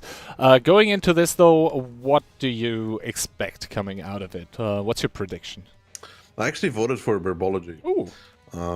Just to be different. Sometimes you got to be different. You got to go against the establishment, right? Because why not? One off prediction. But now, I'm not sure, man. Honest to God, Ki, I hate to say it, but if I'm either Mobology or Postdro, I don't want to. I don't want to win. Then again, I don't want to win, dude. No, I don't want. Seeing to after how weak Nitzi performed, really? It's not because I'm afraid of Nitzi. It's just because I fancy my odds against Tomatitos still more. All right. I mean, then again, Tomatitos just with a pretty good performance. I think Nitzi just didn't look like they were quite there mentally. We saw a lot of individual mistakes, which is extremely atypical for the players on that team. We saw some rash decisions that led to a lot of HP being bled by them. We saw the cohesion that normally is exemplary in those Polish teams just not being there. I honestly feel like it's a lack of preparation. Yeah. So, do you think in that one day, in those not even 24 hours? Yes. Yes? Okay. Yeah. Shutting me down right there. Okay. Especially if you get to discuss. Like, the thing is, if you play Tomatitos, Key, and you're Postdro or Nitzi, and you don't play each other in semis, you can actually discuss with each other. Yeah? Because you're gonna make different stuff for the finals, but you can actually help each other prepare for the, especially because they're from the same clan key. You can definitely discuss for your semis and ask the other team. But if you're playing against each other in the semis, it doesn't matter. Well, Right? then again, the question is, if you're Postdro, do you want to help Hall of Nitzi at that point in time? I mean, they're in the same clan key. If this was like a Fame team and an Invil team, you could say they won't help each other, or like a Tilt team or whatever. But since it's two Invil teams, man, I don't think this that holds any value. Yes, of course. Oh, I mean, to be honest, like, of course, you're okay if Holo doesn't make it to the finals or Poster doesn't make it to the finals, but I think they would still help each other. Okay, so predictions. Ducky going with a 4-3 tiebreaker win for Mobology, and then both Insane, Toxic, and myself saying it's gonna be 4-2 for Postdro Počvić. Yeah, personally, I wouldn't mind basically semifinals in between both EU teams and both NA teams. That would mean we guaranteed, or NA, I just was poked that it's SA and NA, so South America and North America, but that basically we have a guaranteed EU team in the finals, because from what we saw Hall of Nitzi plays, that is by far not certain. Now though, let's shift our attention towards the match in between Postdro and Mobology. Postdro coming on to Ghost Town with double E100, one IS4, double S-Conk, and double CS. Double CS indeed, versing one CS from Mobology, which is going to be Muscles. And then the triple S-Conk, the double IS4, and the singular AMX M4 to round up their attacking lineup. That's a lot of S-Conks for attack though. That is indeed a lot of S-Conks. Yet again, if you can basically surprise the enemy and get that DPM and that HP, because the HP shouldn't be discounted on those S-Conks either. If you are able to get that into the fight, then you stand pretty good chances. We should also mention that this is going to be the only match of the day that is going to be played with a server switch possibly in between. The first 4 games are going to be played on EU. Then we are going to switch over to NA, and if we go to a tiebreaker, then basically one team gets to decide basically if they want to pick server or side. Server or side? What do you think is more important personally? What was the tiebreaker map again? I don't remember. I don't either, but I think it largely also depends on the map, because on open maps, side is going to server is going to be more important. Because you want to hit those snipes more reliably. On like a city map, I would probably choose the side that I feel more comfortable with. Then again, maybe you have other different insights. If I'm playing against an NA team, I'd pick the side actually. All right. So November here, finding Orzek, does not know about Eozi quite yet, but obviously that now he does see Eozi, and that E100 cannot really fight against the side-scraping IS4. He can angle, he can try to do stuff, but we can already see that Supernova has found an angle in his S-Conk to punish, and that is going to force Eozi and Orzek both off of the angle that is basically trying to cover the approach towards the cap. Eozi also taking one here down to 2,700. So right now, Mobology finding good openings with the IS4 and the S-Conk respectively. And Postdro, they need to give up a bit of a few positions. Floppy, though, being pushed up in his IS4, only taking 1 shot, 2 shots now, as he does go into the cap, taking a 3rd one, starting to get costly. Yeah, but he does make it onto the cap, which is the most important factor here.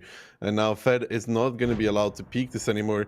The only thing that Mobology does not have here is K4. They are counter-pushing to the north, though. That is Kono and Conrad on towards Muscles. Octo and December are going to be relocating, trying to help out their CS brother in there. But right now, it does look like he's okay. Actually, Muscles is okay. He's actually going to be making it away as well. Eozi and Orzek both aiming. Let's see if they connect something. Kono trying to keep him spotted. Now we can see the perspective of Kono here, putting in a good shot into Muscles. Gonna get one more? Possibly Muscles gets safe, but we shouldn't discount the cap here. 32 seconds actually going on. Double cap has started, and which tanks are actually able to reset. Kubosh needs to be the hero that Postdro needs, as he is going to put shot after shot into Vova. Does get spotted for this though, and only Timfed is close, but him peeking would be very, very costly. Kubosh keeps focusing onto Vova, should be going onto the balcony so he gets the angle onto the cap. 10 seconds left. Yeah, 10 seconds left now. Fed has to peek the cap. He's finally going to do it. Last second decap coming in from Fed.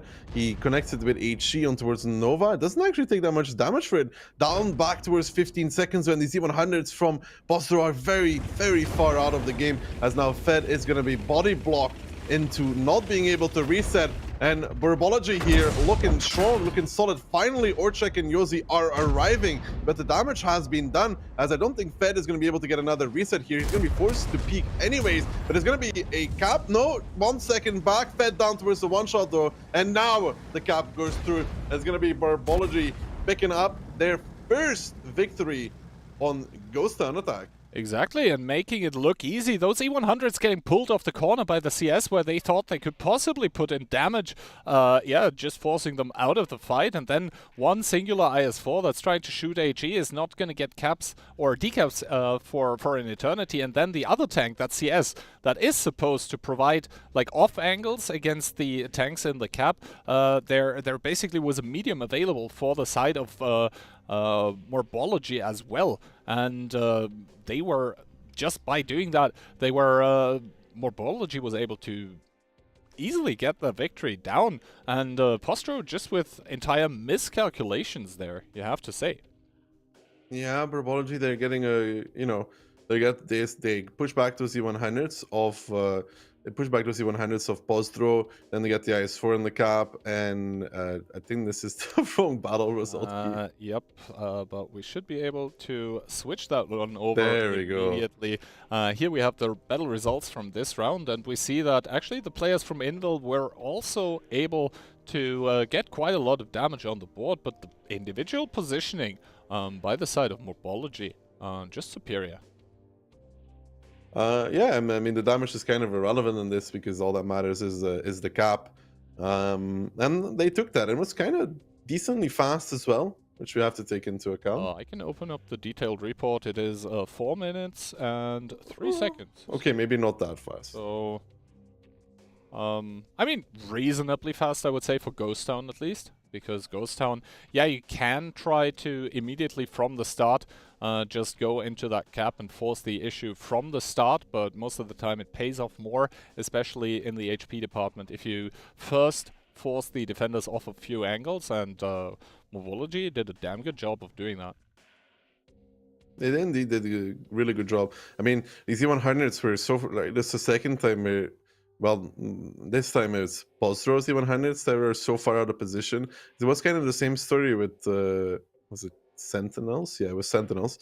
That also had that double E100 that was just so far out of the fight that they didn't get to contribute much. So, like, it looks really even on HP, but in return, there's 3 guys on the cap, and the E100s are just casually driving through the north side of the map with their 6,000 HP, not in the fight. So, good stuff there from Burbo, getting the good angles, getting the cap, punishing Fed, and, you know, they tried to repush Ela and their muscles, not allowing himself to get caught, though. Yeah, and I think that was crucial, because he was then the CS to go on, rotate around the map completely, and keep that CS that was supposed to get those angles in the, I think that's the northern balcony. He was just able to keep those shots suppressed, and thus allowed the cap to easily complete. That being said, though, I think we're about ready to hop into round number 2, in between Mobology and Postdro. Postdro now with switched sides, coming in with 150B triple IS-4, 1 IS-7, 1 S-Conk, and the Bad Chat. The Bad Chat in return, though, Mobology has the Minotauro, the CS63, the triple S-Conk, the MX-M4, and the 60TP. Oh, yeah, that is a lot of hold-down power, a lot of clip potential. I mean, yeah, the Minotauro takes a long time to clip out, but he can basically safely do so when he's hold down.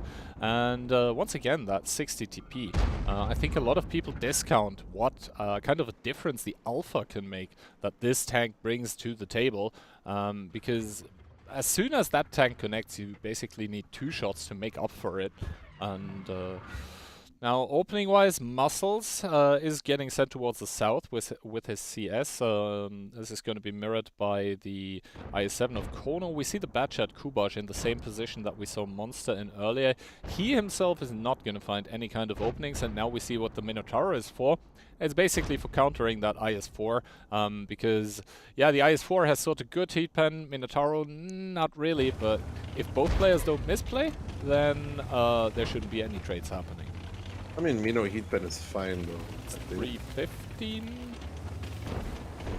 I mean, it's fine. Yeah, it's not going to penetrate a side scraping IS-4, is what I mean. There's a point at which the pen doesn't really matter anymore, unless it's like 375, like a E3, E4. exactly. 420, just, you know, blaze it. Jagdpanzer.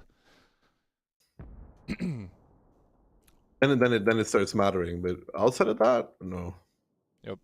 So, spots being exchanged in between Profutse and November. Supernova also being lit up. December also giving up the information upon himself. So, Postdro, they have some information to work with. We'll see if they make the correct adjustments, the correct rotations for it. And Supernova taking one shot. I believe that was by Timfed. So, once again, the same position that we saw being used before by the team of Postdro, now being used by by Mobology, now being used by Postdro to force the heavy tanks in those CD5, 4 or 5 positions, to force them off the angle to make the cross onto the cap easier. Then again, there's still the Minotauro, and I think if either Konrad or Orzek tried to cross onto the cap, the Minotauro should be able to at least do 2. Konrad now driving forwards, but he doesn't know about Muscles. He doesn't know if the angles are clear, and Kono taking one by Vova. Kono taking one by Vova. That is the CS revealing himself, I guess, there. Muscles and Vova shining in, doing some damage. Good stuff. Does reveal the position, though. It does reveal the position, and now the play. Opposite thing. Yep. And Yosei and Profutse able to cross for free. Neither the Supernova nor the Eskong from the back, neither are able to punish this crossing here. Supernova now being forced off. Konrad with a trade against November. That's going to favor the Minotauro for the time being, because it has the higher alpha, and now Konrad able to farm against October, who did come to help from the one line, taking a second one down to 30 seconds as the cap. But the 60 TP with that meaty alpha, he's going to try to peek, is going to take a shot in turn from, I believe, what is one of the IS-4s. It's probably Timfed and Orzek just lying in wait. Floppy taking another big one. No resets as of yet. The Minotauro can't come in. Floppy taking huge amounts of punishment, but finally a reset comes in. On the other side, Muscles getting set on fire. That's not going to help Mobology either. And Postdro are looking very strong in this second round. Yeah, Postdro looking really good. Getting the angles, getting the double cap, and you can see the punish here, barely losing any HP. Completely decimating Supernova down towards 4 HP. Quick and steady going here from Postdro. Good stuff in the second round here. Even Kono making up for that mistake by setting Muscles on fire. And now Burbo has to somehow reset. But another bounce from Floppy on that IS-4. 60 TP with that gun, with that pen, and with the cap from Postdro coming in, making it all even. I think I saw 2 60 TP bounces. That is that gun and pen, though. Sometimes 60 TP just be that way.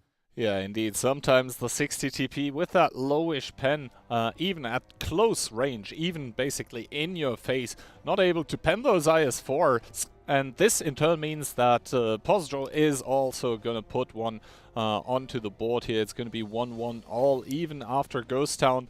And I have to say I liked a lot more the methodical approach that Postdro showed us this round. They didn't seem like, you know, chickens with their head cut off. Instead, you know, angle after angle after angle getting cleared, and we can see that, yeah, for October, for example, he wasn't even able to have an impact in the game. I think he was the one sniping at the back, but he just didn't connect those shots. And yeah, the top damage dealer actually going to be November with a perfect scoreline of 4-4-4, but it's not going to help as the cap did complete, and Postdro back on track. Postdro indeed back on track with making it all even. That's good stuff here from both these teams on Ghost Town. Both of them playing very good Ghost Town attack, actually. Kind of similar in terms of playstyle. except that Postdro had a guy at K4 here. I actually know why the map pick and ban is like this. It's because of the... I was incorrect before. It's because of the cross server that's going to be happening. Basically, one of the teams got to pick first server, and then it's weird that it's EU. But then again, Postdro with the cliff ban, Ghost Town. We just saw that being played. Tundra is up next, so I guess the first picks making up for the first ban that Postdro had. Tundra, kind of an interesting map. We haven't seen it yet. We have indeed not seen it yet come out, but we'll see. We'll see how it goes. And by the way, might be good, might be this bad. attack by Postdro, it was faster. 4 minutes and 5 seconds. Oh, wait, it was slower? Let me check the other one. That one was 4 minutes and 3 seconds. So at the moment, tiebreaker advantage by 2 seconds for Mobology. Well, sometimes 2 seconds is all you need. Are you speaking from personal experience? Huh? No. I'm more like a half an hour kind of guy. Oh, okay, okay. But I'm eating, yeah. You know, I like to take my time. I've seen you. You just listen. You cannot imagine, but his jaw is not gonna. It's like I've seen this man devour a whole hamburger in half a second. It's something. I mean, if the hamburger is tasty, then you know. And sometimes I actually wonder how many of those references with basically hamburgers, and then last battle you said barely, how many of those are on purpose, and how many of those, you know, are not on purpose? 0 of them are on purpose. They just come. Okay. Anyway, Postdro coming into Tundra with triple M454, 1277, double S-Conk, and Yozi in the VZ. Yeah, Yozi in the VZ matching up against Vova in the CS, Nova in the S-Conk, and the rest of the Mobology team in AMX M4s. That is 5 of them. Yep, that's a lot of alpha damage for the side of Mobology. Yeah, Postdro, I would say unsurprisingly, bringing a VZ to their Tundra defense. It should be mentioned that Tundra is the map that is considered to be the most attack favored in the pool. Then again, we have seen very, very stable and good defenses during the qualifiers leading up to this.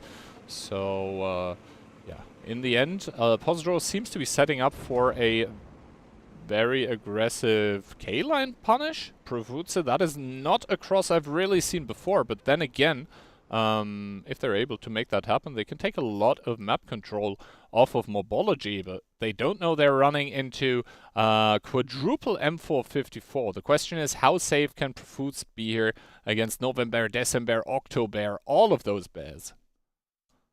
Well, for now, he's going to be fine, though, in that M4. He doesn't see the guys on the K-line. I think the 277 in the south might see them at some point, though. So very, very aggressive stuff coming out by the side of Postdro. Probably reading that Mobology wasn't going to commit everyone to the south immediately. Vova now even being rotated away. And Kono should be able to hold down spot. Just as we say that, though, timing seems to be coming out for the side of Mobology, who are hitting Profutse completely on the cross. Profutse getting all but annihilated, and now Kono probably in the next one on the chopping block, as November and December also on the prowl here, trying to find those exposed tanks by Postdro. Yeah, but Octo has to be careful there. He's actually getting a lot of damage in return. He might even go down here towards Kono. Floppy getting Amarak is not going to be helping the case here. Can they pick up Kono time? No! That Amarak on Floppy actually makes it so Octo dies. Now Conrad and Profutse trying to play Ring Around the Rosie here, trying to survive, but Fova from the hill gets Profutse. Now Conrad is out in no man's land, completely open to the guys from the hill. You can see he takes 1, 2, 3, 4 in quick succession. One more to pick him up. And Mobology here with the trap, absolutely springing it at the perfect timing, catching not just Profutse, but also Kono in the process. And it should be near impossible to lose from this point. Yeah, I mean, very, very disjointed stuff coming out by Postdro here, because you could see those double S-Kongs, Kubash, Timfed, both of them not really able to have an impact so far in this game, because they were on the other side of the map, and Mobology careful to not take too many of those shots on the cross. Yosi with another clip on Vova, but Muscles is approaching from behind. They're gonna sandwich that. VZ and December now taking a shot by Kubash, is trying to make his way over to Orsek to remove another gun from the game here, as Yosi just getting pummeled down by the CS and the M454. Ozek being removed by December. Yosi does reload one more clip, is able to get out that CS, but Muscle secures the kill, making sure that only double S-Kong remains for the side of Postdro here. And Kubash, yeah, I think he's already lifted his gun because he knows he's not going to survive that next salvo, especially after December rams him a bit more. And Timfed, 474 HP remaining. Ammo racked as well. Postdro, that push was not it. That was indeed not it, but maybe that was just a good bait from Burbo there, knowing that when he pushes up, they can repush it. Profuse didn't really do anything out of the ordinary there. It's kind of normal to peek that, but the timing that Burbo hit with the repush was insane. And that was like blind as well. Like, no one was spotted until the push was in full swing, and then also the other two bears in the M4s from the back lines. Basically reinforcing that push even further, and the S-Konk and the CS on the hill just making sure that any kind of openings, any kind of overpeaks from the Postdro players would be punished accordingly. And yeah, we just see this in turn. It's basically those M4s all pretty close together in damage, and the S-Konk from the hill together with that CS, both of them just able to farm. Yeah, both of them just able to farm. Yosi, they're getting the most out, but just a good bait, or bait from Berber. Good read, good blind push. Sometimes they can be really good, and this was one of those moments where they were really good. And 2-1 up now on Tundra. One more key hand, and Postdro's in trouble. One more indeed, and Postdro will be in trouble, but obviously we have to keep in mind that these sides are going to be switched, and this in turn is going to mean that Postdro is going to spawn on the what is nominally considered to be the favored side. Also, attacking win now 3 minutes 27 in case we're going to a tiebreaker, so pretty fast win coming out by Mobology. Good for them. If it goes to tiebreaker, they at least get to decide. No complaints then. Or the server doesn't really. I mean, whatever floats your boat, right? It also comes down to like, some teams have very stark preferences when it comes to map if they want to attack or defend there. I was talking with the guy that is adminning the ANZPL Community League, and he was talking about one team that was like 90% win rate on Murovanka attack and like 10% win rate on Murovanka defense over like a whole season. So if you have something like that, then obviously you're gonna pick your strong side in a tiebreaker, no matter the server. But it's a long way to go. We are at 2-1, and this is still a best of 7. It is indeed still a best of 7. Anything can still happen. I mean, you did say it, in general we consider Tundra attack the favorite sides, although I've seen a lot of attacks lose, so like I'm not even sure I want to like proclaim that anymore. We'll see.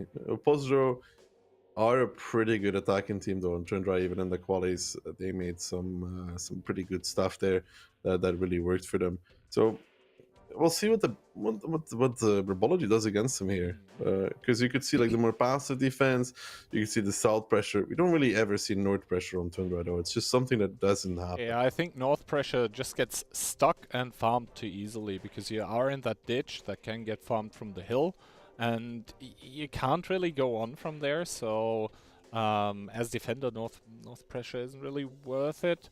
We'll have to see. I mean, today already, we've seen some very interesting kind of quirks by teams. For example, I think the Ghost Town round by Tomatitos, where they pushed up with the mouse and thus removed the IS-4 from the angle. I don't think at least I've not noticed it, that EU teams have been doing that before. So interested to see what happens. That being said, Postdro coming into this one with double M454, one IS-7, 1277, double S-Conk, and a CS.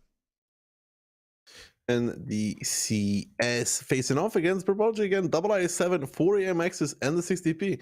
They really like the amount of AMXs that they really like the AMX. Alpha, DPM, mobility, HP. Really, what's not to like about the M454? It is just overall a great tank. Yeah, lacking a bit in the pen department, but then again, if you're facing off against the kind of tanks you're playing against, for example, S-Conks, CSs, other M4s, then having kind of lowish DPM, sorry, not DPM, pen for a heavy tank is not going to matter really, because either you have the side and the weak spots and you pen anyway, or you don't. That being said though, Kubash boosting that double IS-7 here in the south. This is just a straight up blind push commitment, and it just about might find success. Because, ooh, triple tank there spotted, so there's going to be a lot of information shifted on towards this triple tank. Floppy starting to take aim in his 60 TP and does not connect. Only, or does he connect? Was that shot onto Kono? No, it was an AMX. It was one of the AMXs connecting. And now the double AMX also pushing across. They are not spotted yet, but those AMXs, if they cross sideways, that might be super, super costly. And now Mobology on the other side of the map already with rotation. But a rotation with the double IS-7 because they have to go clear the hill first. They don't know about the AMX that thing. They have not been spotted yet. So they have to make sure that there is no shenanigans happening on the hill. So it does take them quite a while to complete this, but Baku and Fed there may not be in the greatest position. Baku 673, big high roll from that AMX M4, but it leaves December and Vova to now pincer Fed and Baku kinda. Matsuya is gonna be rotating over to cover, but gotta say, this is looking pretty good here for Mobology at this moment in time. If they can crossfire Fed and Baku, somehow this would be great for them. And I mean, now the IS-7s are coming as well. The IS-7s are going to be able to provide crossfire, and Timfed already taking a lot of damage. Down to 1600 he goes, taking another 588 from the sidelines. Corner in the cap also getting resetted in the meanwhile. And those tanks by Postdro in the background, they seem to be unable to provide cover fire here. Timfed once again taking damage here. Vova wide peeking, Masui taking shots from the backlines. Finally Postdro able to somewhat retaliate, but it's Mobology with a brutal crossfire, and some of the Postdro tanks seem to be unable to engage effectively, because look at the HP by Mobology, 15k still remaining. This is not a battle, this is a slaughter. It's looking rather unfortunate for Postdro. Yeah, those double S-Kungs, we talked about it. If they get pincered, it is all over for Postdro. That's exactly what happened, actually. That double S-Kung getting pressured by the MXs and the I-7s, while not having any two-line pressure, just made it so Fed... I mean, one of them could have maybe been saved, but it was Fed and Baku. There's no room for two of them. And then the 60 DP and the MX that was with him just dealing the big damage. And this will mean that Mobology, after 4 rounds, will be putting themselves onto match point here against the boys from Postdro, which is going to spark some disaster for Postdro, as they're now facing a match point after their first very convincing win. Now getting slapped by NA. Indeed, slapped by an A is the correct term, as Orzik there, Amarek, doesn't really have anything to say about it. Orzik able to get another kill here, does get shut down by November, however, and October in his 1v1 against Conrad, but Conrad down to a one-shot, does not get the fire, does not get the Amarek, is going to get chased down. And this means that, you said it, after 4 rounds, match point for the team of Mobology that are defending here. Conrad, I guess, by running away, just giving his team a bit more time to think about the coming rounds. Also, there is going to be a server switch happening, though. This doesn't make things better for the team of Postdro, because... No, because we're playing on EU, right? These matches here were played on EU1.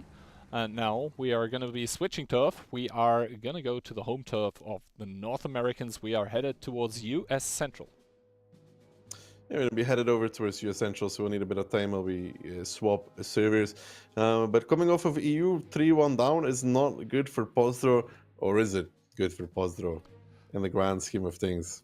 Then again, if you're Mobology, to be honest, do you mind winning? I don't think so.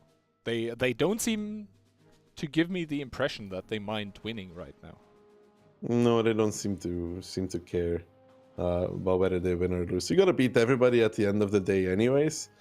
So there is that. But of course, everybody wants to make it to the finals, right, Key? And I would like an NA versus EU final or SA versus NA. SA versus SA EU, versus NA, you heard it here first. Ducky doesn't like inbuilt teams. Okay, okay. Yeah, completely true. No. But for that to happen, we would need Postdro to win the next 3 rounds. I mean, for that to happen, guaranteed, right? Because if we had an NA versus SA semi, we'd definitely get one of the two into the, into the finals. But right now, looking like they'll have to earn it by beating their respective EU opponents. Exactly, as both Ghost Town and Tundra are now over both of the map picks by Mobology. This means in turn, though, that we are going to get a map pick by the team of Postdro. We are going to see Himmelsdorf, a map on which they are pretty comfortable, but normally the map that they are the most scary on is actually the Ghost Town one. Well, we'll see. We'll see. We're heading into Himmels. I mean, if there's a map where you could win 2-0, Himmels is one of those, though.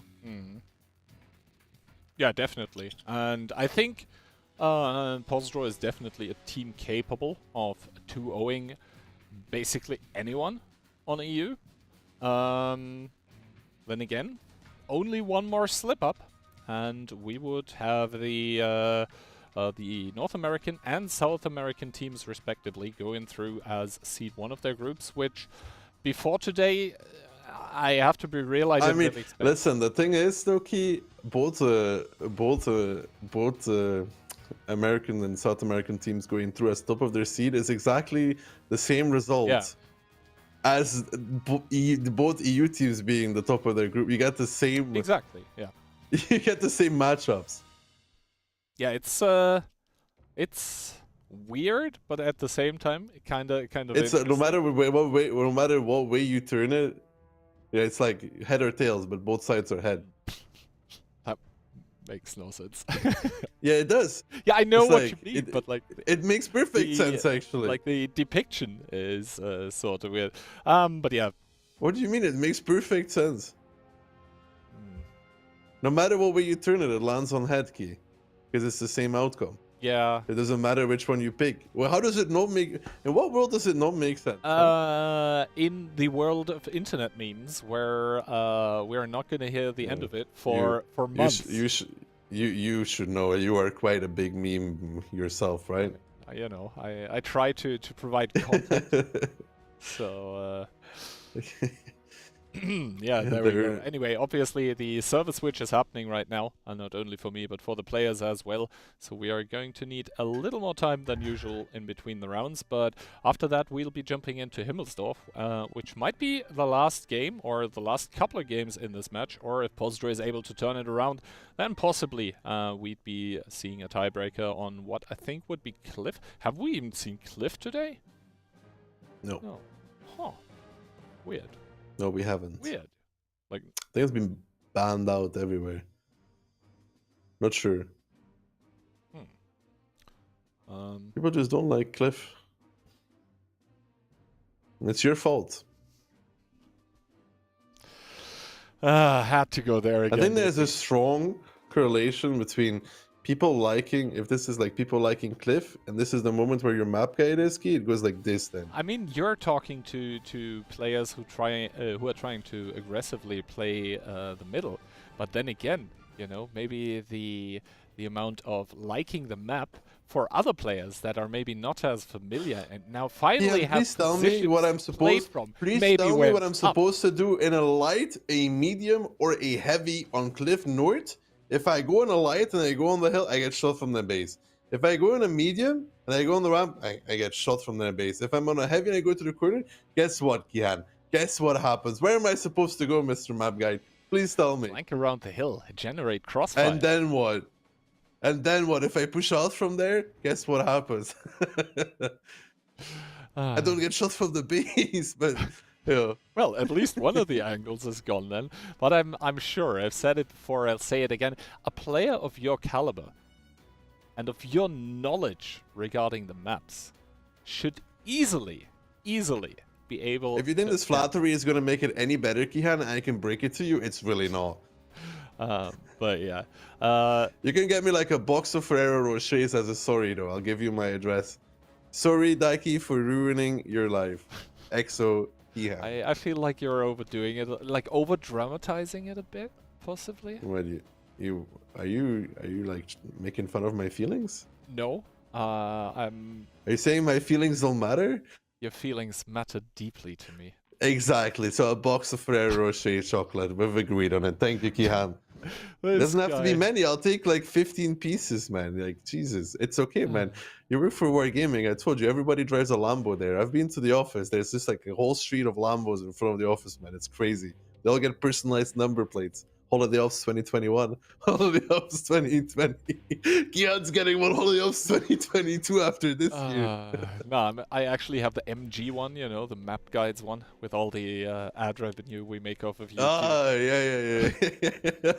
Smart, Kian. I like it. Himmelserve, though, between Mobology and Postdro, if you're just tuning in, the scoreline currently 3-1 for the team from NA. Coming in here on Himmels. One more round for them, and they will be top seed coming out of their group, which would be impressive that both the teams from the Western Hemisphere, well, even further west, would be winning their respective groups. And now we'll have to see how exactly this gets played here, as I believe the team of Postdro is gonna attack first. Let's take a look at the lineups. Mobology coming into this one with one M454, triple E100, double S-Conk, and an E3. And the E3 to round it up. Is that 3 E3s, a CS and Conk and W100 for Postdro? Interesting. I mean, the E3 sort of countering the M454s and the E100s. Let me check quickly what the guns are that the E100s are using. So November and a Supernova, both using the small one, December with the 15cm boomstick. But the thing is, like a hull down E3, very easily able to fend off and even completely eradicate an E100, because we mentioned the pen before, 375 effective angling with a T1 sorry, not T1, E100 turret is not possible against that kind of firepower. And it seems to me like Mobology is now somewhat setting up a trap in the southeastern part of, northeastern part of Himmelsdorf, close to the 8 line. Masui not really getting any info yet. Muscles with the S-Conk, the only guy remaining there to sort of keep tabs on what's happening on the 1 cap. And we see the March of the Elephants, the E100, the triple E3, the S-Conk driving over the hill. They are going to set up shop at B. I think this is a straightforward lineup by Postdro. Like, they are not going to engage with those E3s in like the corners of southern Himmelsdorf. That would not be the play. I agree. If you basically decide to bring that kind of a lineup, that you play over the hill. Yeah, Orchek and Vova spotting each other out there. Kubash is going to be the first E3 peeking against Octo. Yeah, Octo has to be careful though, man. It's going to be not 1, not 2, but 3 staring at him in a second if he just sits there. But Konrad just crossing over with Masui, and Kono now crossing as well. This gets spotted. Octo did shoot. Trying to sit safe probably. It's been a while since we've seen an A-line cap attempt like this, and they're still going to... I mean, the weird thing right now is that there's nobody on the 8 line for Mobology, where you would normally see the E100s get ready for them to push past the E8 gap, no? We'll have to see. Interesting choice by October here, not going with the optics on that E3 that is sitting down there. And Not going with the good shot hardening by either Kubash. for some reason. So yeah, he did not see the cross. The AMX M4 Vova, he's going to be able to see that though. Floppy now getting spotted out in his Super Kong, so he knows there is something. He doesn't know what there is yet. And Kono peeking out. Takes one by Floppy, and this is sort of awkward because, yeah, now he needs to go in. Now the Postdro players need to make that commitment into this 8 line. Masui gonna get pushed forward here now in that CS, but I think, yeah, like Postdro seems to not have established this completely yet, and yeah, so... I mean, it's still weird that the E100s were not looking for the 8 line cross, though. We'll have to see. It's right now it's only Floppy basically holding everything safely locked down on that A line, but Kono there with the peek into the E3, losing his engine in the process against October. Needs to decide now if he basically wants to make a shield or not. Seems to not be doing that as of now, and he can possibly peek like 2 times like that again, and then the E3 is gonna have him There's down. not that much punish on B6. When I'm looking at it, and I'm looking what happens now if the boys from Burbo try to cross B6 towards Floppy to support him, and all they're gonna really take is 1 E3 shot, and maybe a shot from the S going from the hill. So 2 shots they would take for this. I mean, right now, Burbo is still chilling. Floppy's full HP. He could peek when it's really necessary and reset Masui, but the question is how much does Floppy take in return, because Masui can still solo cap after. Then there's a reset though, with H3, I think, from Octo. That was, I think, indeed a reset. Not sure with HE, but probably somewhere hit the track of Masui.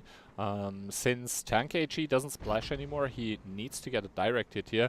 That also was a shot of HE onto Conrad, 22 damage, not gonna make a huge difference moving forward. But Mobology at the moment, at this point in time, not really rotating. Ozek does exchange spots with Vova. This in turn means that Conrad is going to be very well prepared for any kind of, you know, peaks by the side of that player. The S-Conk now being drawn close through the 8 line by Mobology is going to secure all of the HP. Are going to be in the fight. Conrad taking another HP for 20, has to heal his commander to be able to keep generating the information on the 8 line. But right now, I guess all eyes on the cap and what's happening there as Kono takes another big hit by He's the side now. of Gobert, but that was actually intended as he's going to be shielding. And he just has to turn his turret so that basically they don't really have an angle in between that E100. And this is bringing the team of Mobology into action. Double E100. Ooh, big punishment onto November for that peak. Baku is a probably nice crossing, though. also gonna yeah, shoot in there. But the thing is, November with that drive over, he has enough HP to spare, and he can just shoot down Masui as Masui is down to 1-shot December. Yeah, he does take punishment, but in turn, this is gonna be the second tank for the side of Postdro that is gonna fall here as November takes aim, does bounce his shot on the CS63. Big bounce though. I mean, Masui is not rolling very, very well, so he's going to be fine. He's still going to be a 2-shot to the CS, who is now dead. Masui to the grave, and so I think our Postdro's chances here of winning their group, as now they have 5 tanks left, but they're not very mobile tanks. They're not capable of really pushing anything anymore. Yeah, I mean, they still have sort of healthy tanks. They still have a full HP 100. Still Conrad in that E3. Ozek being rotated down. But what are they driving into? Vova still holding that angle from D7. So, yeah, not going to be able to do much. Are the team of Postdro now sending in Kubash, but doing that, they are basically unangling the E3 armor that can be very, very easily shot into the roof. Now Ozek in that Super Kong also pushing in. Conrad starting to emerge from his position, and I think this might indeed be the last offensive for the team of Postdro in this match. As you can just see, for every move they make, they do take shot after shot after shot. The HP just melting away 7.4k against 10.7k. And yeah, Baku, Conrad, it just all looks very, very disjointed because realistically the game was lost as soon as one of the E100s was able to cross over and secure the kill onto the CS.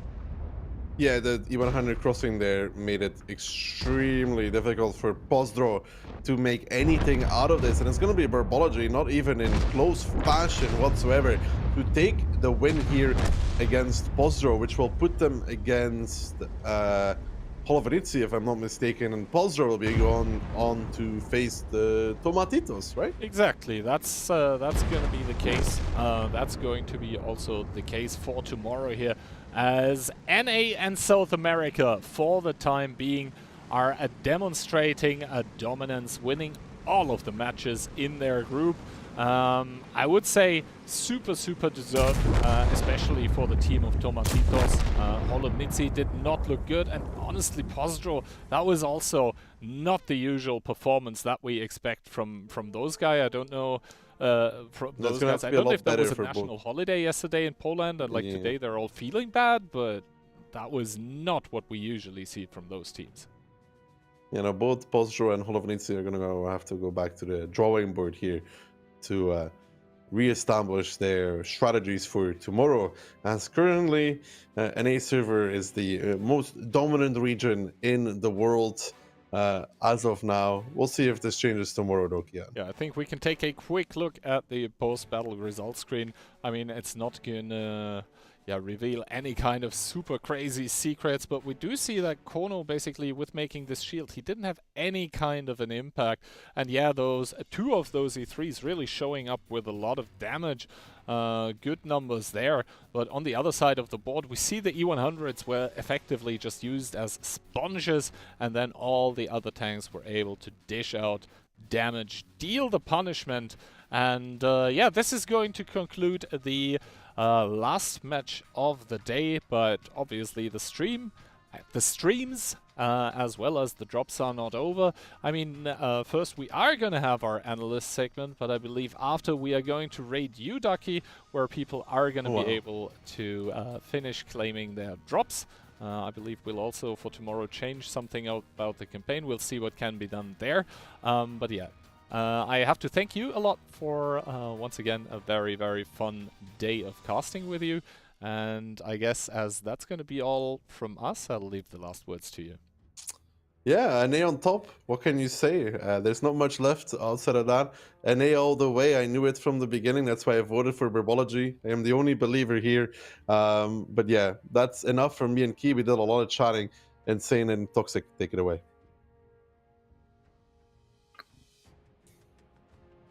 And thanks, guys, and that's it for today. Toxic, last match of the day we had between Postdro and Mobology, and well, that was a pretty weird performance from the side of the Polish team, but we will get to see that in the replays next. Yeah, I mean, the North American teams and the South American team actually really showing that they are at the moment the strongest teams on the entire planet, right? Ducky already mentioned. Maybe that will change tomorrow. We will see. Indeed, Postdro maybe doing a few very unorthodox moves that we are not used to, but maybe they were just experimenting a bit, you know, trying to find some new strategies and trying to shift the meta a bit. Very interesting, nonetheless. Well, yes, so tomorrow, Toxic, we can shortly take a look at the structure. We're going to be having 2 semifinals and the grand finals, and after that match, we can conclude that Nitzi is going to be playing against Mobology, and after that, we're going to be covering Tomatitos against Postdro. And those matches probably going to be very interesting. Since it's gonna be playoff stage, so basically you lose a round, you don't have another chance. All 4 of those teams obviously wanting to get to the finals to grab that juicy prize money that is being provided by Wargaming. And we'll see. Maybe we will have a full NA finals, since those teams seem to be dominating today. That would be very interesting to see.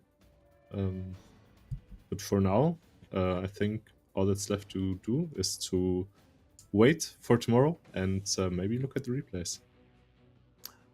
I mean, as you mentioned that, I think the replays are ready, so we can take a look at them. And we're starting on Ghost Town. We had Mobology on the attack, Postdro on the defense, and suddenly I think the Polish players had a bit of an issue to find decap. Yeah, we could see Mobology. They first only had one tank in the cap, then decided it was better to apply more pressure, put a second tank in. We can see they even put a third one in. It was only really Timfet in the position to decap. Maybe a bit of a poor rotation from the team of Postdro. The two U100s do arrive, but they arrive very late. And I think this one is going to be kept out just narrowly, since also Timfet gets a last decap, but he gets it sadly on the wrong tank, you know, on the one that he already decapped with his last shot. So yeah, Mobology just capping out the first one. I mean, yeah, Postdro is, I think, one of the strongest team on this map, so the way they defended was definitely not the right way, and they should know it on their own. But on the attack, they actually used their standard way to play, just to get the cap pressure on with Ice 4, cover, and you could see that suddenly it was working out, 5k HP up, getting the cap on. They would definitely end up tanks up also, so that was a convincing and a very standard round from them on the attack. Mobology on the defense, though, struggling to have an answer to this play. You could see it HP wise, they were already almost like 6k to 7k HP up at this point. Yeah, Postro showing that the standard tactics still do work. You don't have to reinvent the wheel every single time. And I mean, they punished Mobology trying to get the decaps, and it worked out great for them. They got the free cap, basically. And going on over to Tundra, though, I think Postro didn't quite stick to what they did on Ghost Town. They did try to reinvent the wheel here, and got completely caught off guard by the repush of Mobology. I mean, if you ask me to analyze what they're doing there, they're just splitting 3 tanks on their own at the south. They have like 4 tanks over the north, so maybe they're hoping to see Mobology do the same. Maybe it's gonna be like a 4v4 in the north, 3v3 at the south to make it fair, but no. The NA team is just grouping and going with their full team over the south, so they are definitely taking the victory with the overmatch they had there. Convincing victory there for Mobology. Again, pretty sketchy performance from the side of the Polish team Postdro. They're known to be like pretty good and solid in both those maps, like Ghost Town, Tundra. Those maps are usually the ones they study a lot because they actually work a lot and prepare a lot for 7v7 tournaments. And next up, Toxic, we had them on the attack, Mobology on the defense, and they went with their full team border base too. Yeah, I feel like we gotta be fair here to Postro though. Tundra, not one of the most played maps on the European server. So that's maybe where they were lacking the preparation and, you know, trying to find something new in the first match with getting basically all the map control there is. And they noticed it didn't quite work out, so why not just try the exact opposite and send all of the tanks to one side, maybe try a concentrated piercing attack, but it seems like Mobology was just in their minds and were able to prepare for anything that Postdro threw at them. I mean, to be honest, the way Mobology reacted was fine. There was no real cap pressure from the side of Postdro. They decided to go over the bridge and go around and get like the few tanks left in the back isolated. So good stuff from them. Pretty easy on their defense. You could see they were pretty comfortable with HPs left at the end. And the final round of that match, Toxic. Postdro opting for like a nail line based to cap tactic, but you could say that from the side of Mobology, they had a perfect lineup to counter it regardless. Postdro opting into the CS for the cap there is very unusual. Usually you will see more like a heavy tank, like a 277 or 113 or something like that. Maybe they tried something in a training room and saw that it was just way easier to shield the CS with the E100. Maybe they should have sent the other one though, since it didn't seem like Kono turned his turret quite the right way. Full HP one would have definitely had more time to turn his turret. But yeah, sadly that one didn't quite work out since they let the E100 cross. That just ended in disaster for them. Well, yeah, today they was on top. NA, or South America, we should also call them because of the performance Tomatitos has been giving earlier on against all of Nitzi. I hope and I expect them to perform better tomorrow for the actual playoff stage. Both of those Polish teams representing the Europe region that we are part of. We're going to be starting actually not with all of Nitzi, but with Postdro against Tomatitos, if I'm not mistaken. It's going to be the first match of the day. Toxic, what's your take on that?